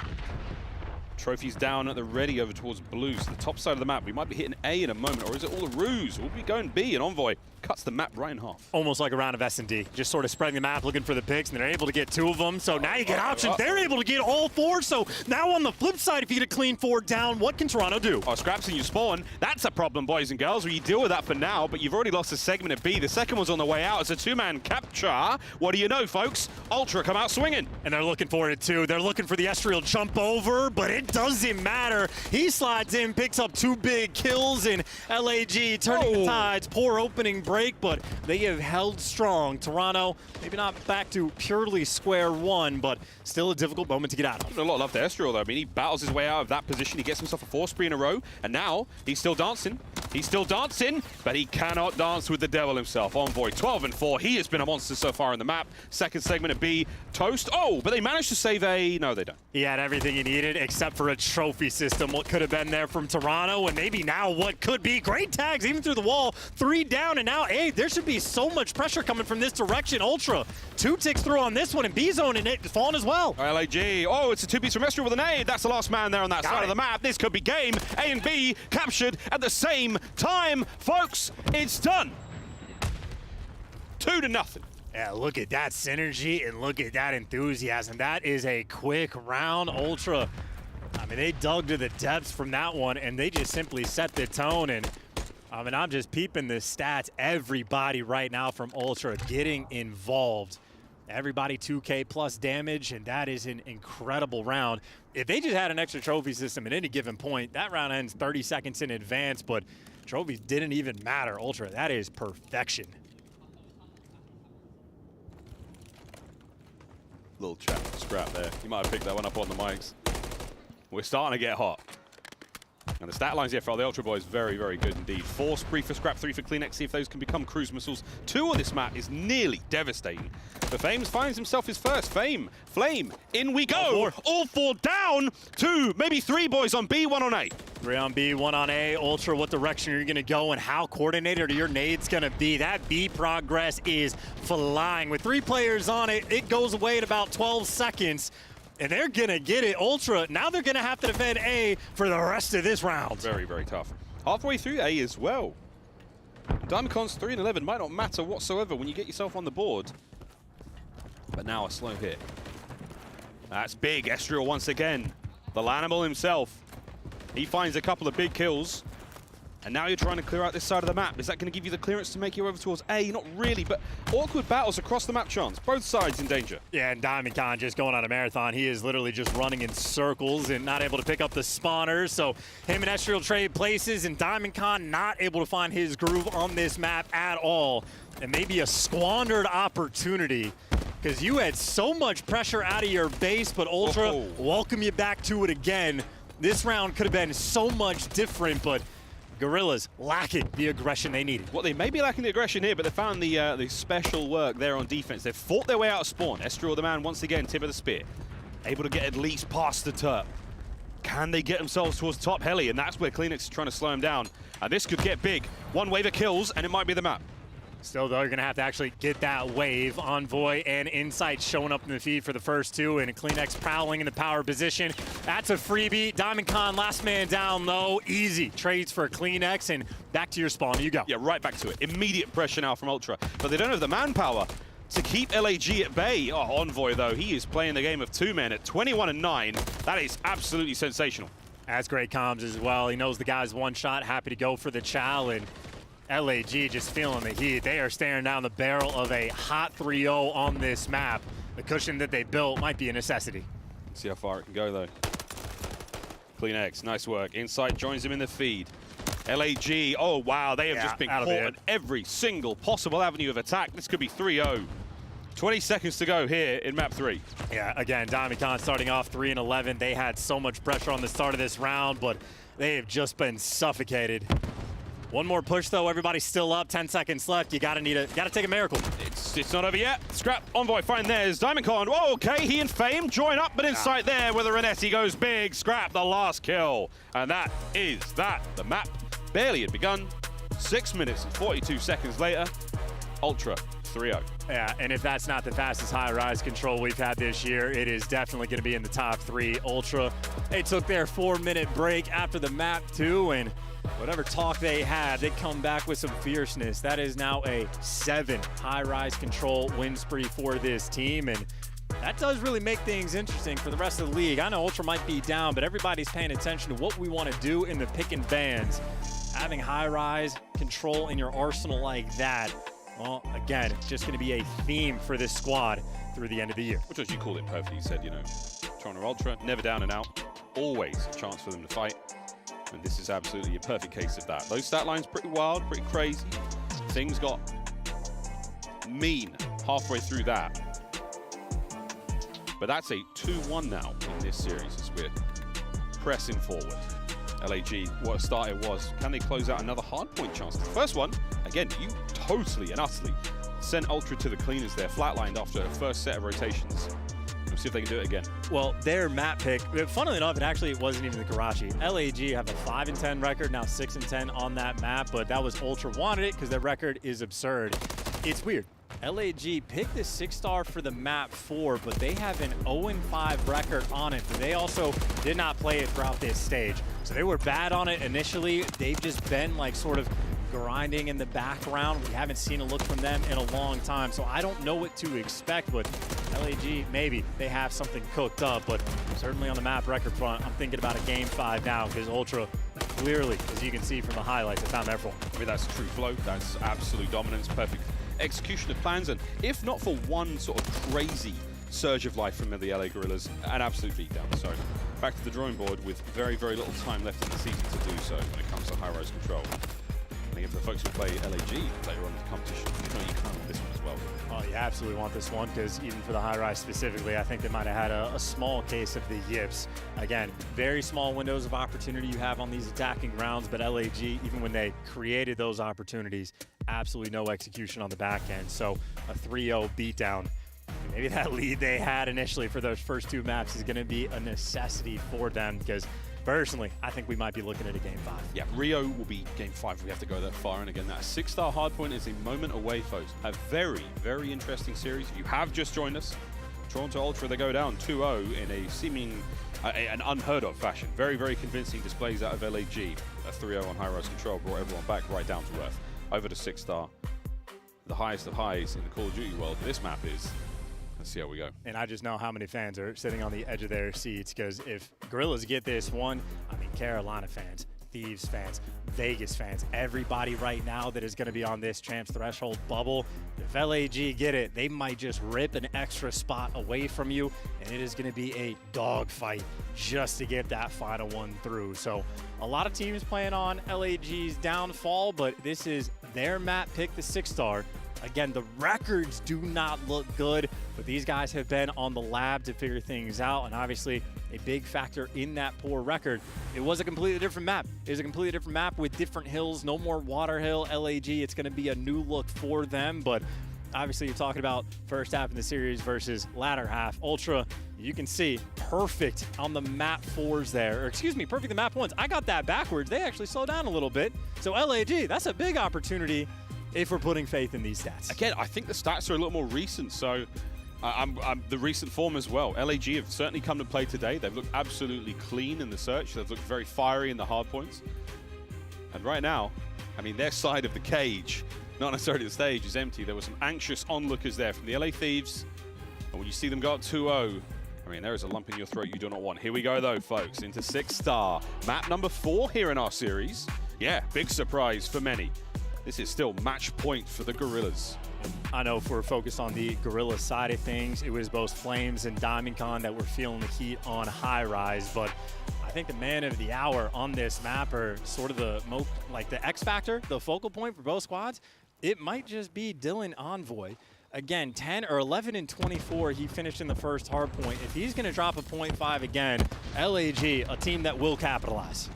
And if you do win this LAG, this will be your first win on 6-star in a regular match of the season. So good luck, boys. So far, Envoy off to a lovely start. Makes it 3 in a row, as boys are still got the time. And again, if Envoy is the X factor for the squad and you're looking out for him to not go double negative, he starts off perfect 3-0, Ultra the perfect break, and DiamondCon is taking the route to flip spawns the wrong direction. He's on a 3 spree, but they're just desperate to get this P1 breaking. They're not going to get it, and they're not going to get the spawns. That is a wild decision as LAG struggling to get kills. Mission failed successfully. They've got spawns. Right-hand side of the minimaps will be going after this one, and Ultra, they'll be the guys getting it close enough. Unless it was an evil plan, a ploy. What kind of malarkey is this, as Insight has enough of it and finds himself his second kill of the map? And Flame just caught in between a rocket and an Insight right there. So again, spawns lost, poor rotation in LAG, starting this map off in the worst way possible. And Scrap right now in prime position to get some kills. At least you trade him out. You sent 2 to deal with the water pressure. LAG, step 1 complete. Now you got to make the break. Phoenix looking for another one there. Step 1. Step 2, done. God. That's 3 in the feed right now. Ultra marching forward towards that 50-point mark. here on P2.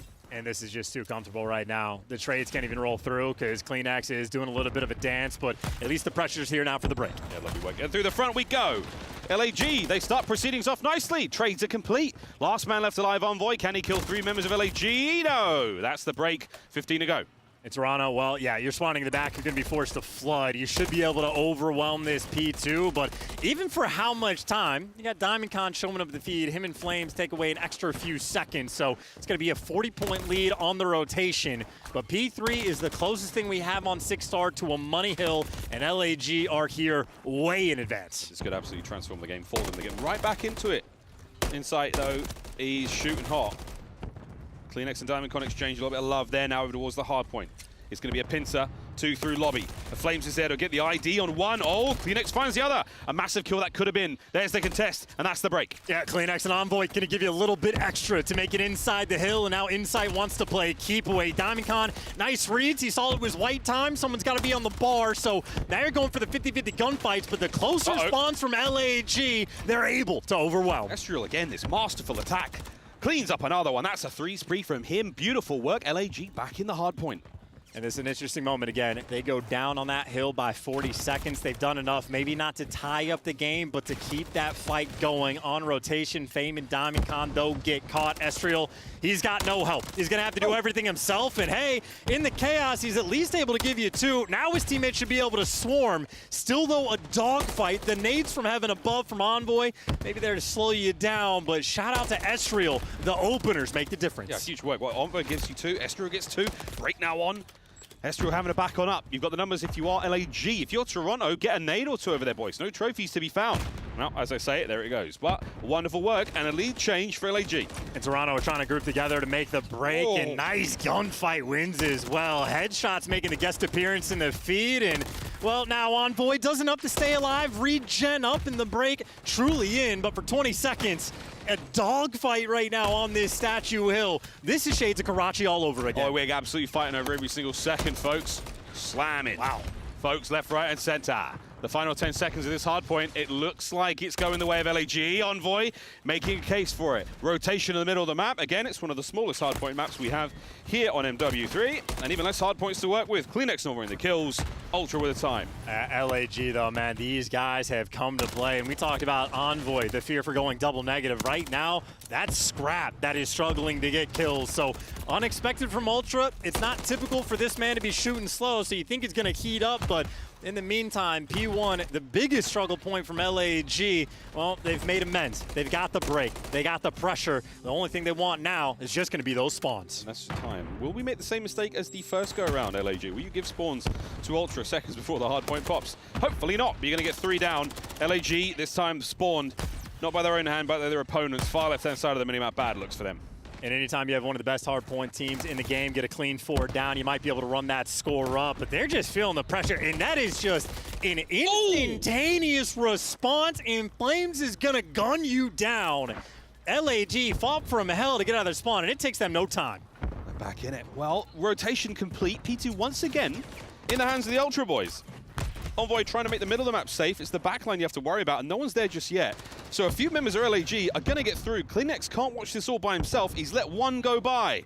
However, Insight's got the long line covered there. This could be an interesting setup. Oh, it pays off. Lovely work from Ultra. Still, though, this is time that neither team is going to be able to collect. Eventually, Ultra get the kills, and I do really love that play from CleanX. Might have let 2 players pass, but times it out on the flank, and now LAG, similar shades as what we saw early on, trying to break P2 through the front. CleanX finds 1. Lovely shots in a DiamondCon. Massive work. An unfortunate suicide there from Fame. Takes care of himself. Insight. Can he get another? No need. His boys are all over it. Ultra are fighting tooth and nail here on P2. And this is exactly how sort of the first P2 went, where Ultra able to get the majority of their time, but the rotation towards New. Going to go towards LAG, but frankly, that is an insanely strong P2 as well. You're going to have a 30-point-plus lead going into New, and those Ultra players crawling for the pressure. Fame, though, wins a big one. Locking down the Statue's side of the map. That means pressure through mid, through the water side. Again, on Money Hill, and LAG are cashing out so far. Insight, on top of the railing. Oh, no, he's done. There's no getting back from this one, mate. Sorry. It was a lovely attempt. but not enough to get his boys in it. Those skulls too close to the hard point there. Ultra got to fight their way forward. Estriel denies once again. Now through the front again. It's nades after nades after nades. LAG lead change on the way. Yeah, they're desperate for a trophy because those players all spawn. They are just landing them perfectly, but the nades give you 2, but so does Diamond Con. They are shaping up for a full 60 on P3. LAG, a masterclass hold on this hill. Their big difference maker, and Fane gives you so much. Can't get the cruise, but they've taken lead again. This is a battle. These players stressing. Yeah, big time battle again taking place on rotation right now. It's just Flames over towards the new hard point. And he can hear all sorts there. They're trying to clean it out, but they've not checked the stairwell. Surprise, boys. Here's a Flames. You should be able to get at least one more out of this. Oh, no! He does nearly. Juke a player out. But that's hard point in the hands of LAG again. Numbers, though, not. God, these nades. You can see how much pressure they're putting on. Yeah, making you uncomfortable, and you're going to have to flood into death and inside. Clean moves. That is going to be all 4 down. Toronto wipe the board, able to get some time. Ultra starting to get things going here. Let's dive into the other side of the stage and see how LAG responds. Deep blue dead. Piano dead. Last guy time. Where you right side. I'm one shot. He's looking at me. Scrappy dead. Nice. I'm on. You're good. Lay down. I can fill mid in a second. I have mid. Okay. Let me know you have it. Let me pick it up. I have off a shell. I got one drop. You are. Yeah, you hurt. Nice. Drop hit once. I have top Looking for office. Jamie. Side top office. Drop. Top right at you. Scrap's there. Scrap was there. Grab 1E for you. Super weak. Nice. I'm helping you assault. They're gonna be new. They're Pick gonna up. be new. Make sure you hold. 2 ult. Both subs. Okay, I'm helping you. Nated one. I'm holding all. Be hard kills. Got one. Nice, one more there. I have blue. Keep on holding blue. Blue, scrap dead. Keep on holding blue. I open. Jamie, I'm trying Yeah, to open. I have statue. I'm about to try open. I have the white pinch. Close open, Toby. One shot. I have blue. Looking for Jamie. Still missing Jamie. He's not pitching white. I have all the blue. He's on me open. I spawn you. They're on me open. Blue, 1 HP on white, blue. There's two. White and open. Blue dead. Blue half health. I spawn on mine. They're gonna spawn Top blue. Just drop the time. Drop the time. White spawn here. I'm pinching. Heard you. Yeah, I'm coming blue. Give me a second. I'm trying to play through open. No, he picked it up in white, Jamie. Open. Yo, should we? You weak scrap. Open dead. Scrap weak you. There's side you. DJ one shot. DJ living. Open on me. I'm trying to set up, yo. Get in on DJ. That's gonna be our close bars. One to be open. Yo, R bar and DJ. One to either bar. One to scrap their bar. This might be from P2 right here. Yeah, I'm looking for it. Blue's open. I'm going vent. I'm trying to take some map, yo. Vent already. He's in vent. He backed up. Toby. I'm trying to go to peek. Give me a second. They could be Yo, open. back ring. I'm with. Ben, I want Ben. He ran back to blue. He's playing this low scrap. They're gonna go deep. He might go blue scrap. That's fine deep. Scrap got him off streak. One more deep back. Open with you should. Deep left. I have everything. He's holding Watch from middle. Watch your drop. I'm in. Drop one point. They're gonna hit me kitty. They're gonna drop me kitty. I'm fucked. Try and set. Drop weak scrap. I'm trying to left side time. Yeah, two time, one kitty. I'm gonna kitty. 2 front time. I have kitty. Got you. One push down front, guys. He's gonna be like front P2 then. He's gonna be front P2. You guys can double blue. I'll play front. Yo, back blue. Hearthstone. Telling off time. Scrappy. One kitty. He's back blue. I'm winning. I got tax on kitty. Got one front time. Nice. Blue, I'm way dead. Time. I'm winning. They know I'm in the bed. I can't tell. I'm bucking one shot. Chow for front Kev. Front one shot. Kitty weak.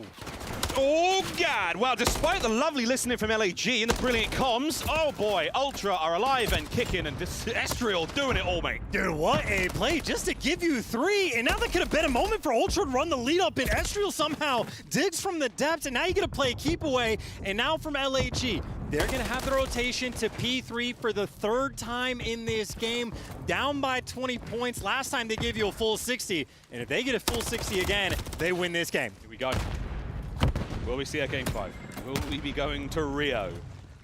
On Estriel, the playmaker, the masterclass again. Finds himself 2, holding it together. Here comes the next wave. Oh, wow. Diamond Con has had some issues with the timings, but he's able to get out with his life, and that is all 4 players killed there from Ultra. Beautiful stuff right now of LAG. They continue to hold on. Scrap, though, trying to fight forward. Oh, it's a stick right on top of the dome. Estriel again. What a 3! This man is a god. He is playing out of control against the best teams. Estriel rises to the occasion. LAG, 20 more seconds, they get this done. About time we got a trophy in play here. Flames finding 1. Over the top, though, come Ultra, and it's a clean hard point for now. Ultra stay alive. Well, and this is going to be a foot race, too. You still want to get this extra time. That's final 10 seconds to collected. LAG will need 5 seconds, and look at Estriel in prime position to be the cutoff man. Uh-oh. can't gun him down, can't get the cruise in his team. Well, they can't get this time just yet. One break is all it's going to take. 5 seconds of time. Flames playing patiently, waiting for the moment of strike. That's the strike. The iron was hot. The man is in. That could be the series. Scrap fights for it, stays alive. But ladies and gentlemen, that's an upset here at the Major. The absolute dagger. Your front runner team potentially to win this tournament. They lose in round 1, and that champs race gets so much more interesting. It's not enough. I don't think we can call it a guarantee, but LAG have now hit that magic number of 170, and that puts so much pressure on everybody else. So LAG might have done it. A bunch of rookies, fresh faces we have to the CDL, but even in the comms, Miles, that's some vet stuff right there. Nobody's feeling the pressure. Ain't no nerves coming out on that side of the stage. Those guys were on point, and we got to give the credit to Estriel as well. One of those front runners for Rookie of the Year. He was making literal godlike plays to end that game. Absolute animal, man. I mean, we saw some ridiculous strings. Gorgeous work there from LAG. 3, Toronto Ultra 1. That is a shocker to start the Major off here for them. And again, hearts ablaze here in Burbank from the boys of LAG. Hearts sank for everyone else on the bubble there. That has just made this tournament unbelievably deadly for those there. Dude, and Estriel, 36 and 31, 6K damage as well. That is clearly absurd, and I know we're going to be able to look at some of the highlights that he had where things are just falling into his lap. Literally, 2-piece inside events. He's dead to rights, guaranteed to die, gets to stick off. How long does it take to Kobe someone again? Literally, like 2 lives later. Peaches of grenades.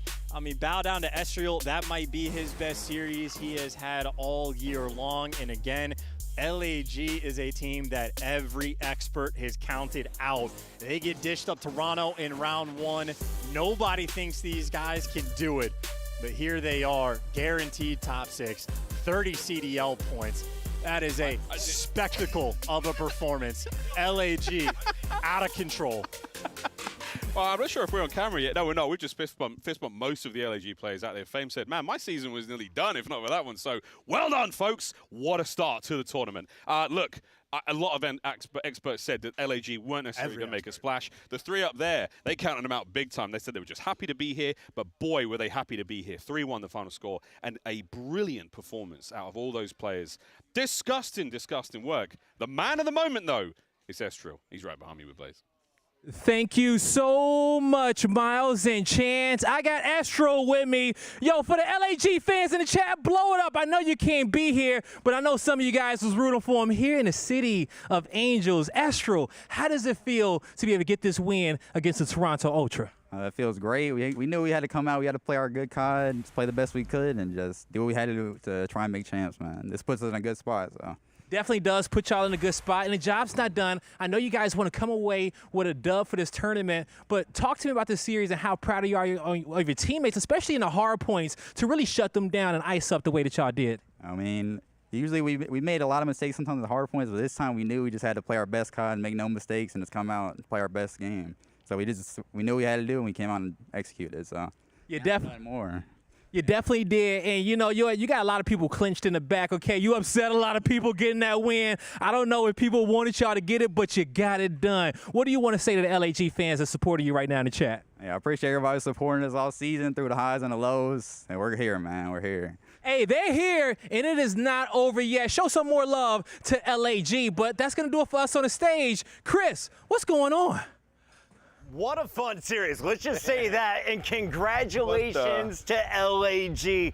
We knew they could finish top 6. We didn't have this route on our map. No. So let's take a look at what went down in this series. It started off with that game 1 surprise hardpoint win. You said it was going to have to be a 2-3-5 nameless. Who did what in game 1 to get him the first hardpoint win? I mean, we're talking about a Karachi where Toronto's 15-2 on it on the season, a map that LAG has struggled on. Just great plays. I mean, the second rotation get a majority of time on that P2. Toronto's set up on P3. Guess what happens? LAG, just like Estriel said, we just need to slow down and play our game. Slow, balanced effort on the break. They find the first kill, they get in through, and they blow the game wide open to win by nearly 100 points on map number 1. I We go into that game too. Allie, what happens? First bloods left and right. Fame picking up 3 in that search and destroy. They just took, I feel like LAG in the series just really took advantage of the maps that they were allowed to put into the lineup because, first of all, that Karachi win was the most impressive one in the series. Yeah. First of all, it shouldn't have happened. You're talking about Toronto Ultra, not only that is 15-2 on it, but also was 7-0 undefeated in map number 1s, and LAG had yet to beat them in a respawn in their last 3 times matching up. So being able to steal that map 1 was everything because they get their best search and destroy in 6-star in map number 2. You can throw away the Highrise, allow Toronto Ultra to have their best control, and then you get one of your only decent hard points in 6-star for LAG. Talk me through this final few moments, though, because it was 220 to 212. How does LAG lock it in? I mean, yeah, like, see, Toronto are coming through security, and the trades just go LAG's way, and it's only right that Estriel closes it with the 2-piece there, the 3-piece prior to that, and the hill before. Like, unbelievable plays. Mind you, Chris, they were 0-5 on 6-star, didn't even play at this stage, and they come out to beat Toronto. From 140 points in 10th place all the way up into your top 7. If we ended the tournament right now, LAG would be going to champs. Carolina, not only upset by the fact that they got bumped down to number 9, but guess who's waiting for them still in this tournament? Oh, no. Is that the matchup? So much problems for what we thought was going to be the weekend of figuring out who in the bubble's moving up and down. The fact that Toronto Ultra is now in the Elim bracket, Boston has a chance to ruin Vegas Legion's hopes. LAG is now jumped into the top 8. This just got so crazy with the second match. Carolina plays Toronto now, right? Yes. I'm going to say that Oh, my God. Let's, for now, look at our scuff play of the game. Oh, while my our God. admins make sure that we are not spewing something wrong. But no, I think that's it. It is. You're right. Do you want to see Estriel? Blake can't catch a let's break. watch I do. Here is I game do. number 4. It's your scuff play of the game. Take a look at the young man who plays up against the competition. His numbers better against the top 4 teams than the bottom 8, Allie. That's ridiculous. And once again, we talk about an LAG team whose ceiling is just so high. Like, we've seen what each of these individual players can do. Estriel, I feel like, has been the one we've been waiting for a hot minute, and what better time to turn up and go on a 5 spree to solidify yourself this win than against Toronto Ultra. I've been preaching this all year. When we get to this P3, when you're the guys in the back, you have to play the cuts aggressively. If you let them get pushed up and take their time and buy some time for the teammates to pinch front, you're going to end up spawning out. So Estriel just does an incredible job, pushes all the way out by Sofas, finds that first kill, wraps back and gets another to alleviate all that pressure and garner a ton of time on that hill. Just a huge heads-up play by him down the stretch. Fans, keep in mind, he is in the running for Rookie of the Year. He's going to need your support, and that voting opens up on Sunday. But incredible stuff here, Allie. What is your biggest shocker and takeaway? Because 2 matches in, we had a Game 5 round 11, and now we have an A seed over number 1. Let's take a look at how this bracket is shaping up. I mean, it's like you said, it's 2 matches in. We're day 1, and the bracket is already messed up on everybody's clocks. I mean, LAG move on to play the winner of LA Thieves, Miami Heretics. Ultra drop down to play Carolina Royal Ravens. Guys, we are going to have LAG, LA Thieves, or Heretics in our winners final. I'm here for it. It's amazing. I am here for it. Congratulations to the chaos so far. Fame said, I thought our season was over. They are very much still alive. When we come back, we've got your Major 2 champion taking on a squad that's been looking for a trophy since the 2023 World Championship. Can the Subliners right their wrongs? Stay tuned to find out.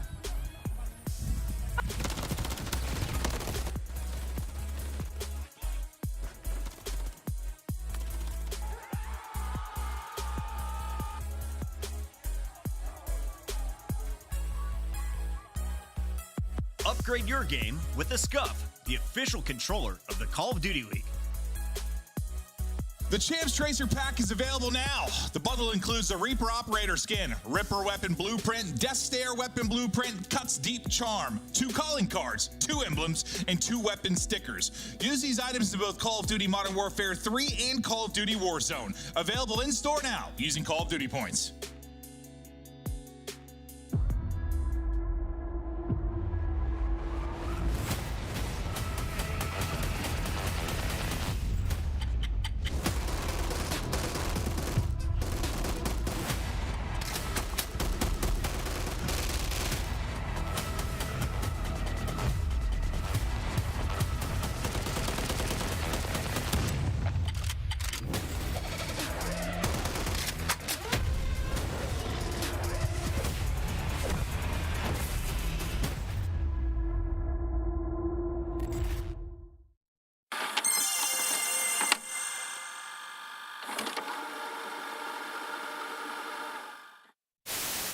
Dead. Nice. I'm good.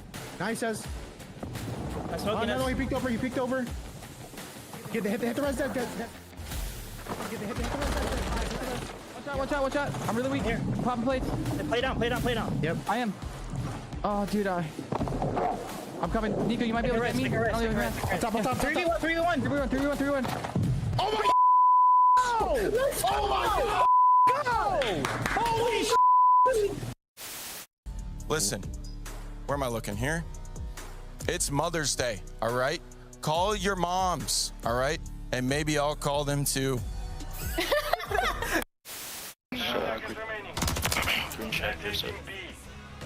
What? What are the odds? What the fuck? Sorry, my bad. You didn't hear the... two in there. One's red, one's our house. Yeah, one's green. They got it. Oh! Nah. You said they got it? Hold up. You said they got it? Hold up. Hold up. You said they got it?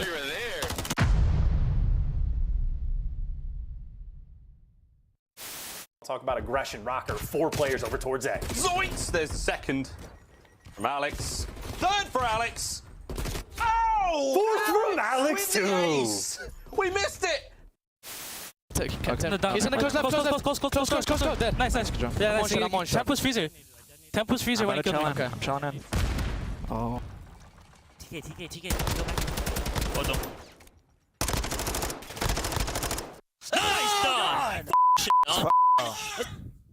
I was side door and it killed me. I was like right inside a side door.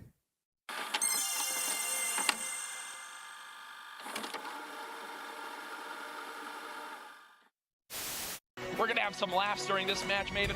I'm going to openly just ask, who will be the worst player we see in the All-Star game today? The worst player from all of these teams? Oh, this is hard, man. It's the All-Stars. Oh, I got to think about this. It's going to be Octane. You think it's going to be Octane? Yeah. He was a beast, so he was number 2 overall SND KD. Yes, he has, but guess what? Octane's had one good event since like 2016. I'm going with Nameless, just because he can probably hear me right now. He's going to choke big time.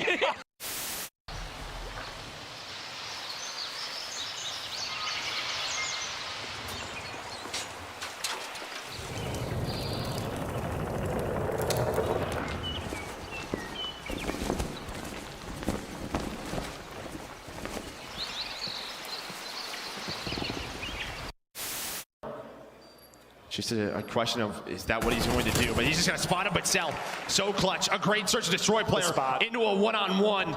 He's just going to finesse his life. The pistol, does he buy enough time? Can he get there?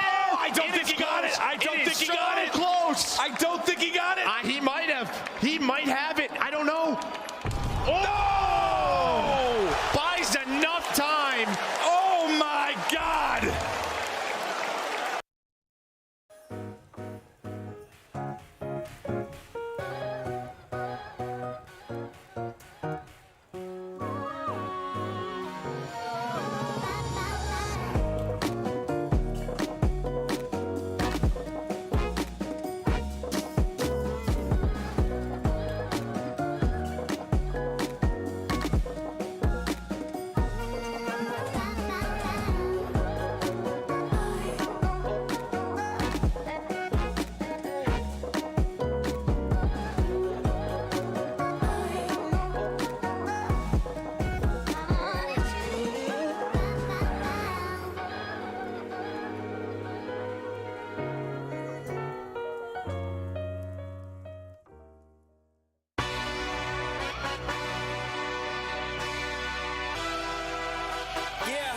See how you do under pressure. Ain't no errors, baby. It's a new era. I wake up early, feeling rich like I'm Kesha. I get to the paper, boy. Extra. Work with me, you know that I got it. Come with me, let's take a trip to the islands. We up on the jet, we'll do more than just fly on it. Stand on that hill, you gon' die on it. Boom. Back with a vengeance, I show you the ropes. Peace in my town, I can show you the coast. Up in the shots if they wanted to smoke. If you know, then you know. Hey, let's see how you do under pressure. A moment can live on forever.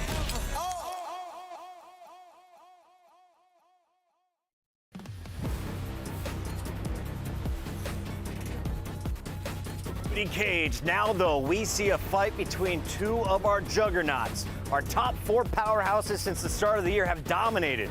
But now the Subliners enter with just a 7 seed. And that means they're drawing Atlanta FaZe #2 coming into this one. Honestly, they don't hate this matchup though, right? Like, we're talking about our top 4 New York Subliners are not shy of this matchup. But the issue is Atlanta FaZe has definitely been on the winning one. They are 4-1 over the 5 times they've played this season.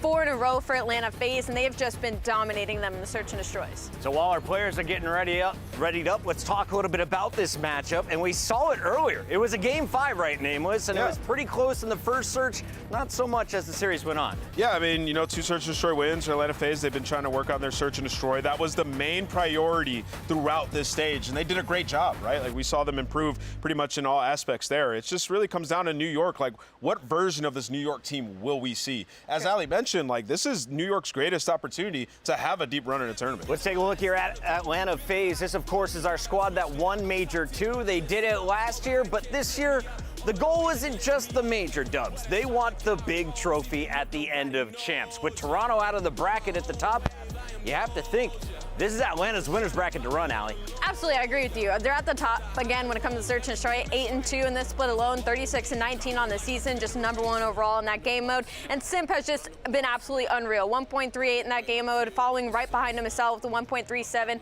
The slaying for Atlanta FaZe has just hit a whole other level, I feel like, when it comes to this split. And that's what makes it so difficult for teams to come close to them. Because if you give Atlanta FaZe an inch, they'll take a mile. Nameless, are you surprised we've seen 10 search and destroys? They have walked away with an 8-2 record in the first 3 in the game. I'm not surprised, Chris. You know, they've had a couple Game 4, Game 5 series, and it was the theme throughout this is Atlanta FaZe is going to be testing their map pool throughout every single match, which is what they did, and still came away with a ton of victories. And the hard point did not fall off. It's still 8-4. And we're going to say worst mode. That's just because how damn good the other modes are. I mean, you talk about control. They got 3 players in the top 6 in control. They're just so good at search and control that it looks like their hard point's bad. 8-4 is fantastic. There's a look at Celium. He has been one of the greatest ARs since he entered the league. You've got the 2 SMGs in the middle and Simp and Abizi, and of course, the missing link, Draza, bringing that confidence, bringing some extra firepower to round out Atlanta FaZe. On the other side of this matchup, though, they've got the New York Subliners, a squad that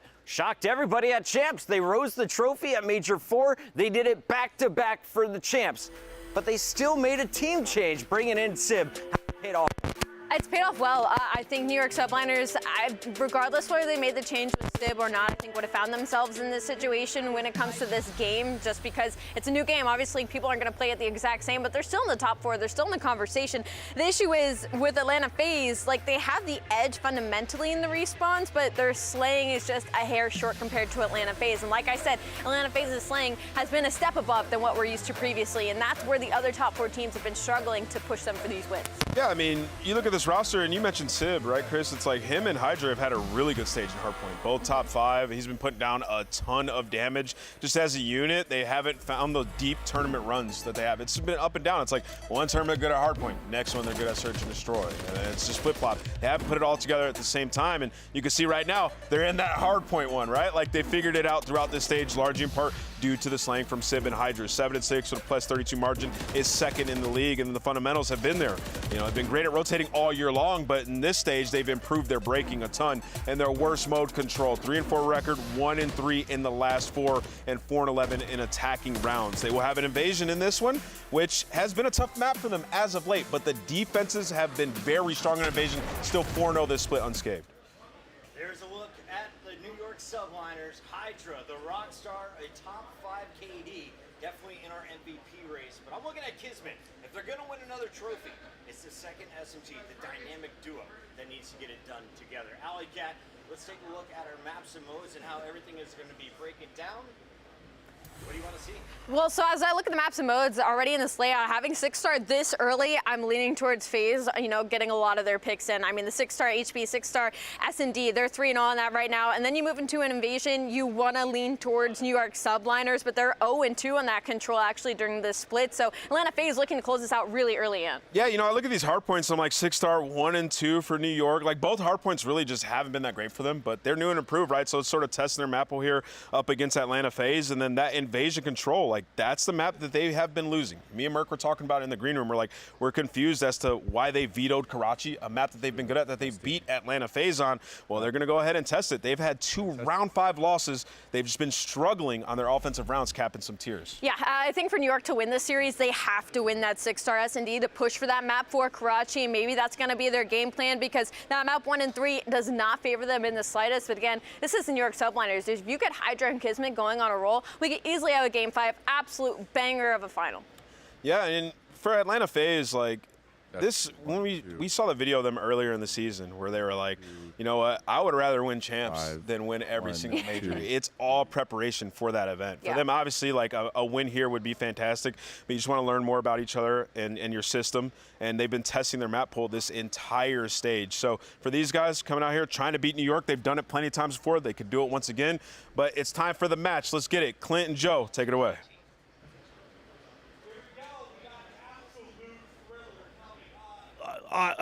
Listen, I don't know what's going on anymore after that last match and the Game 5 banger that we had.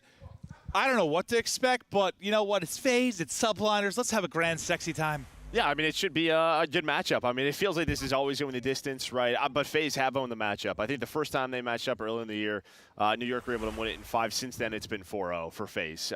We just saw, though, in the recent online matchup, it goes all the way to a Game 5. Obviously, 2 very good search and destroy teams. But the scary thing is that FaZe is throughout stage 4, 8, and 2, where New York, this has been their sort of bread and butter, what they've relied on, around 50%, just above it. So a little bit worrisome there, still trying to figure out the respawns against the best of the best, but it's the same old story with the Subliners. When is it all going to come together? Maybe a better opportunity to catch FaZe right now, because yes, they've improved in the search. I think they had that 0-4 Sunday at Major 3. They had a lot of bad plays, a lot of misplays, didn't seem to be on the same board. They've been trying to work on that.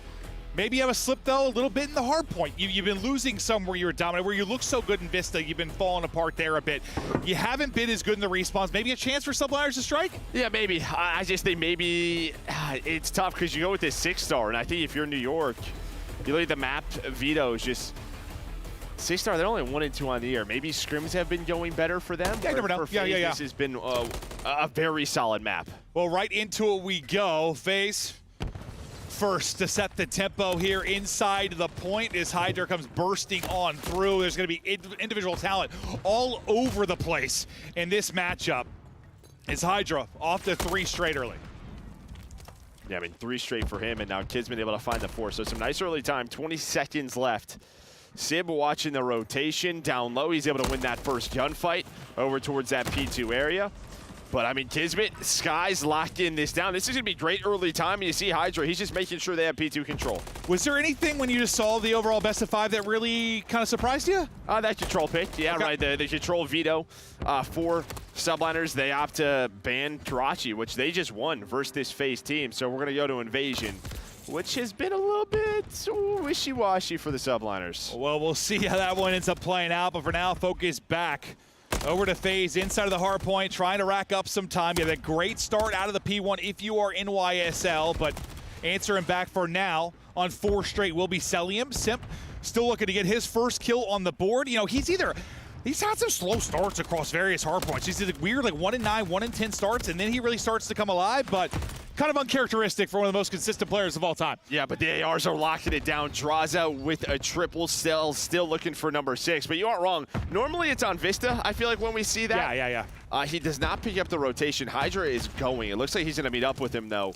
So we're going to have a big one-on-one on that, and, well, Simp able to win it. So he's going to get on the board, no streak. Or, sorry, Cell's still alive. Draza was getting that scrap time, but a much better P2 for Atlanta FaZe. Yeah, here's a chance for the streak. You're trying to throw shoulders. You throw them a little too wide if you're Sib. So you get the streak. Celium locking it down until Skies gets the better of him, but you've got backside control, you've got close spawns, you're trying to break in through a pool, but the nade over the top there from Draza going to slow things down, also trying to dish out haircuts. Yeah, I mean, you're just a little staggered here. Hydra, though, is going to win one, try to make a play. He's just by his lonesome because front side, it has been all Atlanta FaZe. So Hydra was able to win the first, but he's got no help. So again, a bit staggered. You're going to wait for your teammates to come off spawn. Nades over the top. Kiz is going to find the first, but the trades have been on point so far for FaZe near the hill. You're gonna need another sequence here where you're able to trade, but yeah, with the close side spawn, you're able to get into it quickly in through the rear. It's gonna be Hydra who gets 2, but it will stop after that as Simp after the 0-4 start, now up to 4 and 6, but there he'll drop. You'll get in for the little bit of time, but you'll take anything. I mean, after that like 40-0 start, that great start from Subliner, it was kind of all phase for a nice stretch. No, and it has been again, and on this rotation, who is here first? It's Atlanta FaZe. Abizi's gonna win one on the right side of your mini-map to just make this rotation a bit easier. I mean, you have so much map control. It's Abizi on one, Cell on the other, locking this down. That will start the pinch for Subliners.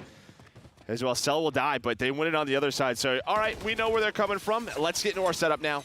Watch this left side of the map. Yeah, things fall apart if Abizi loses this fight too, right? Like, you get pinched out, you're spawning out, things might fall apart. But yeah, as long as you win on one side of it, still got a chance to battle. And so far, efficiency in the trades department, in and around the hard point. They've been soaking it up ever since the P1. One battle going down at mid. They're trying to cut it in through there. Get a lot of info if you are Abizi. So all the heads from Statue going to shift focus, try to pick this up and see if FaZe can deal with it. But you surge on through middle. Nice little break there. But again, it's when there's 15 seconds left. 15 seconds left. You still have that cruise on Cell, depending on when he wants to use that. But inside of this P1, we are going to go. And maybe with Abizi taking this route, you want to use the cruise? Or is he just going on a long route to set up this pinch? Hydra's going to try to pick it up. Of course he is. He's on top of the stage. So big one-on-one, a great read by Hydra.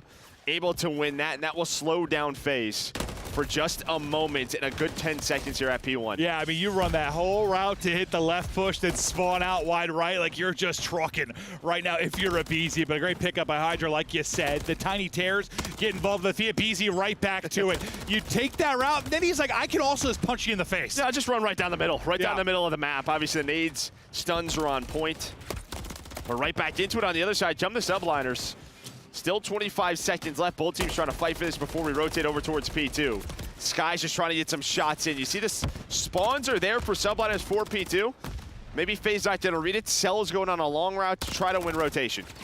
Yeah, but this is where it started to unravel for Subliners the first set, right? That P2 to 3 where you really start to get that big advantage if you're Atlanta FaZe. Had a couple of 6 sequences there. You've got to clean things up. If you're NYSL, there's going to be an opportunity to do so. Hardpoint white for now. Nobody to get in. All the fights are going to be happening at the edge. The first team to get in will be NYSL. Now, can you capitalize this early hold as Abizi once again trying to take a route? Yeah, you have to wait for Abizi here again. This is going to take a long time, but here we go. He's going to find the first pick, and now the rest of FaZe are going to fly on through. He has been the route man at times. He's going to find a double that breaks the hard point. Great heads-up plays by Abizi. Now he knows exactly where Subliners are going to spawn. He can flank them again if he wants. It's great patience, too, just to wait for him. Play your lives, wait for him to pounce, and now trying to flake on through yet again. Everybody else drops, but Abizi is still here, but he is the only one, as you said, and can't get it done. But I think you disrupted for a bit, but you're looking at what, about a tie game once you get this time if you're in YSL? I think definitely better. That's a situation you probably want to be better at, but Sim's all right, I'll get them off the hill. I'll make this an easy transition. Sky's really the only player in a good spot. He does get cut down. Everybody else over towards Statue. New Hill about to pop. Yeah, BC, that's cutting out the reinforcements, all right. Just pushing them all the way out Statue side. Simp, again, a little slow start, but not anymore. 13-11 now for him as he's on 3 straight. 4 straight for him. Combos with Celium to keep it mixy in and around the point. Trying to stay up, but coming over the top will be Sky. Sky gets a second off the back of that as well. So you get a little bit earlier. You get in a little bit earlier this time if you're in YSL. Yeah, a bit messy right now on the map. Neither team can really read the spawns. Kind of spawning all over the place. And now Abizi, again, able to win the one-on-one on the back. Spawning New York in the middle of the map. Allows him to get this break. Sib is still here, though. He's going to find one. Is there a trade? There sure is. That might be a team kill, but it's just not clean time. I was like, did he just throw a fastball at Abizi? That's what it looked like. But yeah, not clean at all. 10 points separating. A multi-kill for Hydra, but over to Sim's POV, we will go. Could be the first time you're looking at a lead in quite some time if you're in YSL, but as they leave the couple seconds out of the hard point, that won't be the case. So still trailing by 3, Statue up, Abizi battling mid-map. I just think the way you're getting outslayed right now, New York, you're just happy that you're only down 10 points. Outside of Sib, everybody else is negative. In FaZe have had a couple of situations where if they executed better, they'd probably be up or around 60 or 70 points. But FaZe right now in control of this P4. They have the lead. Let's go to a listen with Atlanta FaZe. I can hear you. Iron up. I'm needing you. One's their side. Their side. They're going I their got side. naded. I got naded. Go on their side. I'm I'm in bridge. I'm one shot. I have a trophy. I'm gonna shell right in a second. I left. I'm one shot. You're right stairs. On their stairs. They're too weak. I can't hit this. We should tell it. Okay. Their side. Two or three steps. 2 or 3 Four steps. stairs. 2 stairs. 2 on time. 2 on time. Come in. Yeah, I'm with you, Zach. 2 on time.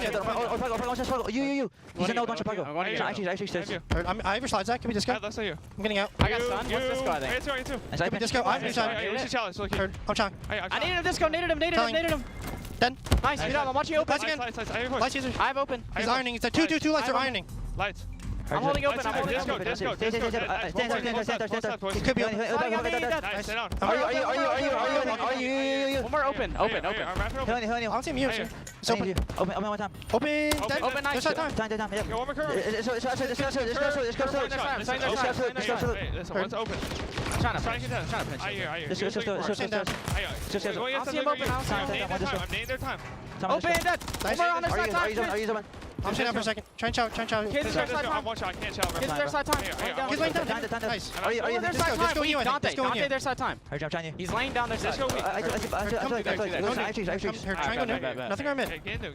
Yeah, they cut. Oh, no, another lobby, dead. I'm hitting one. What's going to be fun new is one. Yeah, match one. Yeah, you went open this time. Push you out front. Open, kids, one shot. Two open. They're both one shot. They're going front, guys. There's one front. There's already one. Still approximately 10 points between the teams. Up over to Droz we go after the 3 straight there from Simp, but this one looks to be going down to the wire. Yeah, and again, like you're getting all these kills around the hill if you are FaZe, but on the hill, they're dying. They spawn skies up behind them. Just not as clean at this P2. And then Kismet, just with that little stun off the bank shot in. Now New York has control. They've got control. What kind of time can they turn it into? Just looking to get that lead change and go out in front. Still got bodies here to float on forward, but Kismet at least able to take down 2 and slow that down. Now advantage over to NYSL. They go out in front. Been trailing most of the game. Granted, it has been a very tight one, but you burst on through with a late effort in this. I thought for a second, but the multi-kill from Skies slows it down for now. You got a one-on-one around the point. Yeah, now Abizi just gonna try to stay alive. All he's trying to do is keep them locked in on this right side of your map. You see on rotation a couple of gunfights going down. FaZe win both of them. So for New York, we're just gonna have to flood, jump on up. It looks like they're gonna try to go through middle. You still have the crews. Number 6, Abizi spawns out, but he's honestly gonna have a free pinch. New York aren't gonna know this, so he gets a double. They're thinking he spawns in the back. Will slow things down a bit for New York. That's tough. Yeah, you're thinking a deep back spawn, but that is not going to be the case. Atlanta FaZe in control of the hard point. Hydra, 41 HP in a dream, just trying to stay up and get ready to challenges with his teammates. The nade's going to hit, so great use of utility there, but you still have Draza and Simp in and around the point. Another big multi-kill there from Simp. Draza and Simp take out everybody. They're now 25 points away from victory, and you have Subliner spawning out pretty deep. You get the tick right now, I think, if you hold. You got a chance to get the dub here as Draza dies on 5 straight. Yeah, Simp just getting stunned. I mean, you see the utility, the nade usage. Obviously, with the trophy changes, how impactful it is with our players. But yeah, FaZe, with that take, they're going to have it. And they still have the crews. Worst case scenario, if this goes bad for FaZe, Celium has been hanging on to this for so long. You're just going to hit up the gut. You've got a player on either side of this trying to deal with the pinch from NYSL, but they come right up mid. Thought maybe they found a timing, but they get slammed. The front door gets closed. Simp pop in off. Abizi with 30, Simp with 30. The entire squad at 30 plus. They have outslayed them. They have fried them. A triple and a statement late as Simp is chirping. Just a total team effort there from Atlanta FaZe. I don't know what the Across total. the board. I don't know what the total outslay was, but yeah, I think it could have been better. So. It's probably one of those maps where they're going to go back and watch the VOD. I know what they were trying to do a lot of the times. It was around the P2. They were trying to basically spawn them in the back of P2, fight from that, kind of combo that with a P3. But every time they tried that, like when we saw Abizi get pushed up poolside, they were just getting cut down on the hill. So New York, I mean, they kept it scrappy. Props to them. They really did. I mean, you saw they were really hitting their utility, too. A couple of times, this felt like some great stuns and nades, cleared FaZe out of the point, or at least created a little bit of chaos around it. But the early lead for FaZe, you're able to hold on to that one late with a big rally and a big final hold. The question around this, I mean, I don't know. I want to say it's usually a search and destroys, but for me, it's going to be the respawns, at least at this current state and time. with how these two teams are playing, I'm most curious about the hard points. Yeah, I think for me, it probably is a search, just because Atlanta FaZe have been 8-2 in stage 4, and that is where you're seeing a bit of a slip there for subliners. And it feels like either, well, I guess to be fair, anytime it's gone like 5 between these teams, like I feel like teams won those searches. Pretty much whenever they match up, right? Yeah, so I think this is big. I mean, for New York, this is kind of what you're relying on, have been relying on throughout the year, has been this search and destroy. They were #1 for a long time, but guess who eclipsed them? It's these. Yeah, I guess I was just curious because, like, you know, you and I were really critical of FaZe over the last couple of years because that 50-50 hard point, they never seemed to be able to produce the way we expected them to. The slang was there, the wins were not. This year, you know, they seem to be much improved, but this stage still was sitting around 50-50. I was wondering where they were going to bring here at the LAN, but it seems like the boys are fired up. Sim brimming with confidence. The draws edition's been great, and they have a chance. I mean, they're your favorites this weekend, no doubt about it. Especially now with Optic and losers, with Toronto losing to LAG. I mean, yes, by far and away they're your favorites. Yeah, honestly, when an upset like that happens, it's sort of a, hey, this can happen to us. Now, I think it's way different because you have a top 4 matchup in winners round 1, so you're locked in to play New York. But they also just get caught off guard, and it's just sort of like, hey, this can happen to us. It's good energy on the side of FaZe after that map. Yeah, no, it is a little different, you're right, though, when you're playing at YSL. Not quite the same. I mean, props to LAG on the victory, but your mindset's probably a little bit different going in against subliners than would be against LAG. I mean, you'd love to say the players are robots and they always bring the same thing. But yes, everybody is human. Sometimes you play up and down to your competition, but a shot of FaZe right now is they're getting locked and loaded for the next one, but we'll see how the game flow went overall.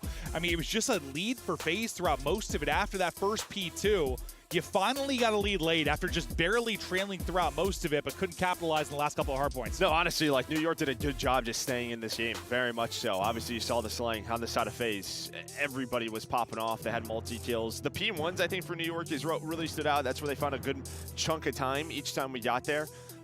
But yeah, I mean, I think for FaZe, it's probably one. This has been a strong map. And again, when we look at these maps and modes, the map not picked was sub-base, right? Which that sort of FaZe has been working on it. New York, not the best at it, but they opt for 6-star instead of that. Maybe that's another question mark, but again, we're not seeing scrims. We don't know. This could be improving massively for New York. Certainly. But yeah, the controls is probably the biggest question mark, but we'll talk more about that when we get to the third map. But we're going to stay on 6-star now for our search and destroy. And for you, I'm kind of curious about your opinion when you're just talking about the search and destroy for, like, this FaZe team. Like, what has maybe turned things around a little bit? Like, why do you think they've improved? Well, I mean, it was a wake-up call Major 3. That's just what it was. I think they had to lock back in and kind of go over the little things. Yeah, Commission's here, Daniel Say, shout out to him, hanging out, just watching the players, watching the matches. But yeah, I think it was just a wake-up call going 0-4 on Sunday. I think, listen, even on that day, it was a lot of just little mistakes. And it's just sort of, we have to focus on that, right? Make sure our comms are on point, not overchow things. Even in the listen, it was, yo, boys, iron up, right? Iron. You heard that a lot. And I think that's just, don't get caught sprinting and give away a multi-kill. Yeah, no, absolutely. Good shout out to that in the listen in. But now a shot of the subliner side as they try to answer back. And yeah, I mean, it's been a roller coaster for them. It's been so up and down. It's interesting because, like, last year you could say the same thing, but it was different because you won the first event. Like, you got a W. A roller coaster is easier after you get a win.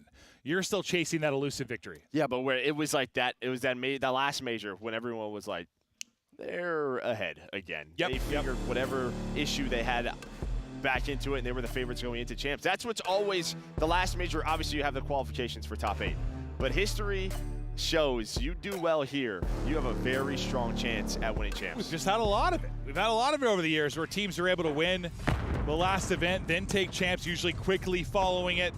We'll see if that'll be the case here as we still try to see who's going to be our Major 4 winner, but we are early on a Thursday. Tons of action still to come, but now the round 1, it's a bomb plan in from NYSL. As they'll have statue side control. We'll see how they hold it. The Flood getting ready to come here in from FaZe. You've got 3 pushing in through Sky side. You have 1 kind of mid-map in Celium. They're trying to isolate Celium. You get the information, you send it towards him. Man, that is tough to isolate. The trade's still not there. Cell is able to get away. Yeah, there's only 25 seconds left, right? So you have to go if you are FaZe. This flank is taking so long. They're trying to find Kismet. And, well, he just snaps. And the headshots hit Skies and Sib. They're able to find 2 more. Bomb planted Simp, no time, no work with, and New York win the first round.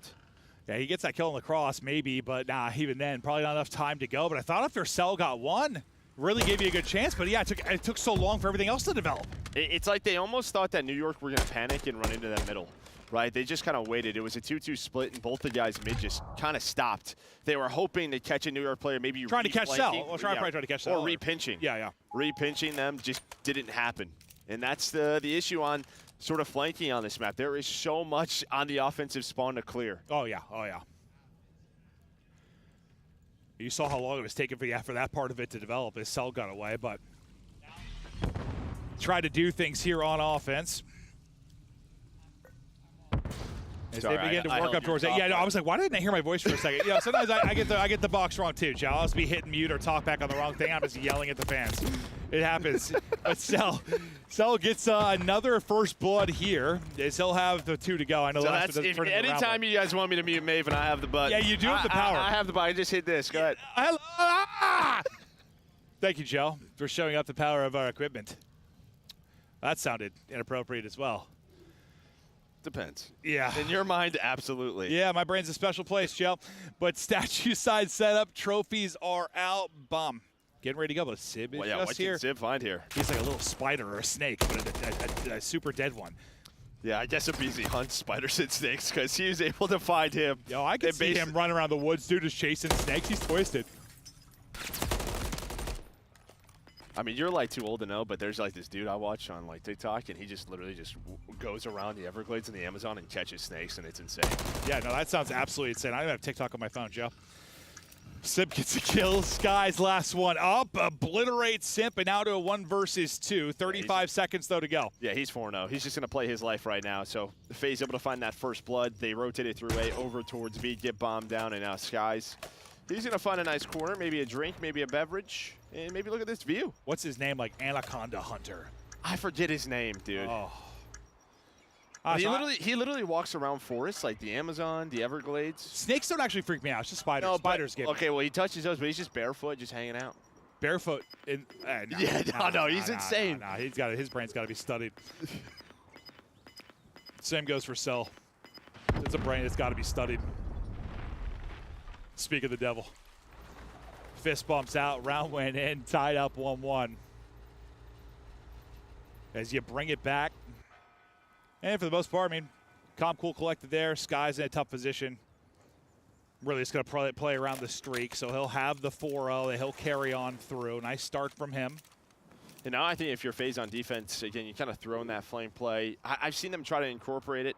Again, I think when you get security control that window, it gives you a great angle. It just takes a long time to work that on defense, but maybe they try to switch it up here. I mean, it looked like Sky's got eyes on all of them that round because they instantly tried to isolate Cell once they realized it was one. That's why I thought it was going to work when Cell got a kill, but it did not. But you've got a presence here on defense, a big presence. It's a first blood from Simp. Simp, though, able to trade that out. Sky still working on a streak. Not going to happen as the nade combines with Draza's shots, and you get dropped. That's bomb down poolside. And your 2 remaining players here in Hydra and Sibber, you're pretty split. Hydra can't get out.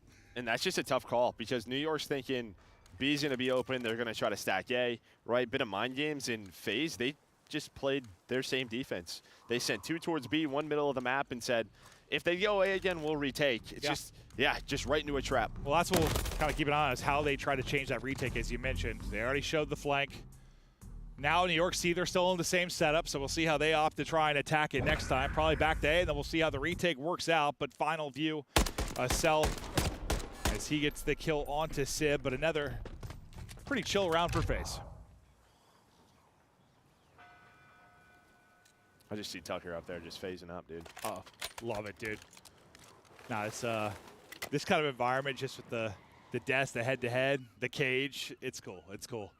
And I'm sure once the matches get more intense, we get later in, there'll be more players kind of hanging out and stuff. It's gonna be a hell of a lot of fun. But we'll continue on in this one. Simp, once again, going to be that island guy that's going to be playing the pinch. Will anyone be left by the time he gets there? And yes, because of BZ, he's able to get 2, nearly a third, but it's quickly now into a 2 versus 2. What's the timing to be like on the other side of it? Simp, nice job recentering there. I thought he got away from him, barely able to win the fight with 8 HP. Yeah, I mean, luckily a BZ gets 2, because if not, then you're in a 3-on-2. Oh, yeah. Someone probably picks up the flank. They know how Simp likes to play on an island, working that pinch. Instead, with the BZ's double, Skies is a little bit late picking that up, and now bomb being planted. 1 versus 2 for Kiz. I mean, you probably feel pretty good about where you're at, honestly, considering Hydra doesn't have a kill. And he could be your takeover guy in search. But a guy can be really clutch for you at times is Kismet. He's had some amazing clutches on the year. We'll try to find another one here. But he's just clearing everything, playing a little bit of ring around the rosy, and honestly, just due to kind of this rotation right now, so much time's going to be melted off. FaZe just don't know where he's coming from. He actually rewraps this. This time it could work out. Oh, boy. Well, never mind. I lied. Instead, it works out for Celium. So FaZe, they basically just work through the middle of the map. Kismet's looking around like, okay, they wrap through mid. I'm going to follow them. Maybe I catch them instead. It's the opposite. Yeah, it's like, looks like it's going to work out, but the second like you get this statue and clear, it's like, okay, he definitely was wrapping behind us. That's exactly when he'll look back to it. And then Abiz, I mean, I think he gets a pretty clean burst into Kiz as well. So it nearly pulls off a triple. I don't know.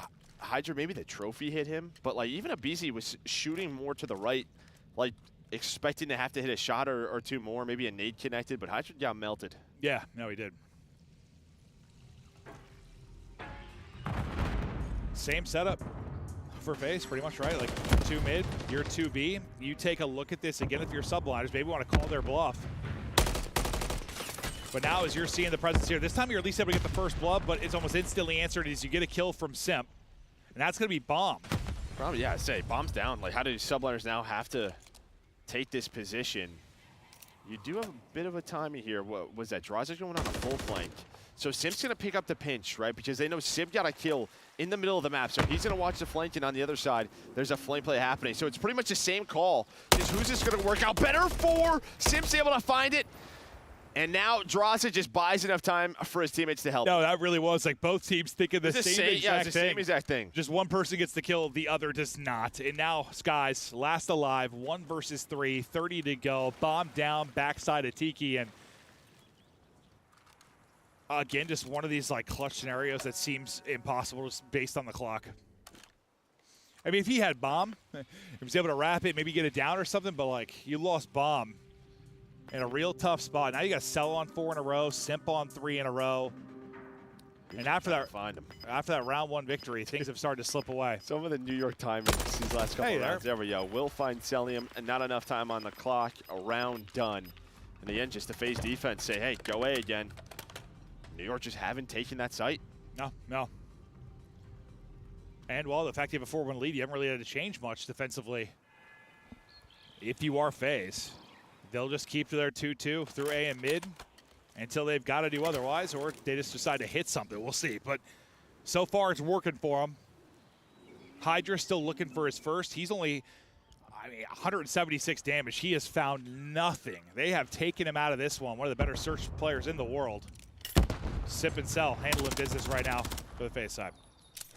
Guys, I thought maybe he's going to try to find a gunfight, but on a Simp, he opts to basically run away after the stun hit, so Bomb being planted.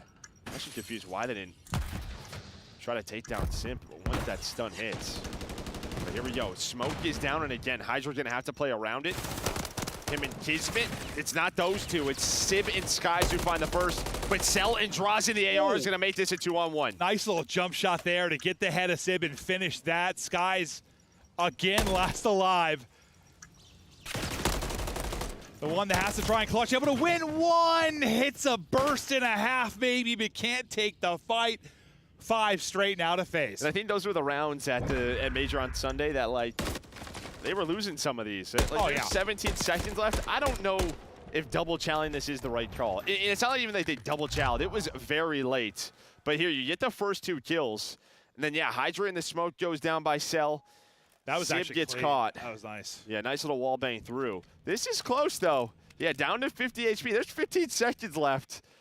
But seems like they're the live or die by the chow mode this year. That's just kind of how they've been playing, but it can bite you as much as it can look flashy. Sky's bomb in hand. And due to the 2-2 split they've had, you're thinking, all right, well, A is going to be wide open, and yes, it is. So now we'll see how you opt to retake if you're a FaZe. In round 1, you try to wrap that off, 3 through the full flank. This time, you're kind of spreading out everywhere. You've got 1 through defensive spawn, 1 working offensive, 2 up through mid. You're going to be hitting from everywhere. Yeah, now you're just waiting on Simp, though, right? He's kind of the key guy. He may have the one-on-one versus Skies. Looks like he's in a little help from Hydra. What is that timing going to be? Looks like Hydra's going to re-wrap this. Hydra's just going to try to flank, but the problem is this guy should die here. But Hydra, yeah, it worked out. It worked out. Or did it? If he finds that kill, it would have been a 2 versus 1. Instead, he's got the rival, doesn't hit the shots. And they're just making similar plays. Yeah, nice snap there by Civ. It is range with a rival, but that's a nice little snap. But no, there's been a bunch of situations where it's been like they're making the same play on both sides of the map. You just like execute a bit better if you're the other team. Yeah, I mean, FaZe is thinking there's no way we get flanked. Simp was hitting the flank, so they're not going to hit the middle of the map, but Hydra got through. Skies then gives up the full flank because Hydra got through. So. Yeah. But no, that was a good view of what you're talking about, I guess, how much there is to clear for the offensive spawn. It just feels like Simp is like inches away, but it just takes a while to actually get there. Still one more needed for the victory, though, if you are FaZe. Going to have to be 5 straight rounds in total for New York. Step 1 done, step 2 in progress. And you got to think you're starting to get some info over towards B. Eventually, you're not spotting anything. I thought maybe they're going to think about wrapping bomb out, but it looks like they're getting ready to group up and bully their way onto A. Well, there's going to be the first info. You do have a great setup here if you are subliners with the crossfires. Trophies are down. That one's going to hit on the Civ, though. That goes away. He's down to 50 HP. They're hoping for a second one. It does connect, and behind the nades, they're going to find it, but Draza just goes a little bit too early. Ooh, yes, can't get through behind the smoke. Now they opt to wrap it out. Bloomed, right? He just kind of flies. Or it was like a little in front of him. I think it was bloomed. He just like there was that gap of a couple feet where they were able to get shots into him. So I don't know if it was like an angle thing or a timing thing, but the fact is he gets cut down. You've wrapped this out, though. We got into position if you are the side of NYSL and you're finding all the kills. One player left is going to be Simp at a 1 versus 3. Able to take out one. Good luck with that. Wins it. Stays up. Dancing. 34 HP. 1 versus 1. Gets eyes on him. Tags in. And god damn. That's a 1v3 clutch there for Simp. And again, he is on his feet and chirping, feeling himself is what? It's a triple to end the hard point. It's a triple here. Gave him a little pop there from up top. And I think Hydra obviously didn't have the best map, a little frustrated. He's thinking he'd dip through the middle of the map. Dips through with how weak he was. Thought like, yeah, he's just gonna go try and get around that corner, play his life. Instead, Simp went back down the stairs, checks the bomb, is hoping for a repeat, but that does not happen. And then simply, oh, hey, I see you. Oh, hey, I see you. And then once again, able to toy. And I mean, hits with the opposition. That first shot, too, that first little pop-up. Yeah, oh, I mean, he hit like a burst and a half, like 2 bursts on the first peak. Yeah, then a little jump shot in, then his reach outs. Like, I mean, he had to have been like 15 HP after the jump shot. The confidence is flowing right now for Simp and FaZe. You're in a dominant position, up 2-0.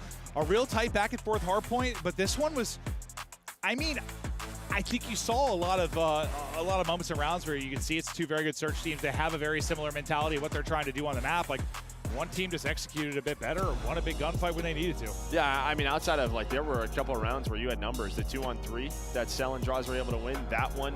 Outside of that, I think from the New York side, it's just like, you got caught at B twice where FaZe were saying, go A. Your 2 round wins are the bomb plants at A. Yeah, no, I mean, they were telling you, they were literally saying, please go A. Like, yeah. Go A. We'll try to retake that, but it's almost like New York just kept trying to call their bluff. Like, they're going to change up their defensive setup. Yeah. But they just didn't, ever. They just held to their 2-2 mid and B split, and they were able to lock it down and get control. And like one of those rounds, if they call the bluff correctly and they're able to get a wide open, pull side plant, things might go differently, but you just had the hard counter to it. 2 big rounds. Yeah, that's it. But yeah, I mean, FaZe now up 2-0, looking comfortable, and go to invasion control. So I think they're feeling happy about that. Yeah, because we thought, based on the last series, we're probably seeing Karachi, then New York banned Karachi, then we end up in invasion. We were a bit surprised, but that's where it heads. We'll chat more about the control, though, after the break. We got a ton of action to come. Don't go anywhere. We'll be right back.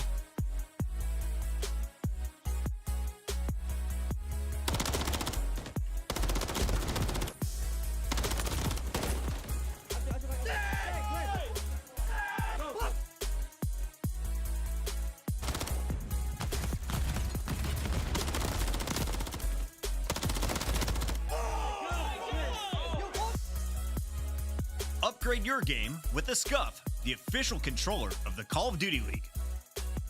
Scuff Gaming is doing an ultimate giveaway where you and a friend can win a chance to go to COD Champs this year. The giveaway includes 2 VIP tickets, travel expenses, and more. To enter, scan the QR code on the page or go to scuff.co/CDL and enter your email. Terms and conditions apply. The Call of Duty Week is brought to you by Monster Energy, the official energy drink of the CDL.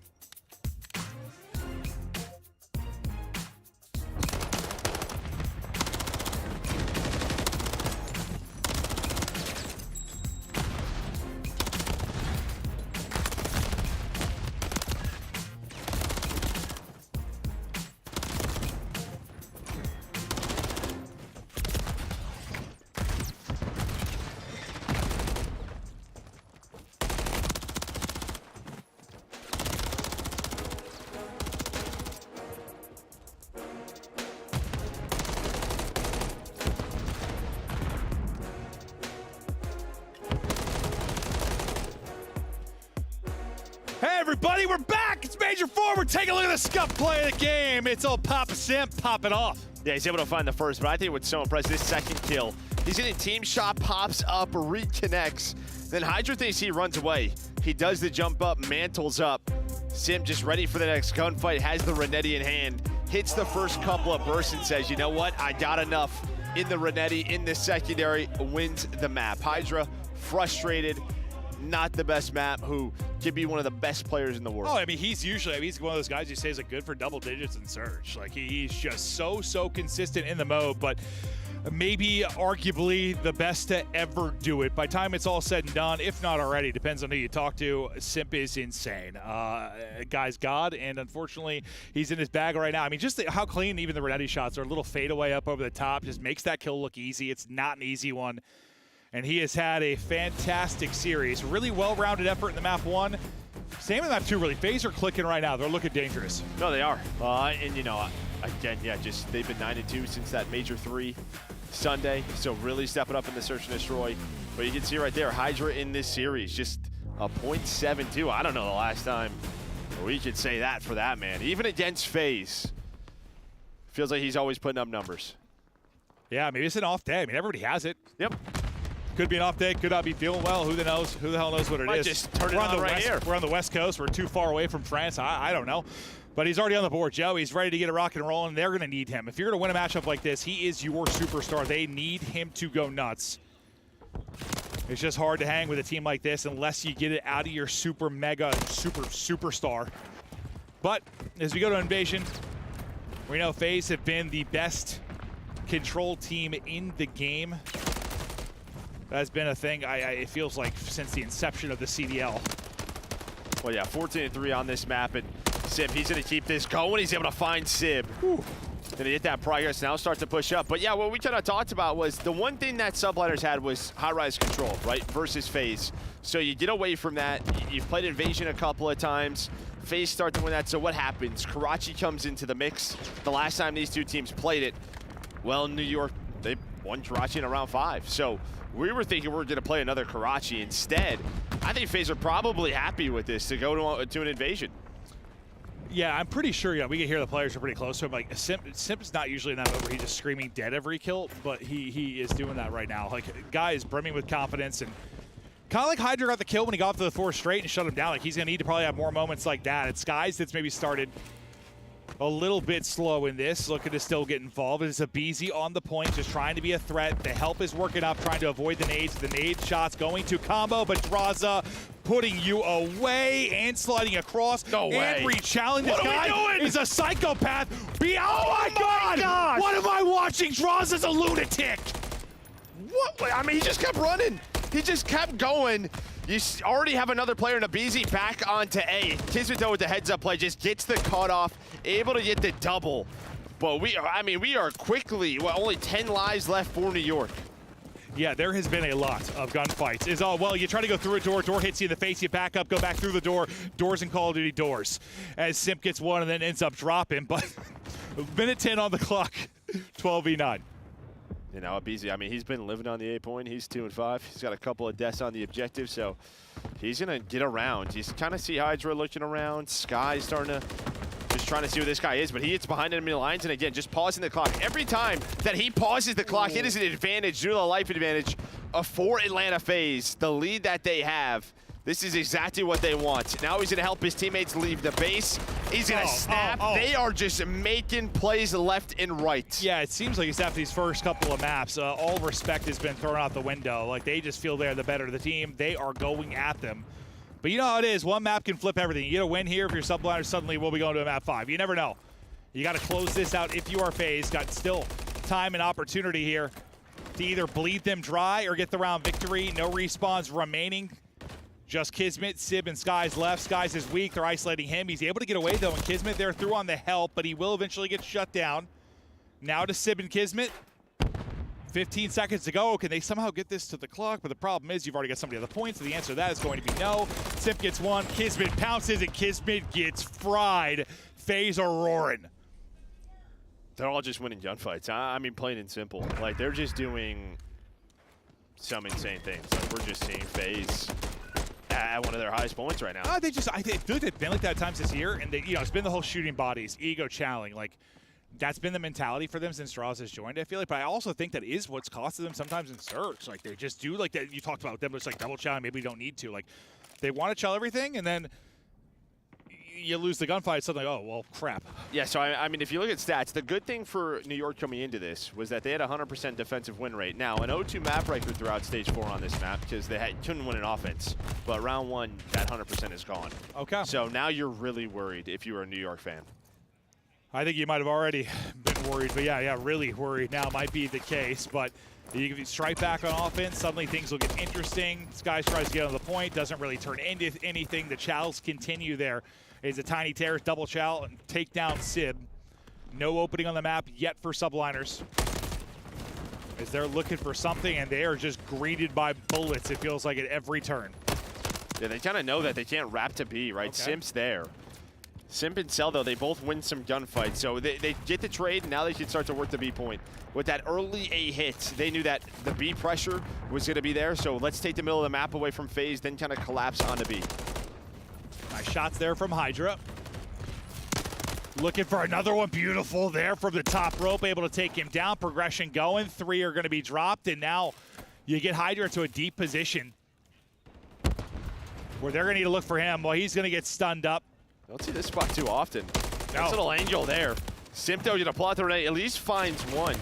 Only 2 ticks done, though. I mean, how many players have you had off spawn? New York haven't got done with this point. There might be more pressure from FaZe. I think they're going to go for this. C8 and 5 want to go, but Sib going to catch them off. That should be it. They'll get the minute extension through now. Minute 40 to go. 4 life advantage. So far, so good on offense, but now the hard part begins. You're already able to take down Sip. Have A Street. There's no A Street side control, so you can send it at this. Can you get through clean, though? Or do you lose players? Draza gets a big one. Cell does as well. You have somebody onto the point, though, to at least stop this clock for a bit. Sip, I thought, dead to rights, but wins that with the Renetti. Skies, a nice snap throw onto the forehead of Simp, but he was the only body there. Yeah, they're kind of playing the same game, though. It's sort of, we have a 4-3 life advantage. Let's just try to pause this clock and use our numbers to win this round. This is going to be the question mark. Getting past this 50-yard line. How does New York do it? If they do it cleanly, then they're going to have the advantage as they get on A and pause it, but so far, FaZe locking this down. Draza specifically locking it down as he dials up a double. Everything's exploding. Nades, cars, limbs. Is that an opening maybe for him, but caught sprinting his Skies, irons up is a BZ, and he'll drop them and take out another. The comms are flowing, the gunny is flowing, FaZe are flowing. 40 seconds to go, but we're even in lives 10-10. And you have Hydra pinching on Cell to deal with that, so 30 seconds left. The clock going to be the biggest problem for New York. Getting the info, won that cross, that's going to be Hydra. Couple of players off spawn, and Simp and Cell did a deal with that. Nice mid-map pressure from Draza again. And they know, just numbers advantage over to FaZe. And time advantage over to FaZe. Just 15 seconds to go. And yeah, the mid-map, for the most part, outside of some of the early moments, has been controlled by Atlanta FaZe, not letting anyone sneak through, not allowing any openings or playmaking ability from New York. You get 2 dead, but too late. Not enough time to get anywhere. Defense holds for FaZe, a round away from a convincing 3-0. No, it is. And again, it's just a top 4 matchup, obviously. Question marks just around New York. I mean, we may have obviously one of these teams is going to go losers, but 3 out of the top 4 are going to be down there. Yeah, which is just what is going on. This has probably been the most, like, I don't know, by the formula type of year, at least with regards to the top 4. And then, of course, like, Major 4 is like, nah. Let's have Optic go 1-6. Haha. Let's have Ultra lose the LAG round 1. Sure. Why not? Let's have chaos at the end of it. But New York still a chance to bring it back, but it'd have to be the super duper reverse sweep now. You have to do it through the control, do it through the series, or the FaZe just close it out on offense. Not the super duper. The super duper. Well, that makes me think of, what was it, the FaZe Thieves BO4. That was a super duper. That was. Because that was like a 7v2 also, right? And the control. Sorry to remind you. That was a super duper ultra super duper. Super duper. There's been more since then, but I'll always be the one that comes to mind. Always. I mean, this has been such a great start for FaZe in this round. Already putting pressure on A. Already have 5 lives. Yeah, Draz is just hanging out at B, pausing the clock. Cell goes down to BZ. Now just playing his 1 versus 1. Had the read, able to re-snap. Nice shots from him. And again, FaZe just playing their game. Yeah, Draza hopped off. It said dead? next man up. So Draza hopped off it. Let Cell pick it up. Now Cell's hopping off. Like, all right, let's send it. We can get this. Somebody's trying to get some damage in. And Cell hopping off. He's able to get a kill, alleviate some of the pressure, maybe his people around the point. Abizi's able to win a gunfight up close. Still have 2 here. Can't win the next gunfight, but you get, what, a tick and a half. You're basically done with B. And, well, you're still at 5 lives. Yeah, again, that's just sort of it. There's still a minute on the clock. They put Draza in a better position. New York maybe feel they have to go for this. You at least got another tick, and they're going to have 3 dead. So this is obviously the risk of getting off a B. Hop on over towards A. Now there's only 45 seconds in the round. You don't have map control. You don't have a point. Yeah, no, this is absolutely the risk of it. Now you got to win some crazy gunfights to probably get out of it. Cell's just perched up. Second story Palace wins 1. Abizi gets another. Now you're out, at least to start moving on forward again, but a team kill comes through as Skies gets some damage in. It's actually Abizi. It takes down Sip at the tail end of it, but you still have that 50-yard line, but Abizi's done a great job winning multiple gunfights to get you forward towards B. Is that going to be enough, though? 15 seconds now. Hydra's flanking this. Sib's on 5 in a row. Much needed here for subliners. You would love to close this out here. Sib's gonna find 6, so cruise missile in the back pocket, maybe for the next round. Sib watching this cross. Does he take it down? They're gonna fly forward. Oh, almost got there, but New York hold on. Well, that ends up being, I mean, what? You just keep them to 3 ticks? Yeah, the problem is New York only has 3 in their first round. So. Yeah, true. But now, I mean, fact is you got to get this offensive round if you're going to go to a map 5 regardless. But a great rebound after what was a really nice kind of opening. You saw what FaZe were trying to do, but once they got them locked up, got bridge side pushed up, and won the fight on B, I mean, they had them penned in. Yeah, I thought they won enough gunfights to get out, but they never got out. Yeah, I think a couple of the players just hit some nice timings on the pinches, right? Once Sib won a gunfight, that allowed Hydra some room middle of the map. And just reflanked FaZe and stopped their push. But now, this is where you got to go nuts. If you are NYSL, well, you're going to have to do it for 2 rounds, but for this to give you a chance. Hydra is just trying to send it. He jumps over the head of one, maybe playing a little too fast. Got to look left and right before he crossed the road. This guy's parkoured across the map. Yeah, honestly. He really, and then somehow Simp just gets 3 off a spawn. Just hits some absolute beamers onto that player onto B. They deal with him, but was such a good start for subliners. You had Hydra pushed on up. Now you got nothing. Nothing. At least you killed Cellium kind of A side to open that up a bit, so you're not in the ultimate pinch setup. You get Sib out over towards A, but he doesn't go anywhere. Cell gets up off spawn, picks that up, shuts him down. You still have 2 bodies. Over towards B on defense. I thought Sib was going to get caught with the timing there on the reach out from Skies, but he's still able to win the fight before he's traded out. Now you get B control here for a moment, and you try to get this extension. And again, Hydra trying to get pushed on forward, able to at least find 1. Now, just waste their time. Catch the reinforcements, does a much better job of this life through. Almost connects on to Simp. Simp was shooting the whole tank. But you see what they're trying to do. New York, it's time of desperation. They're trying to go towards A. They're going to put Skies on it. He's on it. He's able to win a fight as well. Abizi, though, wins the other one-on-one, so he'll be able to take another and push on forward. Skies wins another 18 HP, but he's staying alive, can't reposition behind. As he's probably trying to dodge nades, bullets, crossfire, everything in between. They get off A, though. Or sorry, B. They're trying to go back towards A. They finish it. Yeah, just get done with B. You still have the cruise on Sib. I think that's what they would want. If Skies was able to stay alive there, Sib off spawn was probably going to use the cruise to help him on that cross, but Skies ended up getting picked. Obviously, you got to get the round win. You're going to have to use it at some point. You still got a minute to go. All square in lives. You got a body on the point in Abizi right now. And you're fanned out across this layer if you are Atlanta. I think this is when you're probably going to use it, right? I mean, you have him in map control, you have Cafe, but Sib off spawn, not going to happen. I thought with how patient they were waiting for Sib, they were going to try to find it. It feels like they're still fighting for this B-Dom area to use that. 45 now to go. Streak, here we go. This might be the moment they got a chance. They're going to push it to around 5. Sib going to be calming everything, trying to connect. Not going to be able to do that, so you're still tucked away if you are Atlanta FaZe. But you get some positioning if you are subliners. The fact is you got to win some gunfights. Draza is going to be able to win the first. Kismet, can he line up multiple? Can't finish the first. and they just chow out like they've been doing all map long. 20 seconds remaining, and it seems like just a hope and a prayer now for Subliners. Yeah, I mean, you kind of got what you wanted, right? You had all the info. You got pushed up middle of the map. Use the cruise, doesn't find a kill onto the A point, but at least got your teammates in a good position. The last chance here for New York, but FaZe winning all the gunfights. Can they get there? I don't think so. A statement here in winners round 1 for FaZe. I mean, Simp was chirping from the end of that hard point through the rest of the series, puts up a 32 into control, leads the lobby. A 1v3 it was to close out the search. The guy was playing flawlessly, and FaZe get the 3-0.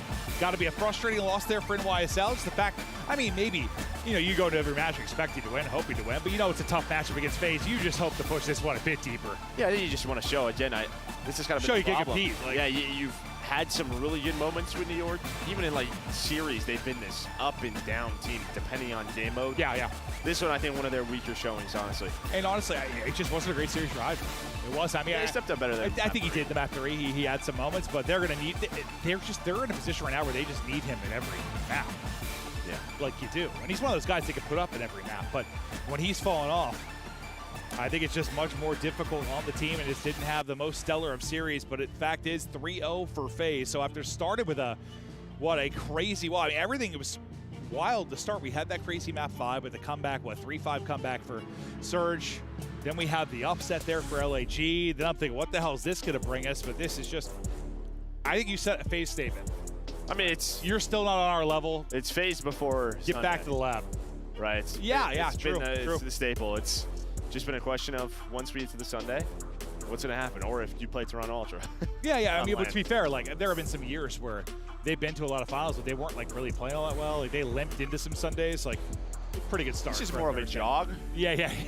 Nice jog into Saturday at least. They kind of ran through them, yeah, to be honest. But yeah, they set up now for Saturday. Look at how the series went overall. I mean, it was a real solid map 1, but after that, the search just not real competitive. There weren't a lot of moments there in control. FaZe handled that one really from the get-go, but now, I mean, not back to the drawing board if you're Subliners. You know you can get wins off team. Now it becomes more about, like, the rest of the party because, as you said, you already had Optic starting in losers. Now Toronto's suddenly there. New York is there. Like the losers bracket looking like the winners bracket, and what the hell is going on? Yeah, I mean, this should just be one of those things where maybe we have a losers round 1 all the way to the final. Like, just some crazy momentum from one of these teams down there. Well, it's a hell of a series from Simp, maybe the greatest to ever do it. The guy is a beast, and we've got him now with Guy Blaze. So much, Merc and Maven. I got Simp with me on the main stage. FaZe fans, blow it up in the chat because the squad, they get it done in a 3-0 fashion. Simp, you know, when we looked at the bracket, we said, man, we got 2 of the top 4 teams playing round number 1, and a lot of people felt like this was going to be the match of the day, but it was simple. It was 3-0. What was the game plan coming into this? I think our game plan today was just to come in and dominate. I mean, I don't think it mattered who was on that other side of the stage today. I think we were just coming in with a plan to just slam. Hey, you guys definitely did slam, okay? Now, you know, when it comes down to it, you guys seem like y'all been playing with a chip on your shoulder. You know, you didn't get the last major win that you wanted to. You know, cheeky things happen online. What's the statement you want to make here at Major 4 before you get into champs? Oh, I mean, we're trying to dominate this event. I feel like last event our search kind of had some flaws, which I feel like was the main reason we lost. I feel like our respawn's still godlike, and I feel like our SND's back, so we're about to dominate. There you go. Now, when it comes down to some of the other squads that got to make it to champs, there's a lot of storylines out here, okay? You're qualified. You want to win this tournament, but when it comes down to some of the other squads coming to champs, any teams you want to see probably make it, or you don't care who gets there? I don't really care who makes it. I mean, I'm excited to just play whoever I play because champs is always the funnest event. It's always the most on the line, and I'm excited to slam. All right, yo, keep on slamming, all right? That's going to do it for me and Simp here on the stage. Chris, what's up? What up? He's here. He's there. He's every freaking where. Chris Lair. Simp dropping another 6,000 damage, and that was in control alone. Let's talk a little bit about this series and what Atlanta just did to New York. We knew New York has been struggling. They fell to LA Thieves in the last qualifier. That's how they ended with this 7 seed and not the 4 seed.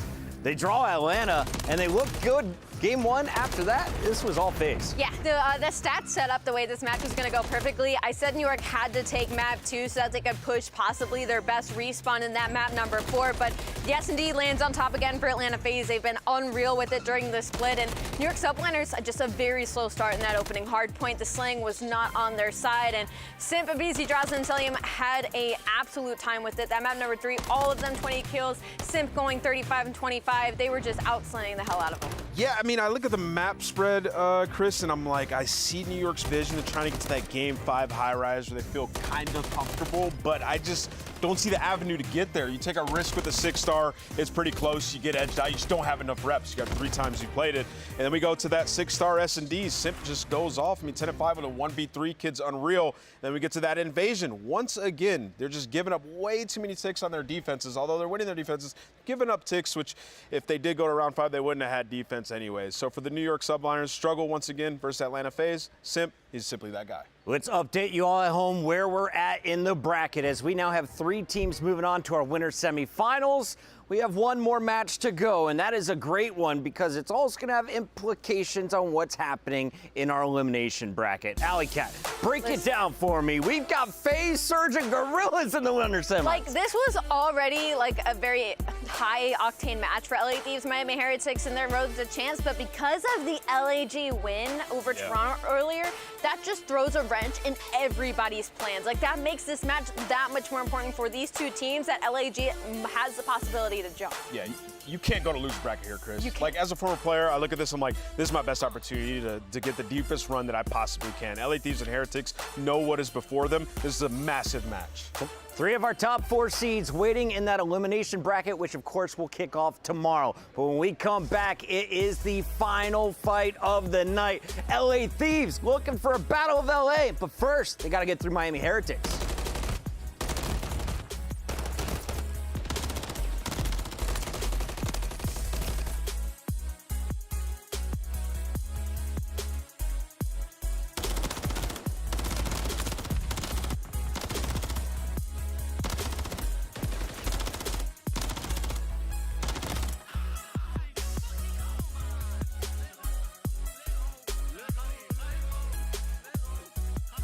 Upgrade your game with the Scuff, the official controller of the Call of Duty League. The Champs Tracer Pack is available now. The bundle includes the Reaper Operator Skin, Ripper Weapon Blueprint, Death Stare Weapon Blueprint, Cuts Deep Charm, 2 calling cards, 2 emblems, and 2 weapon stickers. Use these items in both Call of Duty Modern Warfare 3 and Call of Duty Warzone. Available in store now using Call of Duty points.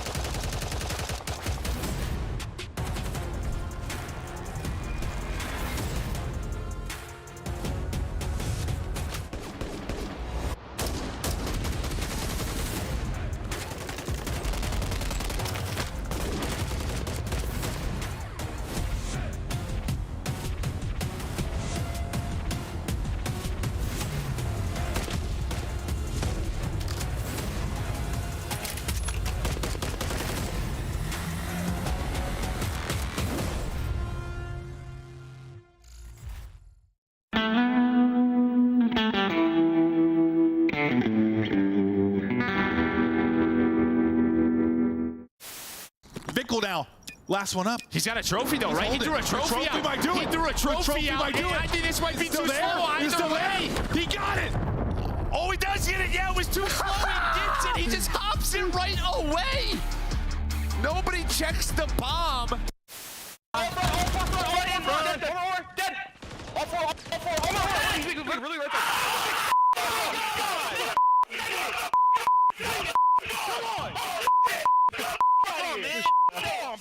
Yeah, got me.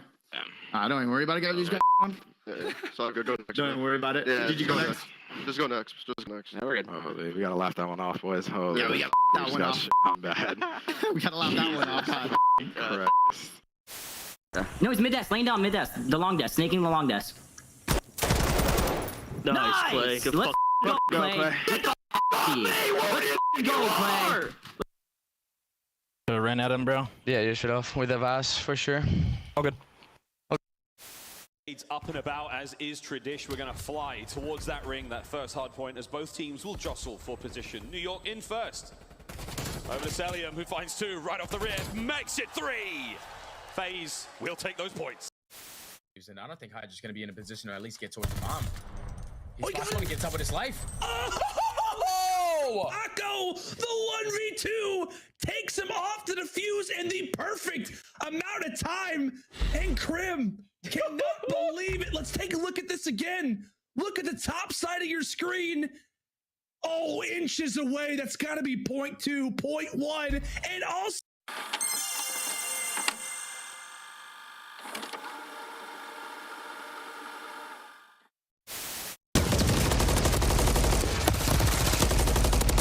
Oh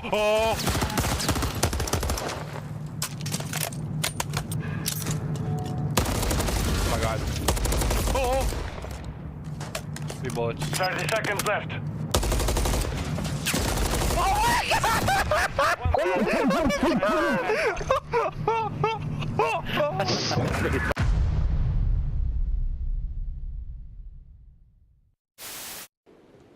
Marnie, your top guy. Wait, I think they're probably working, eh? Yeah, they have Deddy, by the way. Sheesh. Sheesh, bro. Good Hold that. Sheesh. Bro, my POV that. In such a fantastic spot, we'll find one. Looks over towards top 3, will dip out as well. 3v3, J. Snoopy and Kill. Trying to find something. Capsule will find another, though. He's been an absolute menace over towards the market side. Snoopy lingering around the middle of the map, but Capsule has just locked it down from the market side. They need to get rhythm with 15 seconds to go. He cooks the nade, and that's 3 for Capsule. Snoopy's baiting out. The ace is on the cards. The ace and the map is there for Capsule and Boston.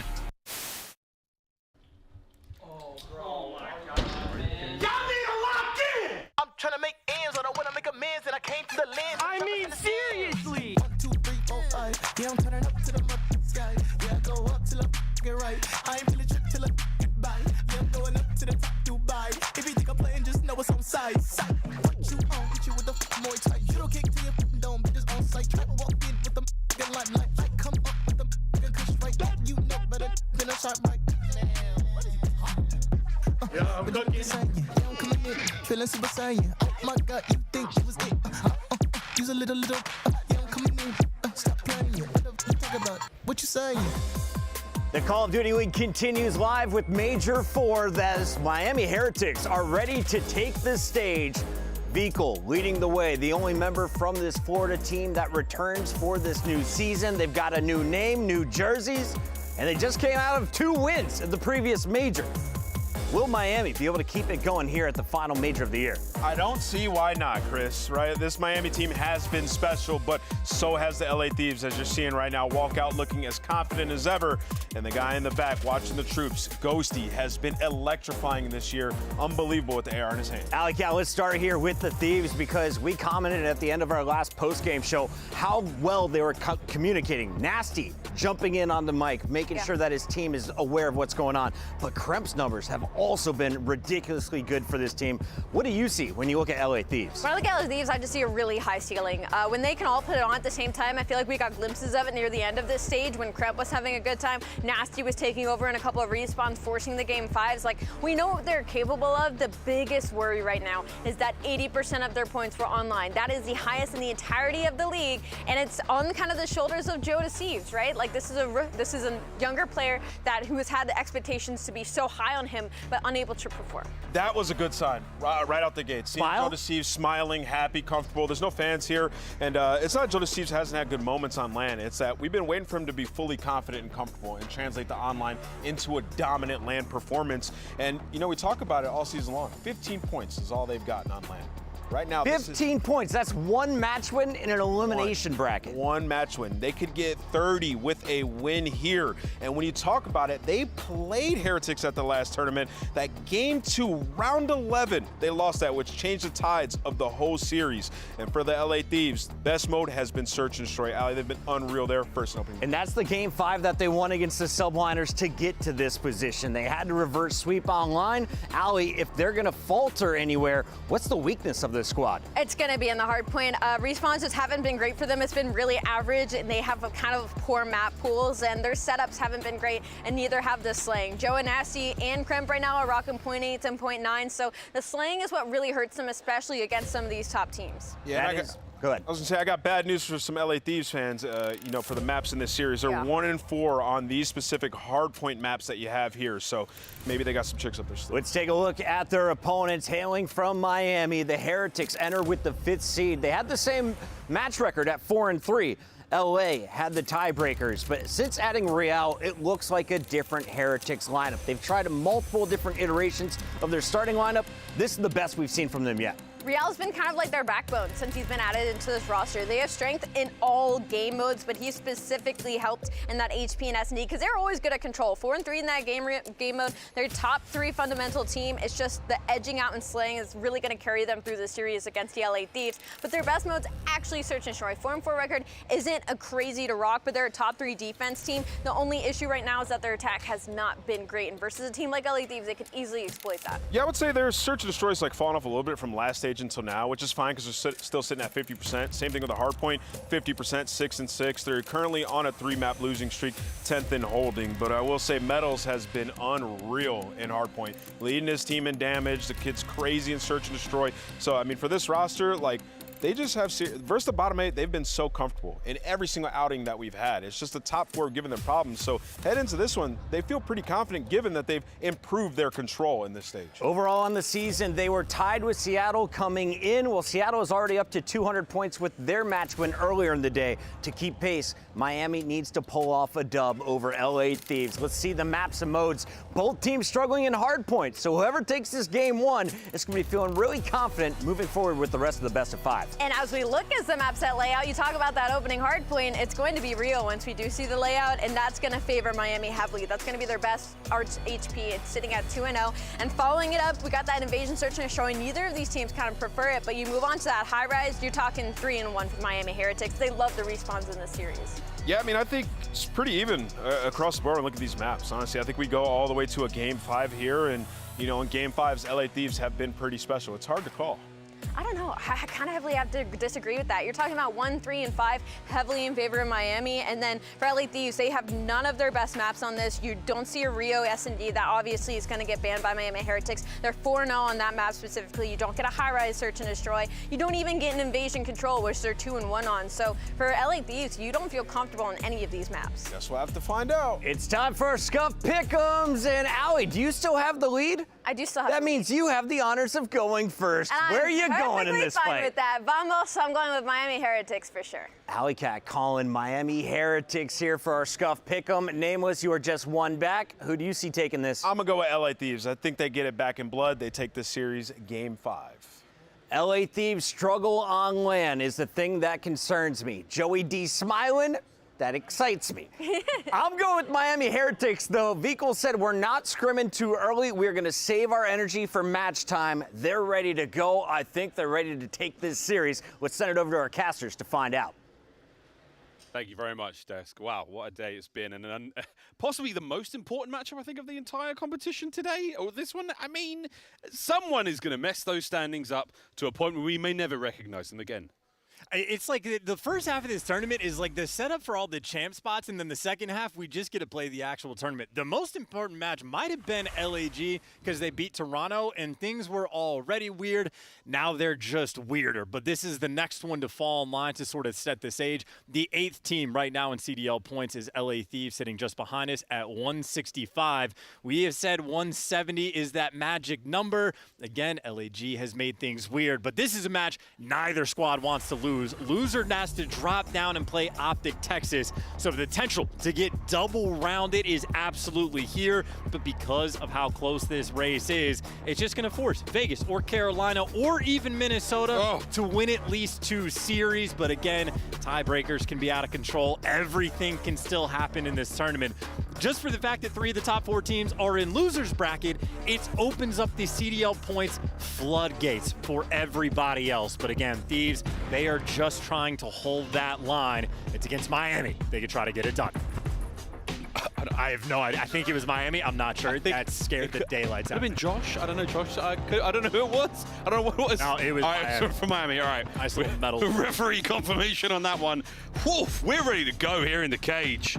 We're raging out, folks. Rio Hardpoint to start things off. And again, what do we see in the Monster pregame chants? Hardpoint, not the game of choice for the LA Thieves. No, and especially not for this map, specifically against Miami. They have been the renegades of Funk throughout this year, just for the fact that they've shown so many signs of improvement. So don't let that 5-7 record fool you out of Miami. These guys on Rio have been strong. No matter how hard you try, you can't stop them now. Guns up at the ready. The first map in this incredibly important series is now underway. Opening contest here on Rio is a hot one, and Metals, he was the man shouting a moment ago, and he's the man getting the kills now. Yeah, scared the crap out of me, scared the crap out of the ref, and maybe just going to scare the crap out of LA Thieves. They're backing down and running away from them, and that just means food for fodder. Calling out 2, gets to trade out the 3rd, and easy reads now for Miami. I mean, Metals genuinely just took so much space on the map that you know exactly where you got to go. Joe Deceives, though, taking you to the grave. Nice little trendsetter. Yeah, Joe's a tough kill.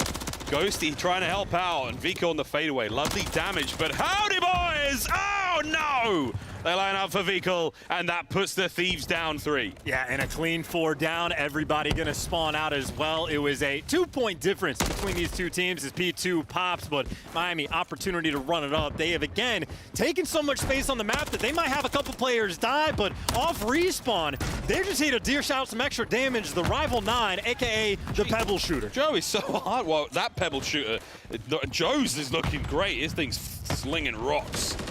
Hardpoint in the hands of the Thieves, looking to get themselves back into this one. 30 to go, and here comes the first considerable attempt from the Heretics. Yeah, well, I mean, again, they had that free and clear rotation, but Joe Deceives, 8 kills already there to break it down. Things, though, getting weird, and Kremp's gonna use that to soar and fly, so much so that Lucky caught off guard. Nobody ready for Kremp right now. Thieves, they are running it down. Full streaks and the lead. LA Thieves are alive and kicking seriously.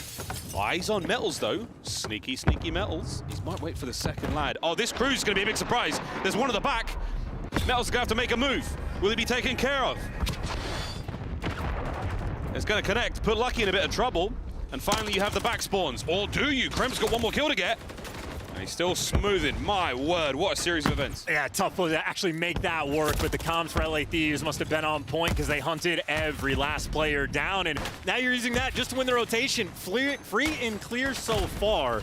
Miami doing everything they can to soar through, but I'm just peeping the kill feed. Clean 4 down, you spawn out again. Thieves are running away with this game. I hope you folks can hear Joe Deceives. He's absolutely roaring over here in the cage.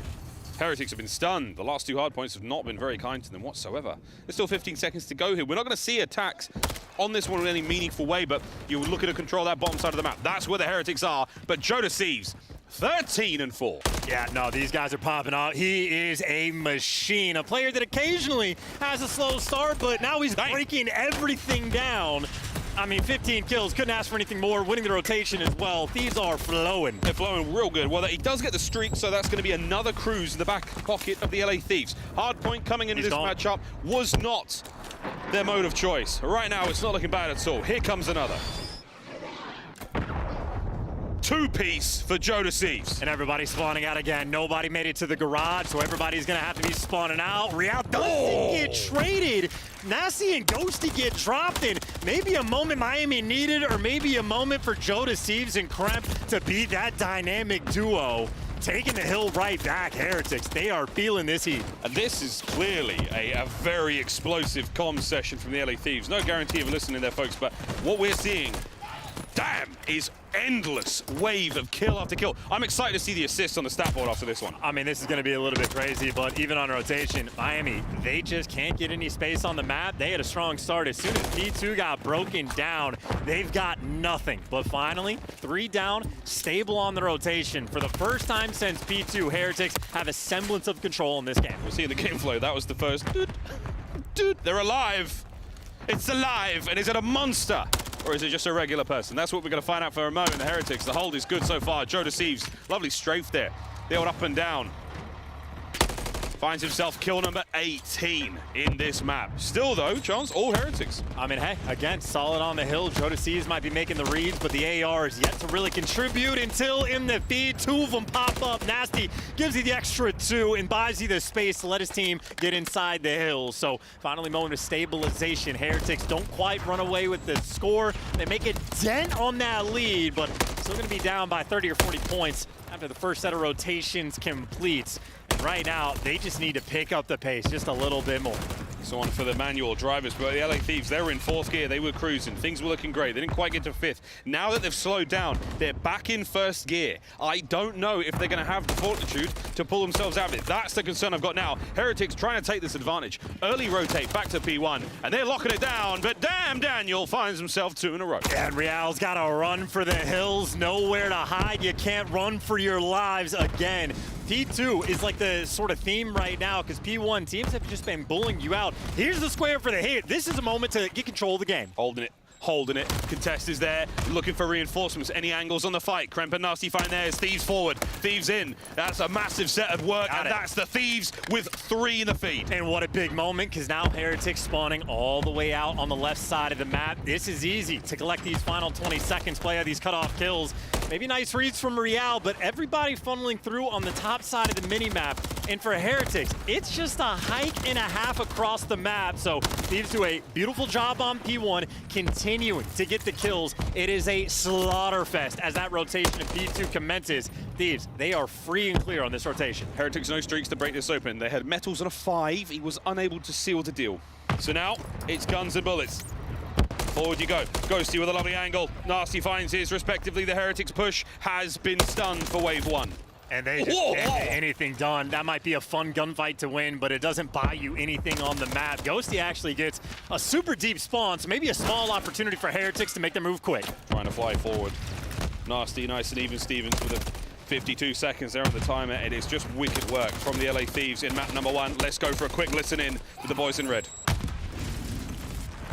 Give me close. I'll see him couple. I've gone game. Pitch blue. He's going grass side. Grass dead. Nice. Can be front. I'm finessing. This is a good time. Go, did not hit him. Nice, that's it. Ramp. He went couple. Yo, slow play left. Yo, I think what's that mid? I got some mid. He could be bridge. Probably bridge. It could be bridge. I might peek it. Can you give me info bridge? I'm working bridge. I don't see. He could be a one roll. You're right side. Here. I'm working bridge here. Go middle. Oh, one. Dead. I'll work cashier. I'm going to catch him. Yo, starter dead.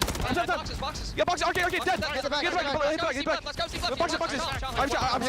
I can't chill then. No, he got me. D-Will, he's going tram. Real going tram to ticket. Trust me. I don't see him tram. I think he's shop in boxes. I think he's shop, Kyle. Yeah, tram Real. Watch out, tram. They spawn on me. One's going well, there's 2 on time. One well, 2 on time. He's already out you. Go left. I am. Good time. Lucky that. Nice, 2. You guys break that. Back wheel. Truck. I'm here, you come. I send deep. He's an old. He's gonna go boxes. Yeah, try. Send deep. I'm picking up deep. I have it. Box dead. I'm deep now. Deep is dead. One more deep, lucky. Nice, I got fold. He could have pitched. I'll pick up pitch spawn. Yo, listen, I'm playing the plat spot. I'm playing plat spot. Yeah, middle shot. Have a trophy, have a trophy. One shot middle, Vickle. I can't pitch. You gotta have a trophy. I'm middle dead. One more middle on me. Middle Vickle. He's gonna pinch, I think. One go boxes. I will. It's Vickle. I did not spawn gate. He can pinch. I'll tell you when I have it. Boxes, lucky dead. Yeah, pinch. That's a weak dose, nice. Come. No, and there's side. He's weak on time. Nice, there's side. I have rush. In grass. Nice. I boxes. Push out. I needed you deep. I still needed you. I need boxes. I'll get boxes. Boxes. I want one boxes. Sit down. Boxes, Vickle dead. Boxes, come on. I real deep. Hold on. I died. One more. Deep. Fantastic spree from Ghosty and a fantastic listening for the Thieves. Yeah, that listening is as good as it gets. Love the comms from Kremp of like, hey, I got one mid-map. Deagle's going to flank the second he spawn gate. He calls it, hey, the flank is there. I'll tell you when I can pick it up. And those are vet calls, and not even that. Ghosty did the same thing. They left Lucky out to dry on the P3, ignored him. LA Thieves are just playing around Heretics to a T, so much so that these flanks are free. Super free. Vico making a pay just for a moment, though. 29-19, though. We come back to Joe Deceives, who managed to start the map off in a fantastic way. He's just been exploded by a nice nade from Metals there. Hardpoint once again, the final of this second set in the hands of the Miami Heretics. Can we see a break? As is tradition, a little late, but better than never. And you don't even need a good break here. You just need an average, a mediocre, subpar break. It doesn't matter. 13 seconds, and with a lead like this, LA Thieves have put in the work and then some. And Lucky, frankly, has been the player on the receiving end. Struggled so far on Rio. LA Thieves, I mean, really just setting the tone. Oh, my goodness. Well, you're keeping it together for a mo. Real. Nice work to just cut the line in half, but it's not going to matter as the Thieves march forward. The Thieves roaring in the comms. The Thieves take map 1.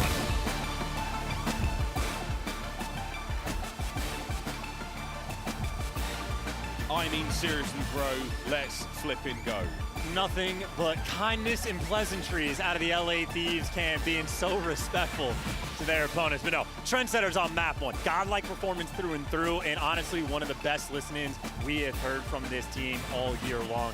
This is a squad that they can fall into the franticness. Things can get ahead of them, but again, Ghosty is calling out Lucky's on the van to break P3. Let's ignore him. Go through the middle of the map. If we do this fast enough, he's not going to be there, so those comms are perfect. And Kremp with the exact same style, reading the play to a T.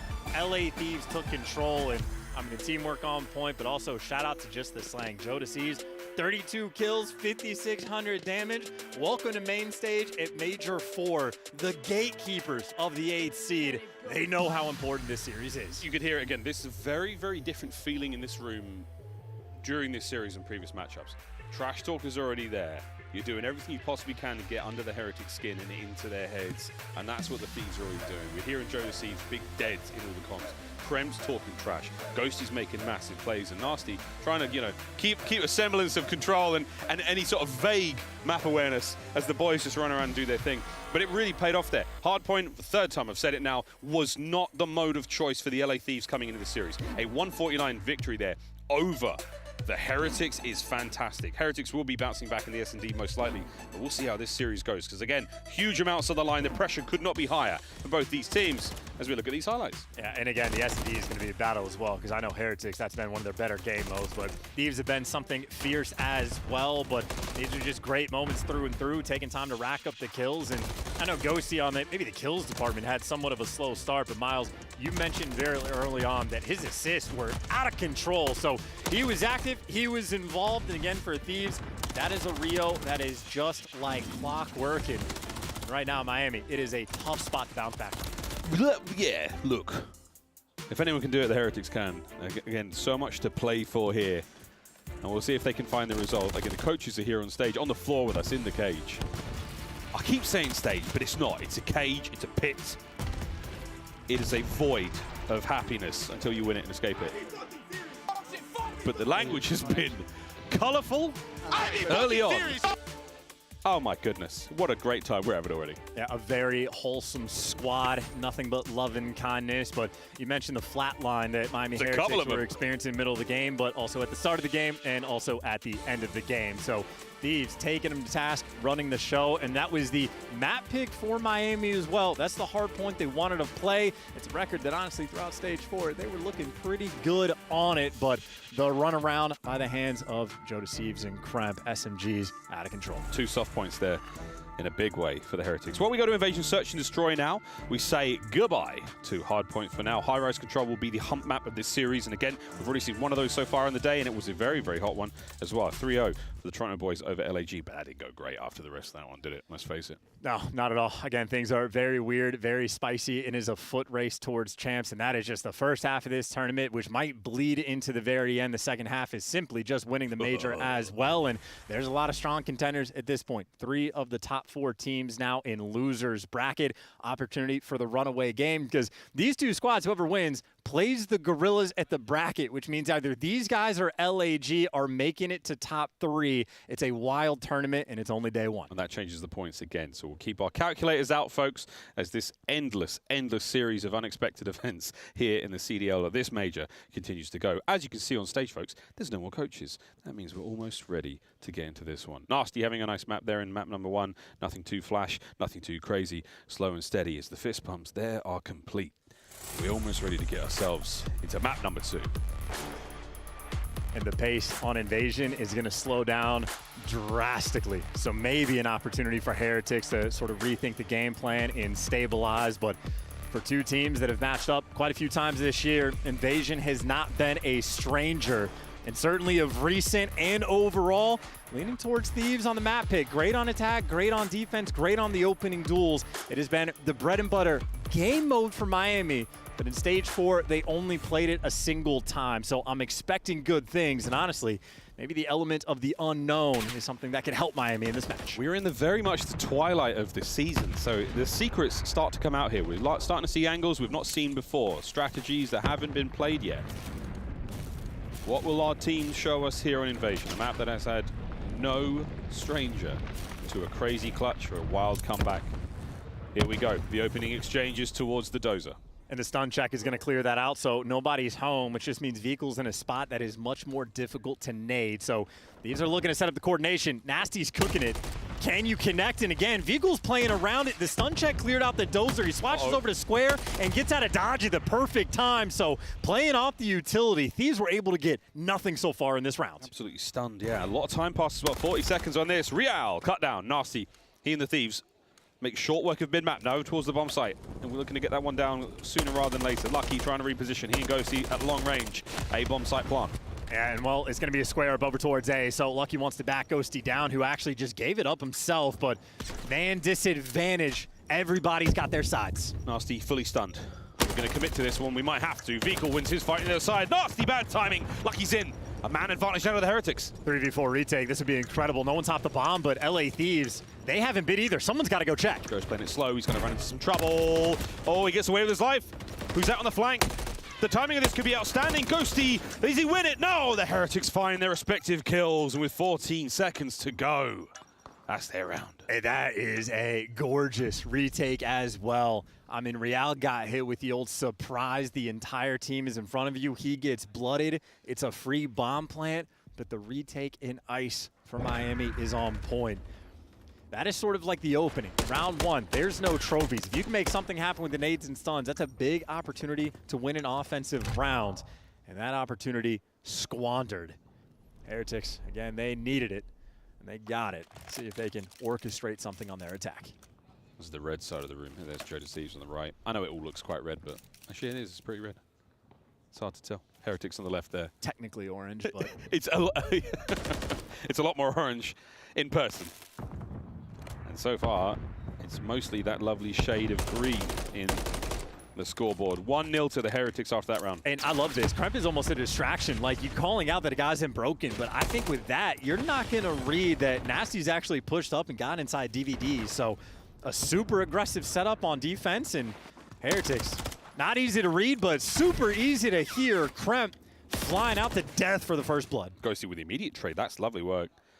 Gives you what is to be said, you know, a solid foothold here towards the A bomb site. There's plenty of Thieves members trying to account for it.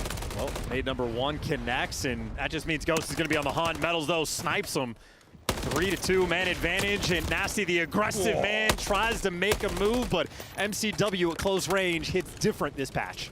Even with the rival 9 there, Nasty couldn't find a single thing. Well, 3v1, Joe Thieves, all on his lonesome. Well, okay.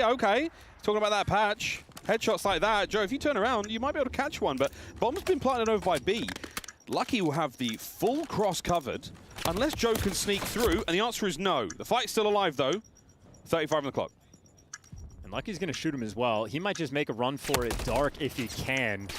And he's able to get out, but now the problem is you don't know where Metals is, and Lucky's repositioned. I mean, Joe managing to take Vehicle off the mid-tank in that initial kill was very special. A sign of promise, but not enough. 2-0 Heretics. It doesn't matter at all. Again, you had Thieves sort of digging deep, Trying out a new strat, got nasty inside of DVDs, very aggressive, but then Kremp came stomping around corners, and maybe with the crowd blaring, you might not be able to hear it, but here in this environment, Miami, that was the freest first blood you're ever gonna get, and they capitalize off of it to a lead.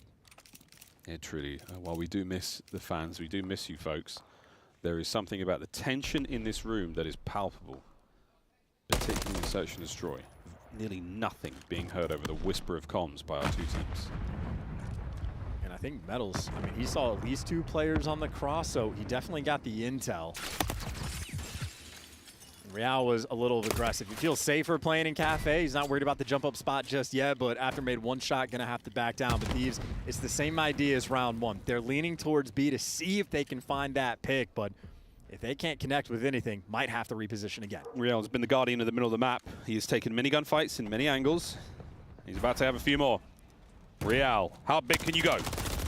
The answer is big enough. Gets himself at least 1, makes it a 3v3. Oh, that's a stun, not a smoke. So if anybody crosses, Metals could have spotted it, but even after 2 seconds, gives it up. So they're just hard reading this pressure. Veekel ahead of the game, great tags, but now he's got to get out. 43 HP, not enough. Thieves run you over. You're going to need a little bit more than luck to win this round. They're not quite planting just yet. They're waiting for any more gunfights. Lucky's got in position now. Eyes on Kremp. Lovely shots. Ghosty sent in for it in the Thieves. They bait the perfect opportunity. They think the bomb's going to be going down. The answer is no. The guns are up, and they were ready for it. 2-1. Yeah, that's so tough. I think Metals might have just gotten gunned in that moment because Veekel just trying to get out of dodge, but his teammate behind him falls, and just overwhelming presence. And you see the name of the game, by the way. It's 2 different times where they're just attacking Real near this middle tank, and Real does have a nice reposition, but still Thieves are there for the trades, and attacking in a 3v3 on this map is so much different than a 4v4. So they're looking for those early picks, and they're connected. There's 6 possible things to be thrown in a 3v3. Very different looks here. We have overwhelmed A. We're shooting past B. Thieves, aggressive defense. And Kremp again ran up towards Broken, sort of makes his presence known. Maybe feeling a little bit of that pressure, but Miami very much playing for picks. 2-2 split. He got lucky, very distant by Showers. I mean, he's clearing out bridge. He's worried about the flanks. So Miami, while Lucky's doing his thing, absolutely action over towards him. They're creeping closer. Kremp with the deady play might actually send it. Still has a smoke and a frag in his hand. If he drops it here, that's a big bad look, and it is Veekel with the first. I mean, just full sending into death. Kremp's on that 2 times now, but Jodeci is active on the other side. At least makes things weird, and Miami haven't crossed yet. Nasty calling all this out, but Lucky strikes. Lucky nearly gets 2 out of it. Nasty squaring up for the battle. The Renetti at range, and it's the nade that gets the job done. Jodeci, another 1v3. Jodeci, a body bag delivered to the bridge. Yeah, look at that island player as well. I don't know what kind of bounce he just got with that frag grenade, but yeah, right. An absolute peach to connect in that moment. And Lucky again, the action over towards B. He's the island play by Showers. It's all about the timings. He doesn't feel any pressure on the flank. He gets active and just makes the play to break the round down. Oh yeah, the fragmentation grenade. Quite the range on that one. Young Metals on your screen.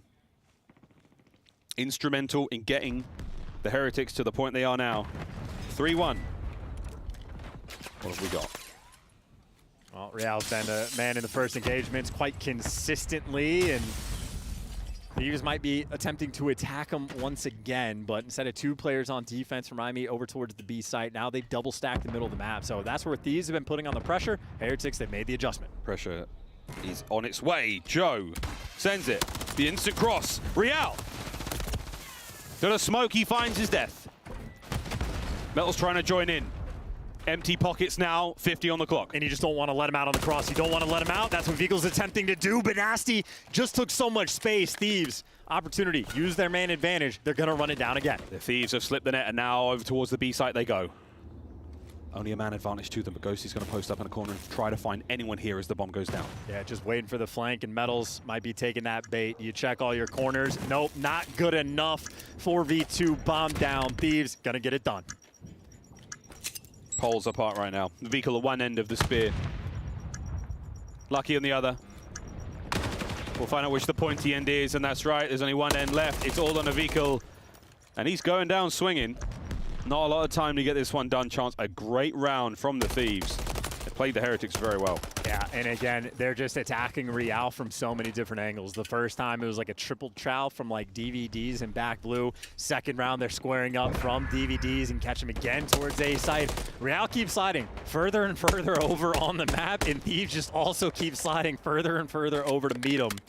Obviously, it helped with the chaos of the smoke grenade, but 3 times they've blooded Real, at least on the attacking rounds. Now they're going back to defense, and on defense, Thieves' issue has been Kremp running into death.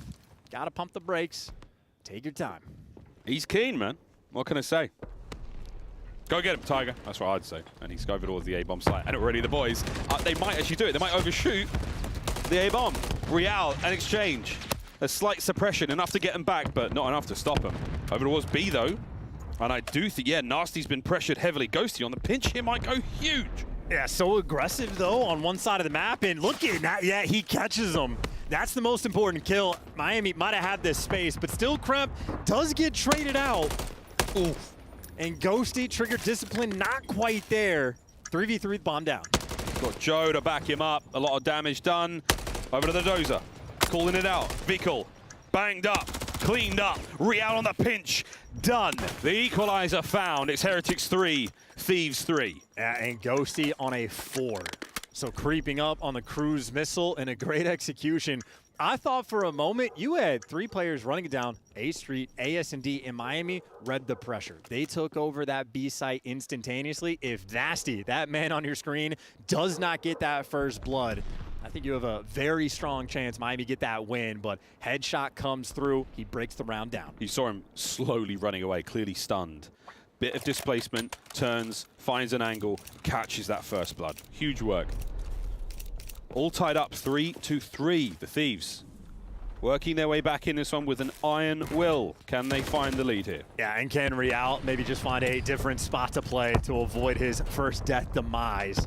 Because now for LA, it's everybody here, and they catch him again. Krem cut down the tiles of that back room, not strong enough. Man advantage for the LA Thieves. Is it going to work for them, though? Metals and Vickle, they are shoulder to shoulder here, playing the trade. You don't need trades, too. You need that first kill as well, and they're going to get it. There's the first trades. 1v2 now for Metals. 1v2. Metals, 1v1. Instant chow! Ghosty from above strikes, and the Thieves take the lead. Literally a ghost on the map as well. No intel. Metals feels the heat. He knows the trade's going to be rolling through. He just picks a direction and hopes for the best, but ends up just falling straight into death. That is 10 kills for Ghosty, 5 in a row. Potentially the cruise missile on the horizon.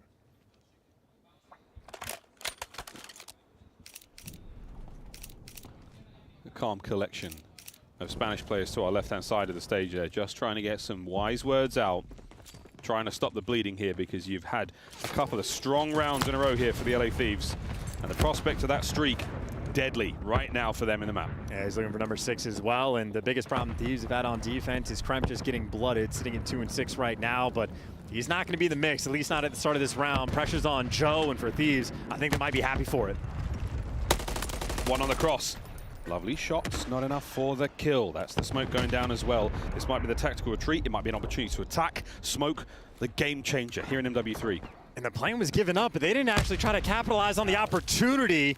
Nasty gets the first blood because Thieves just got active on the flank, and now you plant the bomb, but now there's so much less time. Krem, oh, even more active on the flank again. 40 seconds on this. And here go the boys, straight on towards this bomb site. There's the streets. Last man cleaned up. And the LA Thieves, another decisive round. Map point. Yeah, and call game, why don't you? Ghosty's got the cruise. You get to be on the attacking rounds again. They've been so good at isolating Real time and time again. But honestly, just on that round, I think that's just a lack of confidence, maybe a little bit of hesitance there out of the Miami camp. Opportunity to plant the bomb, they don't take it, and in the meantime, Thieves got hyperactive. Nasty and Kremp running it down on the flank is, I mean, Thieves confused, maybe worried about Joe's headset, or maybe worried about the game plan of how you want to use the cruise. Yeah, I can tell you what's going on there. It looks like something's wrong, but no, they're all good, man. That's 5-3. Technical timeout has been issued. I do think, yeah, there might be an issue with Joe's headset. We'll find How out. painful are those headphones, man? Are you okay, Joe? Get it out there, Joe. Joe, you good? Yeah, he says he's good. Oh, okay, he's having an audio issue. This is crazy. Again, this is the first time we've ever... hold on. He said, and I quote, "I can't hear out of my left ear." So his headphones might be fine. He might have just gone deaf. Well, that's not good. I don't think our refs can help with that. Well, again, this is definitely an earbud. He's not deaf. Okay. Okay. Well, folks, again, a first here for the COD world, where the casters are actually able to find out what's going on immediately. Hey, Joe, what's going on, bruv? The answer, not a whole lot. But we're almost ready to get back into this one, folks. A little exchange there of the boys on stage. Everyone's sort of feeling pretty good about this. But again, for this moment in time, LA Thieves map points. Let's go 2-0 against the Heretics, which again, I don't know exactly where the community was sort of leaning this one or where the analysts were. I feel like this was a relatively even matchup. Thieves, great form coming into this one. The reverse sweep we saw on Sunday against the New York Subliners. Heretics, similar sort of situation, Chance. Yeah, this would have been the closest match I think most people would have had, roughly 50-50, but I would have leaned Miami, and I think most people would have done the same. Yeah. Not to make it like overwhelming by any means, but it's just a test of how well these guys are going to do on land. Miami have improved over time. Like, they went into the last major, not a single map win on land, but they answered those questions and then some. Now the question is, how far can you go? And I just like that the technical timeout actually going to work out and be perfectly timed. They won the round. They still have the cruise missile for the next one, and there was no funny business about actually starting it. So everything has been perfectly timed. And I mean, Joe, headset on, ready to go. They've gotten 4 first bloods in a row, and now they got the cruise missile to back them up. The game is firmly in their hands. Here we go. Possibly the final round. There's the cruise. Instantly. Insta. Send it. What can you find? Again, all the members of the Heretics will be safe and sound. The blast radius will not swallow them here. I mean, that's perfect as well. You burn the cruise that immediately. You find absolutely nothing. So Miami may be much more comfortable in this round. Real all over the top side of the tank. Beautiful work. His friend gets the other, so that's going to be 2 down here for the Thieves. Real still sending it. Real finds another one. Last man, Ghosty.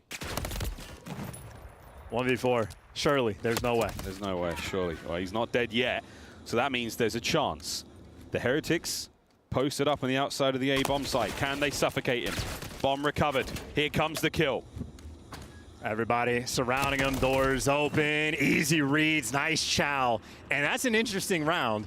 You're on offense, you want to make the play. They have literally blooded Real almost every single offensive round. And instead, even with the extra time to talk about it, they make a call with the cruise and get literally nothing. So I say if it ain't broke, don't fix it. But instead, they broke themselves down, waste the cruise. Miami, the opportunity to get back in this game is now here. This is the wonderful bit of work from Real. He finds 2. The first player he tags up is Lucky's nade there in the back end. And that gives you an overwhelming advantage. Essentially sealing the round there. Vehicle, bomb in hand. And again, map point Thieves, but the Heretics, they found a bit of something. Can we see a round 11? And if he's got the bomb here, by the way, I think they're going to like try to show a little bit more presence, maybe stun and nade more over towards A, and fight for an overcommitment. But Vigil still is playing a dangerous game with bomb in hand. Can't give anything away, and he is in a standoff with Kremp. Who will be the first player to bite? Nasty just lying in wait for the trade. And here we go. Nasty's backed up, and I can't believe the sort of spidey sense there. Both players knowing that something's up, but that's Lucky brought down. Man advantage now to LA. And they took too long. I mean, they were waiting for those players to get active, but as soon as you do, it's too late, and now Ghosty, 13, make it 14 kills out here calling game. We're already hearing the coaches clapping in the back end as Metals now scrambles for his life. Battle in the back lane. It is done. LA Thieves 2-0. And just not patient enough, man. The idea was there, but somehow Nasty and Kremp got the timing. The vehicle backs down, and Lucky just gets zapped off the map. But while the strategy was important for that final round, credit to Ghosty. 15 kills, ain't too shabby. One of the best ARs in the game, showing off the goods on Invasion. Yeah, that's a really nice sort of late game takeover. It was the spree that changed things. The streaks, not necessarily, but a lovely bit of work there. 15 and 4. At 2,500 damage, that's just that's a lot of work. Good stuff there, mate. Well, that is going to be that. Our players will be taking a break. They are vacating the pit for a brief moment. Maybe get some fresh air in their lungs, visit the bathroom. because they're going to need it. This series is not done yet. A high-rise control coming up in a moment. And a very interesting map because Miami used to be very poor on this map. When you see the records, it's not great. However, in stage 4, they've been grinding it. They put the time in, had a 3-1 record throughout the stage, so they're happy to see Highrise. However, the last 2 series they played against the Thieves, it was Highrise control both times. Thieves beat them both times. So no me gusta there if you're a Miami fan. Thieves opportunity to get that hot 3-0. And again, that is your bubble team in the 8th seed. They win this, they jump up to 6. Boy, it's a la potential here at Highrise Control. Otherwise, we go to Karachi to close this one out. But so far, so good. Thieves slaughter in the Rio hardpoint. 6-4 invasion S&D and a couple of super decisive rounds. That was 4 in a row to really take control. Well, we're going to go to the Highrise Control after the break. Chance, any sort of crazy stuff so far from the series? Or is it more just the prospect of this insane turn in the standings? It is more of the craziness of the teams. Your Carolina, your Minnesota, your Vegas are watching this with so much more pressure now that LA Thieves have the lead. Yeah, feeling the pressure indeed. Well, the players are, and I'm sure the fans at home are also. Well, we're going to take this commercial break for you to compose yourselves. Maybe take a deep breath. Listen to your favorite.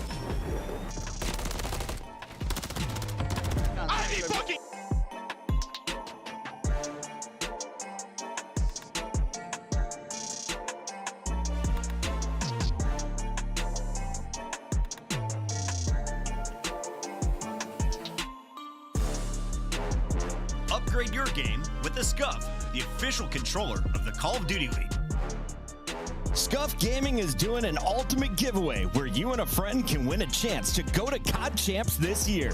The giveaway includes 2 VIP tickets, travel expenses, and more. To enter, scan the QR code on the page or go to scuff.co/CDL and enter your email. Terms and conditions apply.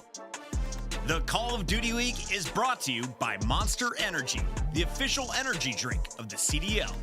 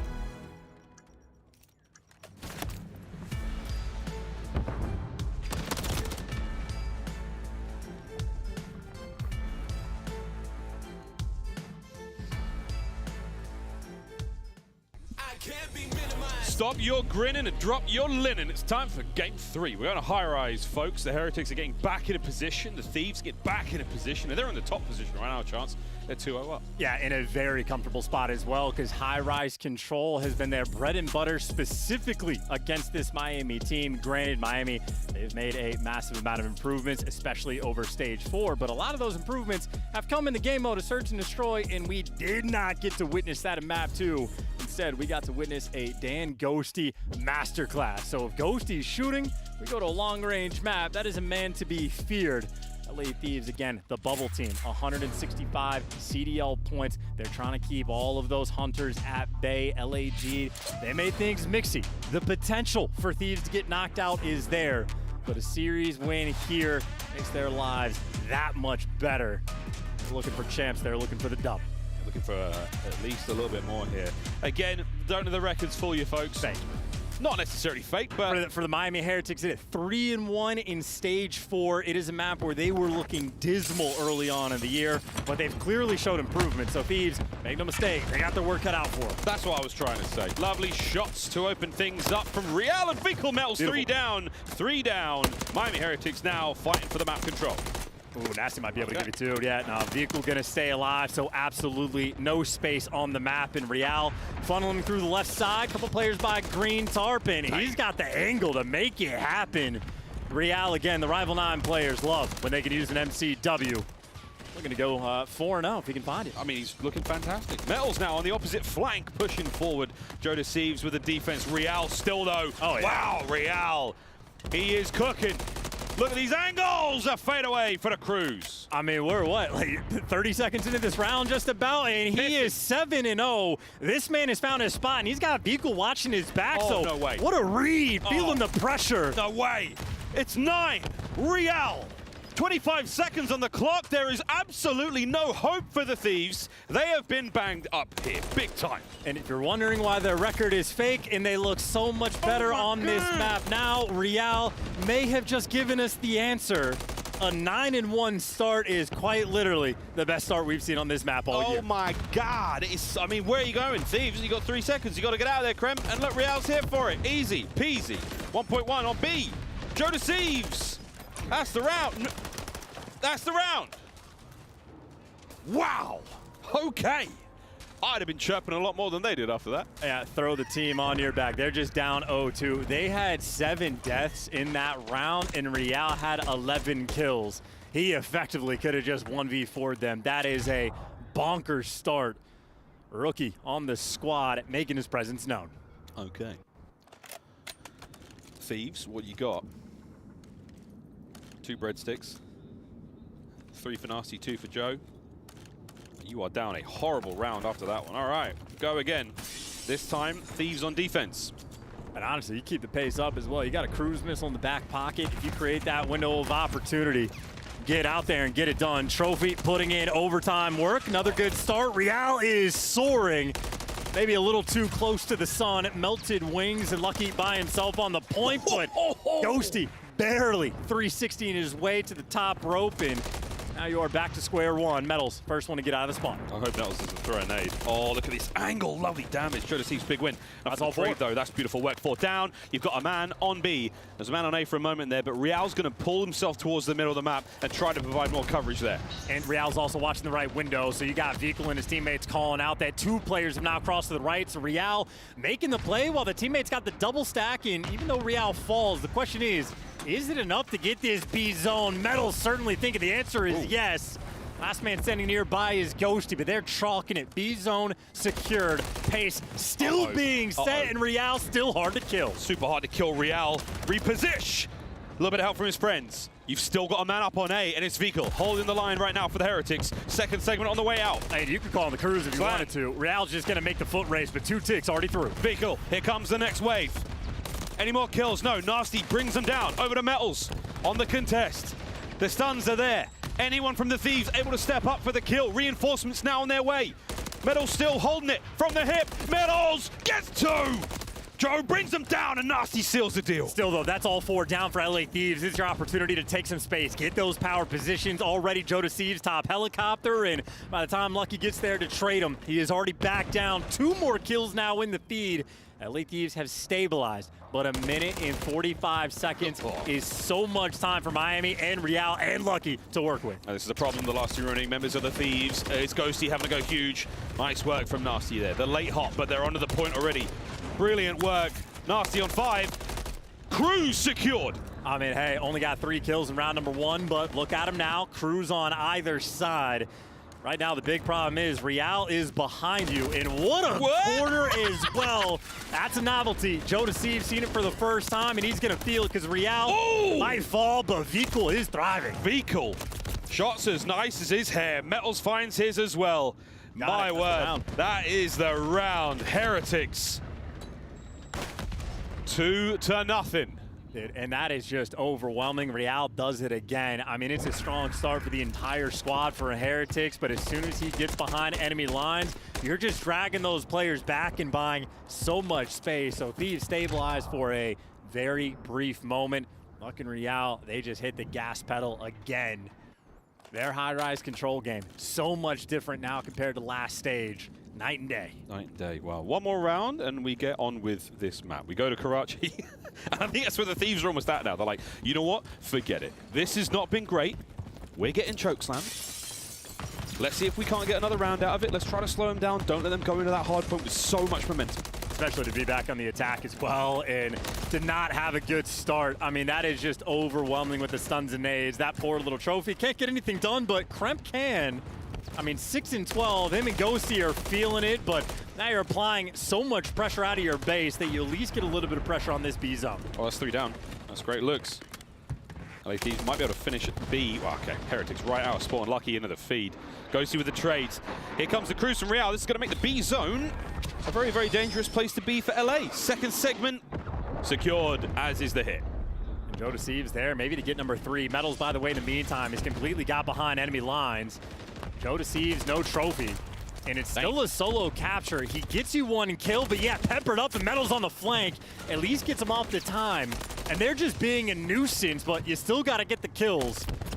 Heretics trying to play keep away, but Thieves, they turned up the heat at least a little bit. 4 life advantage, but they need to get this B zone. Heretics, the way they play this map, again, they're so well spread. All these angles, it's incredibly difficult to find any cover. No way to get the health regen. So your trades have got to be absolutely perfect. Incredibly difficult thing to do right now. Lucky's 3 spree ended. Real still with a mid-map presence, and now trying to save B. I was about to say, the decap is actually going to be a pretty big annoying factor for Thieves to deal with. The Cruz shouldn't get you anything, but it does get you 2 bodies on this B zone. You should be able to buy yourself the extra minute. A worthy trade. Oh, nice shots from Ghosty, not enough for it. Joe picks it up immediately, closes out on B, 125 to play.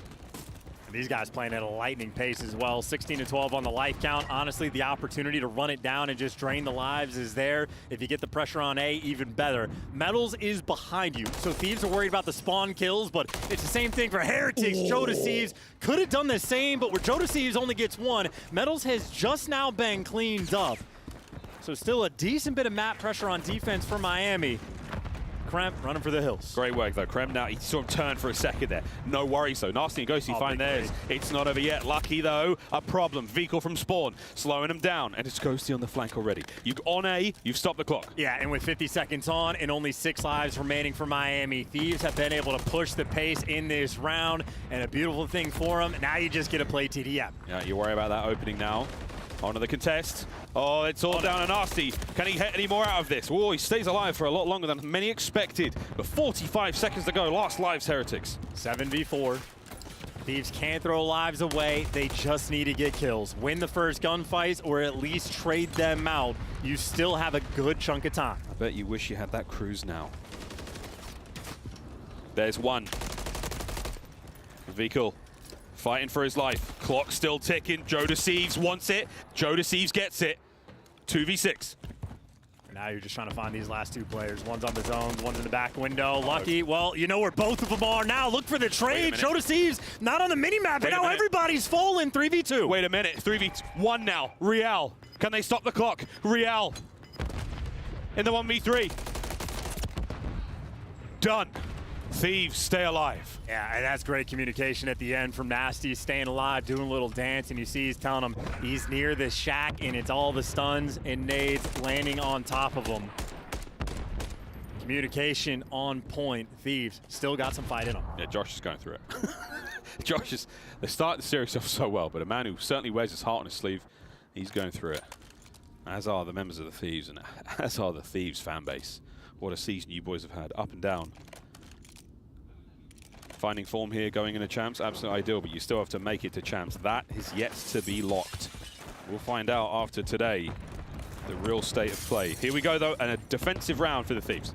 Yeah, they're going to make moves over towards B as well. 2 players running through underground, and 2 players line up for Joe, but great nades to do some damage, and that is a beautiful opening break out of Miami. Should get 2 players near this B zone. 2 in. Lovely transition there from Ghosty, not enough. 1 seg down at B. Vikal the lone man on the cap for now, but you got plenty of map presence here for the Heretics. No coverage though, Joe deceives! Oh, he finds 2. Yeah, the problem was the trophies. Not enough trophies nearby, so players having to jump off the zone, but you're still at least stopping the clock, but now you get cleared off the B, and Ghosty and Nasty putting the pressure over by Green Tarp. Nasty gives you 2. Miami stuck back in spawn. Oh, there's Ghosty, the dagger in the back. And the frag in your spawn. Nasty brought down as well. Real, just brilliant work. His movement and his gameplay has been so brilliant. Same could be said for Joe. There's no way the third's there, but again, presence for the Thieves. Stranglehold on Highrise. And Ghosty's playing for the spawners. 2 right in front of him and gets them both. Last man push out is going to be Metals, the only player that can spin heads, and he gets caught. Miami, this is the spawn trap blender. We might be seeing a round 5. Yep, in 25 seconds, we will. Can the Heretics find an opening? Can they get to A or B? And it's not looking good so far. The wall that the Thieves have lined up, no one is able to get through just yet. Lucky from down low, able to make his way forward. Here comes a chance. Ghosty on a 4. Ghosty down, they're on B. That's just so many kills, though. It's only 1 player left on B. Lucky doing what he can. 9 seconds left on the clock, has to get the kills, has to stay alive. His teammates at least can get nearby, but 7 seconds to go. They're going to send it the last few lives here in the round. A desperation play, Nasty in position for it. Stop the clock, Metals finds 2, trade it out. And here we go, folks. Final round. And there's been 2 offensive wins, 1 on either side. But for the round 5 on this map, you'd still prefer to get defense. In a dominant round like that, well, honestly, it was 2 dominant rounds. The round 1, Thieves got smacked. So unreal. Flip a coin to guess who gets the defense for the final round. I couldn't keep track, but what a comeback for Thieves just to make it interesting. Wow, well, we're swapping sides one last time here in this Highrise control. Miami have secured defense. And Miami want to win this round, keep the series alive. If you lose, you fall into the hands of Optic Texas. Well, obviously, they've enjoyed the Miami matchup. You want to avoid losers bracket at all costs. Miami, a long way to go. Another B Street hit, by the way, for Thieves. They want to get out of this so bad. This is the first time they might be able to get it done. A little bit of help from our old pal, Giant Exploding Propane Tink, but Vikal finds his. And Krem waiting for the perfect moment to get involved. Is it perfect? It ain't bad. It's not great. You've lost the battle for the B Street, and now you're struggling to keep the A map control as well. So it's a very, very spicy section of the map here for the Thieves. I mean, yeah, they just keep hammering B Street off the opening break, and even when the propane tank helps them out a little bit, they just can't get it done. But 2 in the feed for LA Thieves, an opportunity to make some moves, and obviously leaning towards both the sides, honestly, at the same time. Nasty good damage to call out to your teammates, but Kremp is going to fall on the zone, and you can't get anything extra. Metals there to give you 2. It gives you 2. Oh, Ghosty gets one back with the other tank. So both tanks down and out by the time. I mean, this is looking like a Heretics win unless the Thieves can find something. Well, they found 2. Is it going to be enough? Ghosty's trophy goes down and out. It's a stack.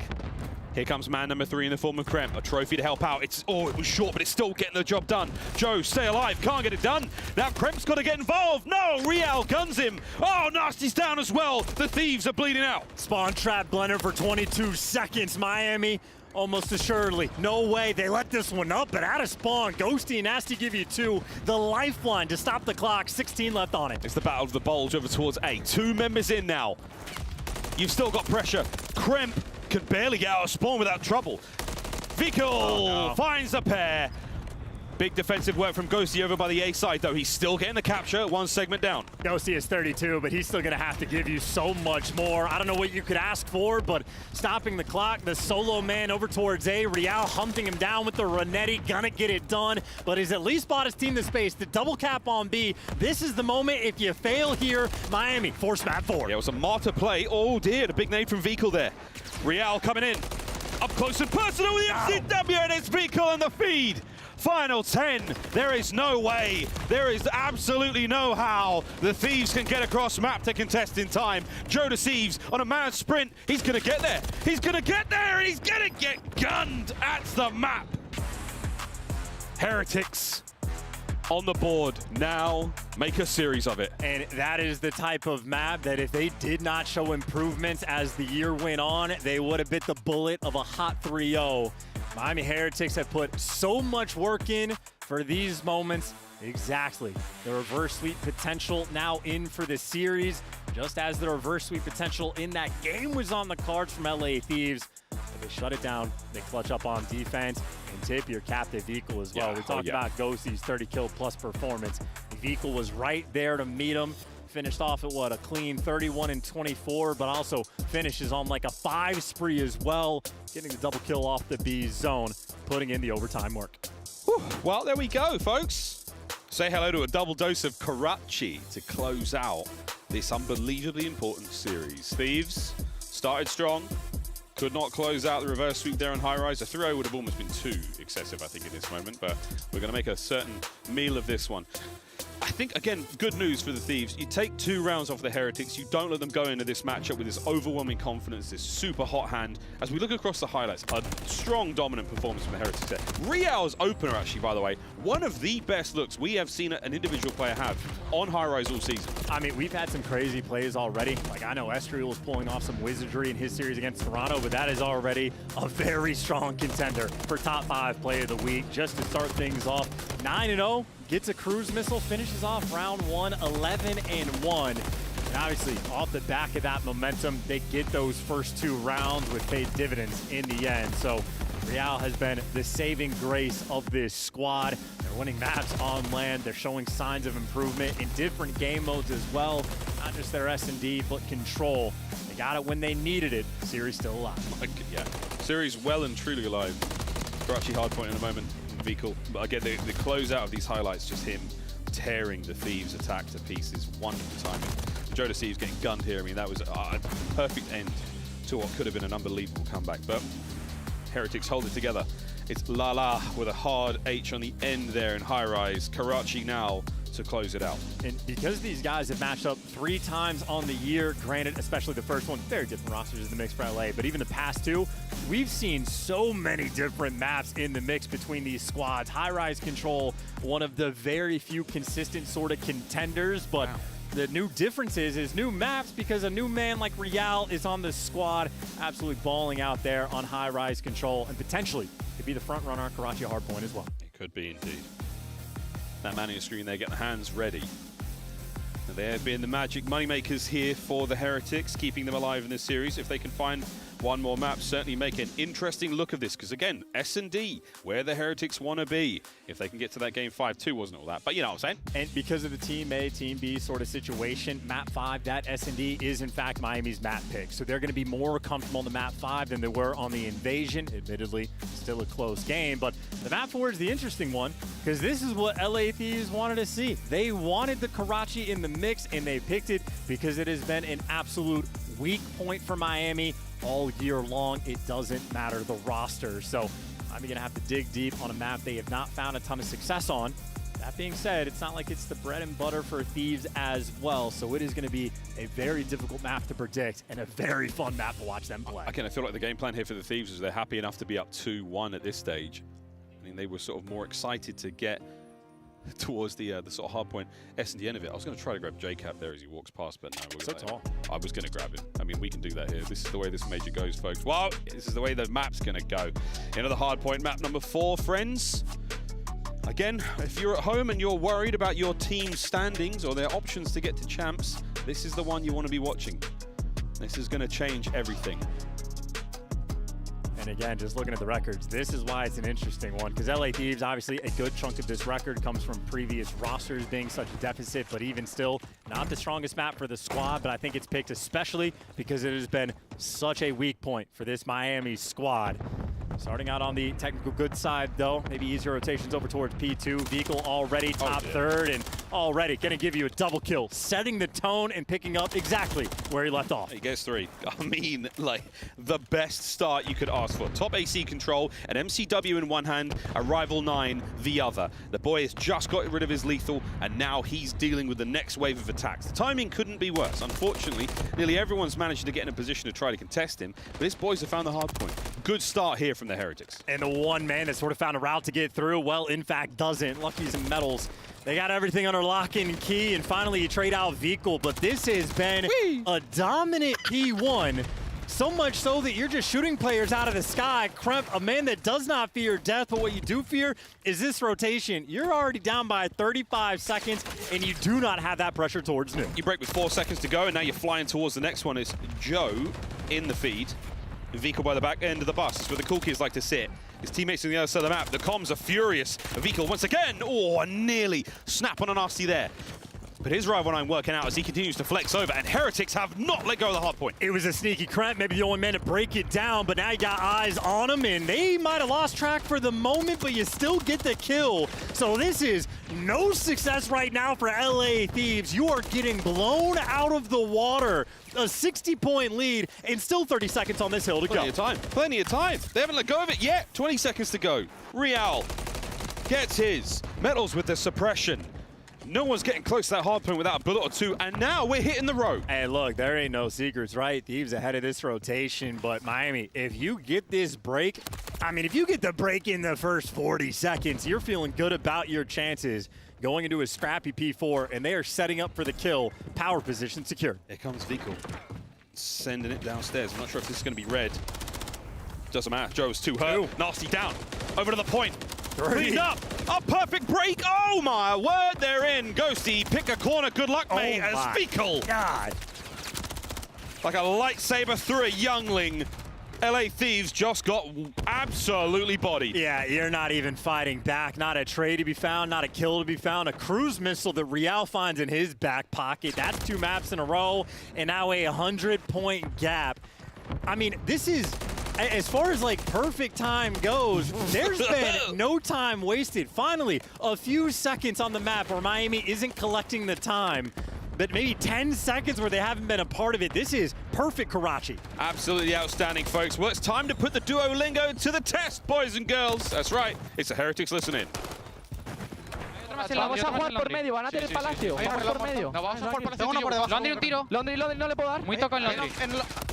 Muerto, Buena. muerto. Vale, buena. No le veo Laundry. Salgo y no Otro tiro, conmigo, chavales. Vale. Aguanta, mátale punto. Mata. Puedo Se mete por shop. shop. Y uno tercera. Uno Miali tercera. Miali tercera. Se mete Gras. Vale, Gras. Vale, Tercera, un tiro nasty, tengo el ¿vale? shop, Va ahí palacio arriba, palacio arriba, Lucky. No, shop, un tiro, Ghosty. Otro más, abajo del coche. Yo palas abajo. Tercera. Un tiro Vale, tercera, falta, nasty. tercera. El otro está en medio, ¿vale? Vale, medio. Tengo racha para el P5. No lo veo tercera. El otro está en combro con... Puede ser. Está en segunda Nasty, sale tercera. Tengo palacio, te me meter vosotros, bro. Segunda no le puedo dar. Sumo yo. Segunda en el heavy, Palco muerto, queda segunda. Sumo yo, Lupi. Segunda y tercera a la derecha, tocado, yo estoy segunda palacio muerto. Dale tercera a la derecha. Voy a pulsar el medio, ¿vale? La izquierda tercera tocado. El Joe ha rotado. Sí, está yendo por brisar. Vale, buena, falta tercera. Tengo racha. Tengo la derecha. Vale, yo tengo una racha. No la ven tercera. Vale, jugar derecha. Está en dobles, creo. Vale, escúchame. Lo busco en Londres. Voy a ir medio yo, ¿vale? Voy a pegar la racha de contra un segundo. Estoy en dobles yo. Os digo ahora. Tengo el fuego arriba ya. Vale, escuchadme. 1 P3, 1 plate de Laundry arriba, P3, Hatch y punto, ¿vale? Creo que está esquina abajo. Matan de los Hatch. Hatch está muerto, Hatch. Está al fondo, está entre tres. Laundry P3, Hatch, Laundry P3. Un tiro en el último coche y Halbol. Último coche y Halbol. Halbol está muerto, ¿vale? Tip 3, Algo mal en café. Lo mato. Salen al fondo todos, creo, chaval. Muerto. No, se han salido de frente café. Sí, es Halbol. Yo estoy bloqueando desde Vale, aquí. está hacia de frente Pues yo. nacen kitchen ahora, a lo Sí, mejor. deberían haber nacido kitchen. No, Ignacio, puede ser que Punto haya nacido, nasty, tío. muerto, otro O más en el Mercado. otro. Habol, que hemos tirado. Son todos ahí. Vale. Punto muerto yo, una bala. Crep está un tiro, bro. Cerca derecha barriles, Arriba un tiro, ha saltado. Un tiro con la derecha, No chavales. puedo hacer el chal, estoy Está tú vacío, saldo derecha. Te tengo yo. Nasty tocado. Das con la izquierda, chaval. Ha puesto unos zic rápido. Cuidado, Adri, te la vas a comer. Sí, saco la fuego.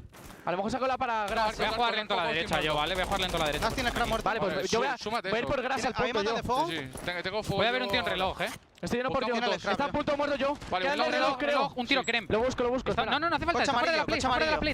Tengo puntos. Well, it's not a great look for the LA Thieves here on Karachi Hardpoint, Chance. I mean, look, we talked about Miami making improvements all year long. You pick it because it's a weakness for the team. Apparently not. They're playing like gods. Maintain a more than 100-point lead for quite some time. LA Thieves finally signs of life, collecting a little bit of P1 time, and maybe they can find a way to turn this game around. But right now, Miami Heretics, just the beat of the drum. Percussion is crazy. Just got to get nasty outside the point. Sorry, dude. Whoa, nearly nasty, managing to stay alive. Gorgeous hold there from the LA Thieves, despite the overwhelming odds. Now, 20 seconds left to go here. Chance rotation already on the way. That's where Crimp is. Yeah, but he didn't actually watch the dumpster hop. He completely gave up the control for these guys to get through, but still you're putting on the pressure for this rotation. Nasty is watching literally nothing. All the plays over towards P2, and you can see Crimp playing it nice and slow. His entire team is here, and I mean, LA Thieves, as far as control goes, they're in control of the game now. Whoa. Still down by 70. A full 60, though. Who knows? Who knows? I mean, right now with Ghosty and Crep find their kills. Ghosty sniffing out another one in the middle of the map. Metals is continuing to be a very, very difficult player to deal with. A slow look on the approach towards the hard point here, but the LA Thieves, they are back. They were at, what, 4 points for the first 3 hard points? Now they've crossed 100.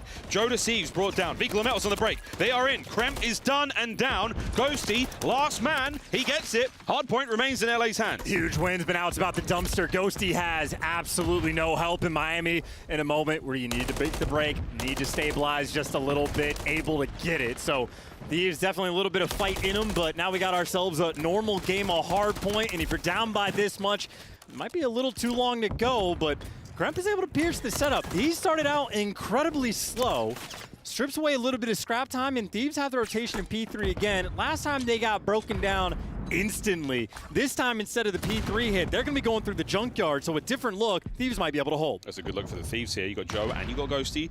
Guns at the ready. 2 upstairs, 1 down low, waiting for the timing together. You're looking for the red dots before you send it in for the kill. Metals is lying in wait, but the war of the junk pile is going the way of LA for now. And still, even though Ghosty's tagged up and is going to get dropped, he still haven't actually made too much map progress. He got to the junkyard, but still, at step 1, long way to go. Yeah, next line is Nasty, and he finds 1. A lot of damage dealt. Joe Deceives, cutting them off. No one ever gets to the hard point without a little bit of love from Joe himself. Another no. Vehicle, the slow and steady crawl towards the hard point, and it's Ghosty. The barrel of his MCW is raging hot. 3 in the feed. LA in control. Oh, that was phenomenal pre-fire. And shout out Ghosty as well. 22 kills, team on his back. And all of a sudden, Karachi looking so much spicier. 120-point lead has evaporated.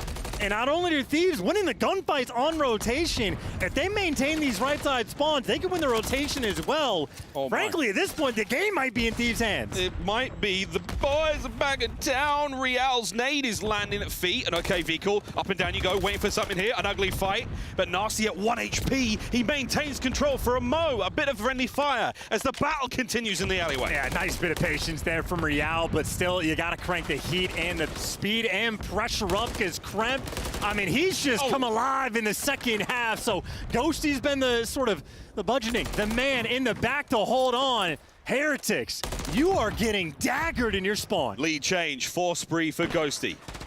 The spawns are not good for the Heretics. They're in trouble. Dire need of a lifeline here. Big rotation, and it might have been those kills. And that is 3 down. Heretics with a chance to take it back. Yeah, nice read from Vehicle to shut down that final push, but Ghosty on a 5 might need to get this cruise missile. You do have Kremp waiting in the wings on the back line, and now you got the cruise as well. Thieves, you should be clear for this break. Couple of kills. Here comes the cruise. There's no way. There's no way you're going to get the break after this, surely. You've got the time to run it. Nasty stay safe. He does. Over to the hard point you now go. Vehicle the lone man. Brought down. Hard point in the hands of LA. I can't believe you found the guy up top, and even Ghosty right now effectively going to be blocking those spawns, or maybe not quite. The spawns in the back are still open, so Vehicle able to make it through, but the 120-point lead is absolutely dissipated, but Miami trying to take it right back. It's not over yet, folks. We're not singing just yet. The 8 spree, done. The hard point open. We need to time, boys, but you know that Kremp's nearby. Real on the defense. Now Real on the time. I mean, you're just desperate at this point for a little bit of momentum. The pressure of the game has elevated and then some. Ghosty about to get to that 30 bomb, and his teammate's going to get to that time. Power vision's secured. And as the hill pops, it's going to be, what, an 8-point game. The Heretics, they're swarming around. The pinch is here to break P1. Oh, word. Hard points up. Ghosty. Got it. 30 and 15, no disrespect. It's a big lead. Time once again in the hands of the Thieves. They've got control. And this would be criminal right now if Heretics lose this lead. And they've lost the spawns. They're on the right side. You need to make sure you get the break and get this time. But Joe Thieves' other idea is staying alive. Super Stoker. And he's getting the kill. He's staying alive. One more. Oh, my word. Metals with 2. Nasty with a trade. Kremp's in there as well now. The mosh pit at P1 comes to a close, and the Thieves have the lead. And they have the spawns, too. They got everything they want, including the Heretics in their sight for a 3-1 win. Got to get it done, though, and Lucky has taken the time to go on the flank. You had Thieves left the right side of the map wide open, but it's not enough to get the spawns. It's only Lucky behind enemy lines. He's made his presence known. Yeah, Lucky letting him know. Getting a couple more out of this. Good damage. Hardpoint's going to pop. Joe down before his feet even touch the ground. Lucky another point. Nice work with the nades there. Kremp picks the wrong corner. Heretics are in. And when you need him to make the big play, he's done it. He's giving you a 4 spree, and he's trying to give you that time, but he ain't getting no help, and he's going to get traded as well. Thieves, they're knocking on the door. Heretics flying forward. They're trying to get involved here. The contest is still on. Vehicle, the reinforcements have arrived. The cavalry is here. The Heretics are inside the point, and the trades are done. It's their point still. 200 cross. Thieves might be tweaking. Lucky was by himself, and they let that man live. Collecting the kills inside the hill and even a cruise for this rotation. You've at least made it to B3 again. The Metals is here, waiting in the wings. Did Ghosty buy enough time to get the trades? He did not. You have this rotation. You blew the lead. Can you play the game, though? That's the question. Krem cutting it through junk. Trade's done. Here comes Lucky's cruise, all towards the new point. Well, that new point is indoors. They're going to be able to survive this. He beelines it towards Ghosty in the middle of the map. So Real, they clean up the back alley as well as Fika with 2 in the feed. Hard point Heretics. There's simply no way. Everybody spawning Coop. You're going to foot race into this new time. This is for the game. Metals with a corner. Vika with the opposite side. Watch out for the friendly fire, boys. Here we go. Thieves, one last hit. One last chance to stay alive. And Real got out of the time, so he's going to heal up and get back again. 2 kills in the feed fall. Real, last man standing, has to make the hero play. Can't get it done. Thieves might have just called game. Fickle calling in as fast as he can. Hit the afterburners. Try to get him out the point. Time still ticking. And we go. Still in the point. Thieves, it's done.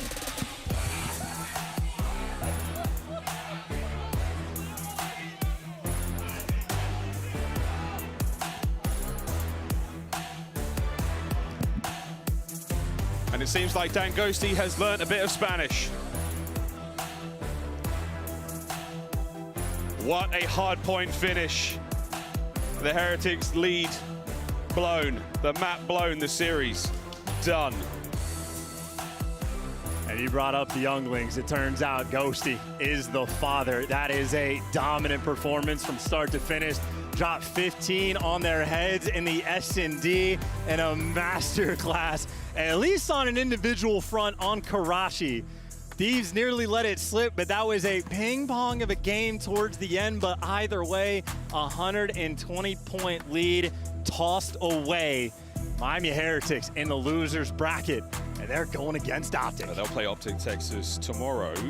The LA Thieves have changed the game again. The standings now on the run towards champs. I mean, I'm not going to try to explain it. The desk is there for that, but chance, not a lot of people saw this one coming.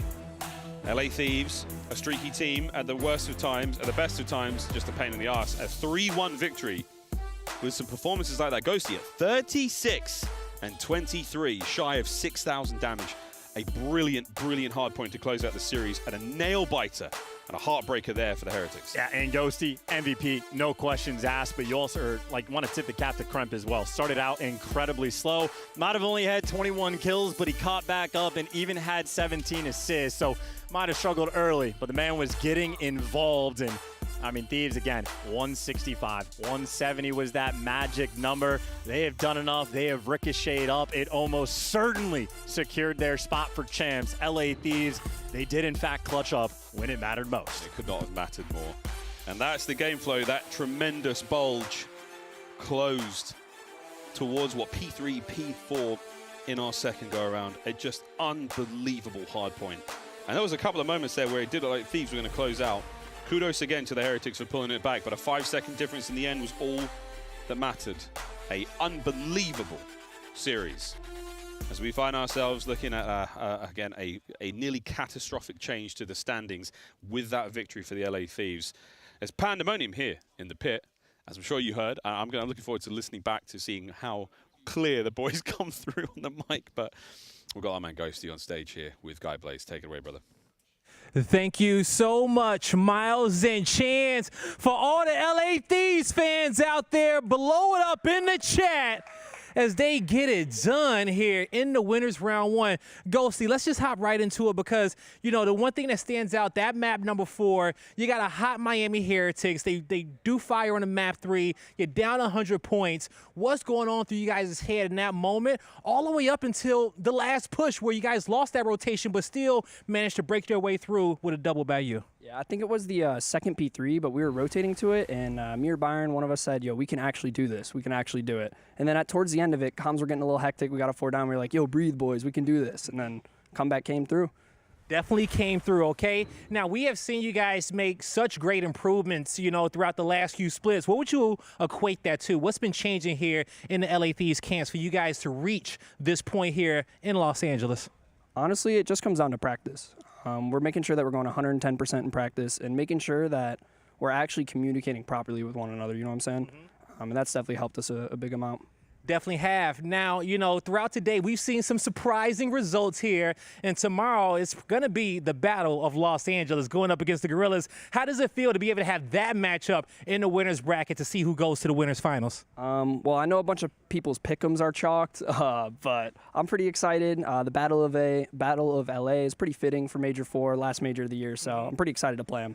I'm pretty excited as well, and I know you guys are excited in chat. Lastly, Ghostly, what do you want to say to the Los Angeles fans out there to probably win some more supporters over and convert them to red rather than purple? Honestly, we appreciate y'all support. We're going to come out swinging, hopefully just like today, and we'll give y'all a show.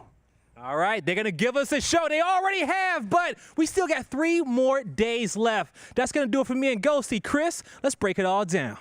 Thank you so much, Guy Blaze, and congratulations to LA Thieves. You have just doubled your land points with that win. They went from 15 now up to 45, and in the big picture, you are now a top 6 team going into champs if the tournament ended right here. And this is no win to sneeze at either. You're against the Miami Heretics team that is in a very similar situation as you are, and going up against them on some of their best maps and pulling out those W's. Just a really impressive win from LA Thieves overall. Nameless, it was a disgusting game 4. You started down 120, but you brought it back. Yep. Let's revisit the winning moments here for LA Thieves. How did this team put together the W and send Miami Heretics down to the elimination bracket? You know, just learn from some of their mistakes. I mean, it was a beautiful rotation over towards P3. They get a great setup. They're played extremely aggressive in junk. They get all the kills they need, get a ton of time, keep it scrappy going into that next hill, and then it's just like a war of attrition. Like, how much effort can we put in on some of these breaks? They get them when they need them most, and you know, that last break was one of the more impressives that we have seen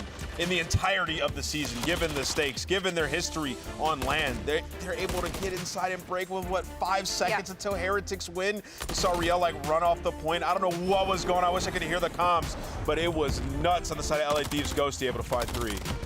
The composure of LA Thieves during this map is just unbelievable to me. In their interview, the fact that he was like, yeah, me or Byron was like, you know, like, we can actually win this. And it was off of both of them that they were getting the kills they needed to get these breaks, because you're talking about the worst holding team in the league during this stage being able to win both the respawns in this series on maps that they're not even necessarily comfortable with during this split. So for LA Thieves, this is kind of scary moving forward because now you don't know what to play them on. Ghosty just dropped, what, 36 kills in the game 4? Yep. He was 15-4 in the search and destroy. Yep. with a huge round at the end where he finds 2 running at him middle of the tank. Has 2,500 damage. Like, the kid is unbelievable, man. And he looks like Timothy Chalamet. And Yeah, sounds he's handsome. like how does he get everything, huh? I don't know. It's working out for him, except for his little bit of a speech towards Miami. I think I heard that somewhere else from a kid in a purple jersey who they could eventually meet up against in this tournament. Let's take a look, though, at our standings at the end of day 1. Miami, you are at 170. The Gorillas tied with you in 8th.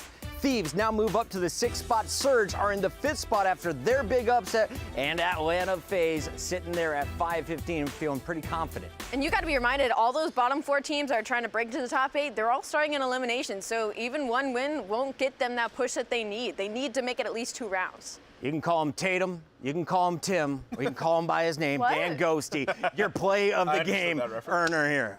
Jason Tatum uses other people's celebrations that way. Let's take a look here at Dan Ghosty, though. 15 kills is quite a reason to celebrate in some Surge.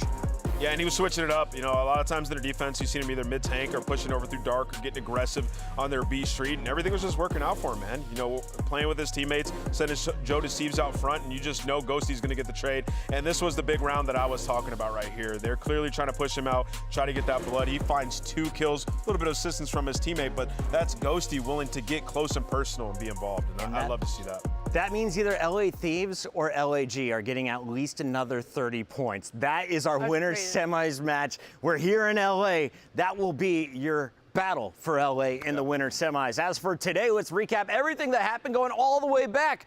I called it an upset. You saw it coming. Seattle going up against Las Vegas. Let's walk the fans through our first match that they may have missed. Yeah, it was a sandwich of a schedule. The craziest matches were going to be number 1 and number 4, and number 1 went the way of Seattle all the way to a Game 5, round 11. Wouldn't have had it literally any other way. I mean, you're talking about 5-point respawn, round 5 in that control. Seattle Surge just, I mean, I think the most impressive for me is their search and destroy is continuing. That was their strongest at the beginning of the season. Got a little bit wonky during some roster changes. Now it seems they're back on form, and they're going to need it throughout the entirety of this tournament. I mean, SNG wins championships. We do have to point out, Vegas Legion was up 4-2 in this Game 5. They allowed Seattle to come back, but there was also huge individual performances. Abuza wins the 1v1 to keep them alive. And then, of course, this round 11, who's on the scoreboard? Hook, which has 2 kills coming into the round, drops 3 to seal the deal. Yeah, massive heads-up play, getting aggressive, just sort of reading them, knowing what they're going to do when they go for their retake. Huge plays in that search and destroy. And, of course, we had the upset of the day in our second fight as LAG took on Toronto.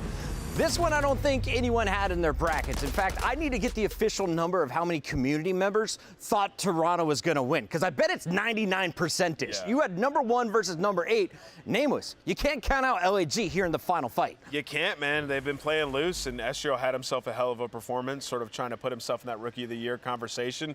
And now they have an opportunity to get top 3. If they bring that level of gameplay, I mean, they're going up against LA Thieves. It's not one of our top 4 teams on the year. Massive opportunity for LAG. Do you give Estrio the MVP? Who do you give the award to? Oh, yeah, got to give it to him just because he came clutch when it matters. And I mean, the fact that LAG, I mean, they beat the number 1 respawn team in 2 hard points and beat them on one of their best search and destroys. You can't make that up. And now they get LA Thieves tomorrow. And of course, we saw Atlanta FaZe versus the New York Subliners. We thought this was going to be another Game 5. They went to Game 5 in our online qualifiers. Atlanta won then. But today, it is a clean 3-0. The hard point was close, but search and control, it was all Atlanta. With Toronto kind of out of the running now on the winner's side of things, like Atlanta could easily win this entire tournament very easily. I mean, the fact they 3-0 New York Subliners, we forget all of stage 4 qualifiers, they were literally just map pool testing. That's all they were doing, is trying to expand, get more reps when it came to these games. And you heard it from Sim in the interview. They are not playing around now that it's come to land time. They got some of their best maps in this lineup, and it really showed versus New York. Yeah, New York, you know, tried to play some tricks going into the map pool veto process. Don't think it worked. Map 1, they got outslayed by 26. Yikes. Simp was going off. Probably the best individual performance on the day was Simp in this particular series. They shut down Hydra in the search and destroy, making him go 2-8, and then in that control, just masterful once again. I looked up at the scoreboard. Simp had 30 kills. The rest of his teammates had 20. So our MVP that we talked about, our likely MVP, furthering his case to be the best player of the year. Fan voting for All-Stars and MVP is going to open up on Sunday. Take notice of the stars today. For Seattle Surge, got to show some love to Hook and Abuza. Of course, for Atlanta FaZe, you got to show some love to Simp. Estriel for the Gorillas and LA Thieves. It's got to be Dan Ghosty, right? 100%. Oh, yeah. He was going crazy. Incredible day one of action. The winners round one is done, but Allie, tomorrow we go down to that elimination bracket, and this is nothing that we had predicted. Which one of these matches is most important? Honestly, I'm just looking at the top side of the limb. You got Toronto going versus Carolina Royal Ravens for their dreams and hopes to make it to champs, and then Optic Texas literally cannot escape the Florida Heat. I mean, Incredible likely stuff. Ravens to make it into champs, which has been a huge story, they would have to go through Toronto and likely Optic Texas. That is a hell run. I might be It pulling really on is. most. That's a loser's bracket from hell. Lock in. Royal Ravens trying to fight for their lives. They'll have to knock out the #1 seed, and it all goes down tomorrow, 12 PT. We open the show with it. That's 3 o'clock out there on the East Coast. We got Vegas against Boston, Subliners versus Minnesota, as it's their last chance to lock in for champs. And of course, Miami now draws Optic Texas. Is that a good or bad thing for Texas? That is a horrible thing for Texas. If you know the Florida lore, that is not the point. Why Miami Heretics looked pretty unbelievable. But this year, Pred has just hated the Heretics. He's went off against them like a 1.3. Optic Texas had their number this year. Put Subbase in the best of 5, please. As it goes for some goods at home, if you guys have been rocking out with us all day, please scan this QR code. The first 300 respondents are going to receive the Let Them Cook pack via email after questions are completed. Pull out your cell phone. Click it right now. Yeah, scan your QR code, complete the short survey. It's only eligible for participants who are aged 18 plus. Okay. Keep our lawyers happy. Eligible. I don't know if that's going to fix it. All right, everyone is already leaving. I feel like it is our turn to exit the venue. Final thoughts here on day #1, Nameless. I don't think any of us saw these results coming. No way. I mean, we're going to have potential LA Thieves or LAG in the winners final. This tournament's going to get wild. Alley-Cat? It's going to be an LAG chip. I'm just calling it now. Clayster fans, it is time to give him your support. Royal Ravens, Toronto Ultra, day 2, and here is what's on the line. A final look at our standings as we close out the night. Carolina at 150 points is 20 back of 8th place, and they're hoping for the downfall of LAG come day 3. And also, can't forget, we get to see Rocker again. It's going to be exciting. They're at 140 points. And we got Alex saying, I'm so jealous CDL's playing matches in the hell in the cell. I'd throw a BZ off the top. He's not lying. He's going full on Undertaker. I think a BZ could take it, though, like Mankind. Shout out to our man, Alex. Thank you for watching. Thank you all for tuning in. We'll see you tomorrow. First match, once again, is 12 PT. We'll be starting about 15 minutes before that with headquarters.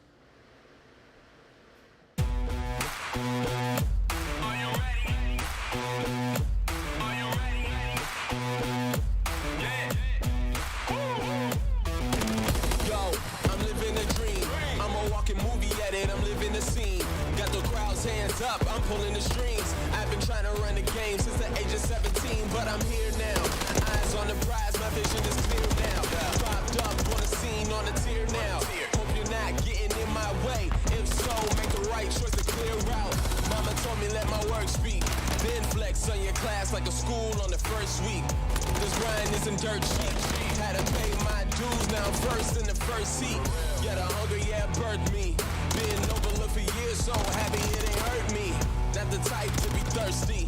I'ma get it on my own, I'm not showing any mercy. I don't make a move on the man, like I made a rule with the fans. Sticking to the plan, I'ma make a move with my hands. Going up and down, knowing I'ma land. Sticking to the plan, I don't make a move on the man, like I made a rule with the fans. Sticking to the plan, I'ma make a move with my hands. Going up and down, knowing I'ma land. Sticking to the plan.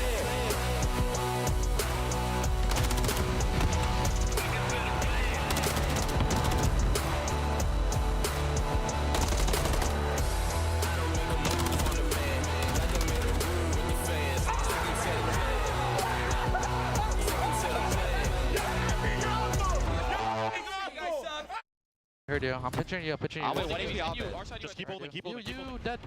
Nice. Right side, and close left. Heard you. I'm pitching you. I'm pitching you. Right side, envoy, half health. You the next. Left side, you. I have it. Left side, you. Watch other side. Left. Nice, other side. Drop. Go. Let's go. Go. Go, bro. Let's go. Come the on.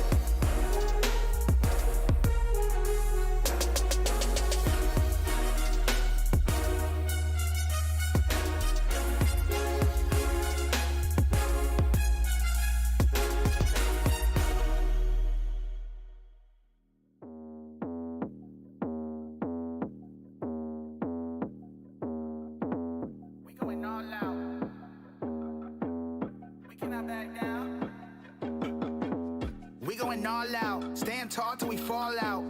We cannot back down. We cannot back down. We going all out. Stand tall till we fall out. We cannot back down. Let's run it back now. Run it back, run it back, run it back, blitz. Run it back, run it back, run it back, blitz. Run it back, run it back, run it back, blitz. Run it back. Yeah, yeah. Aye, we going full steam. How can we stop now? I'm on a dream team. It's cool if they sleep now. I need some big rings. Cause by the time they wake up, we gonna be skywalking. We gonna be way up. We going all out. We going all out. We cannot back down. We cannot back down. We going all out. We going all out. We cannot back down. Let's run it back now. We going all out. We going all out. We cannot back down. We cannot back down. We going all out. We going all out. We cannot back down. Let's run it back now. Run it back. Run it back. Let's run it back now. Run it back. Run it back.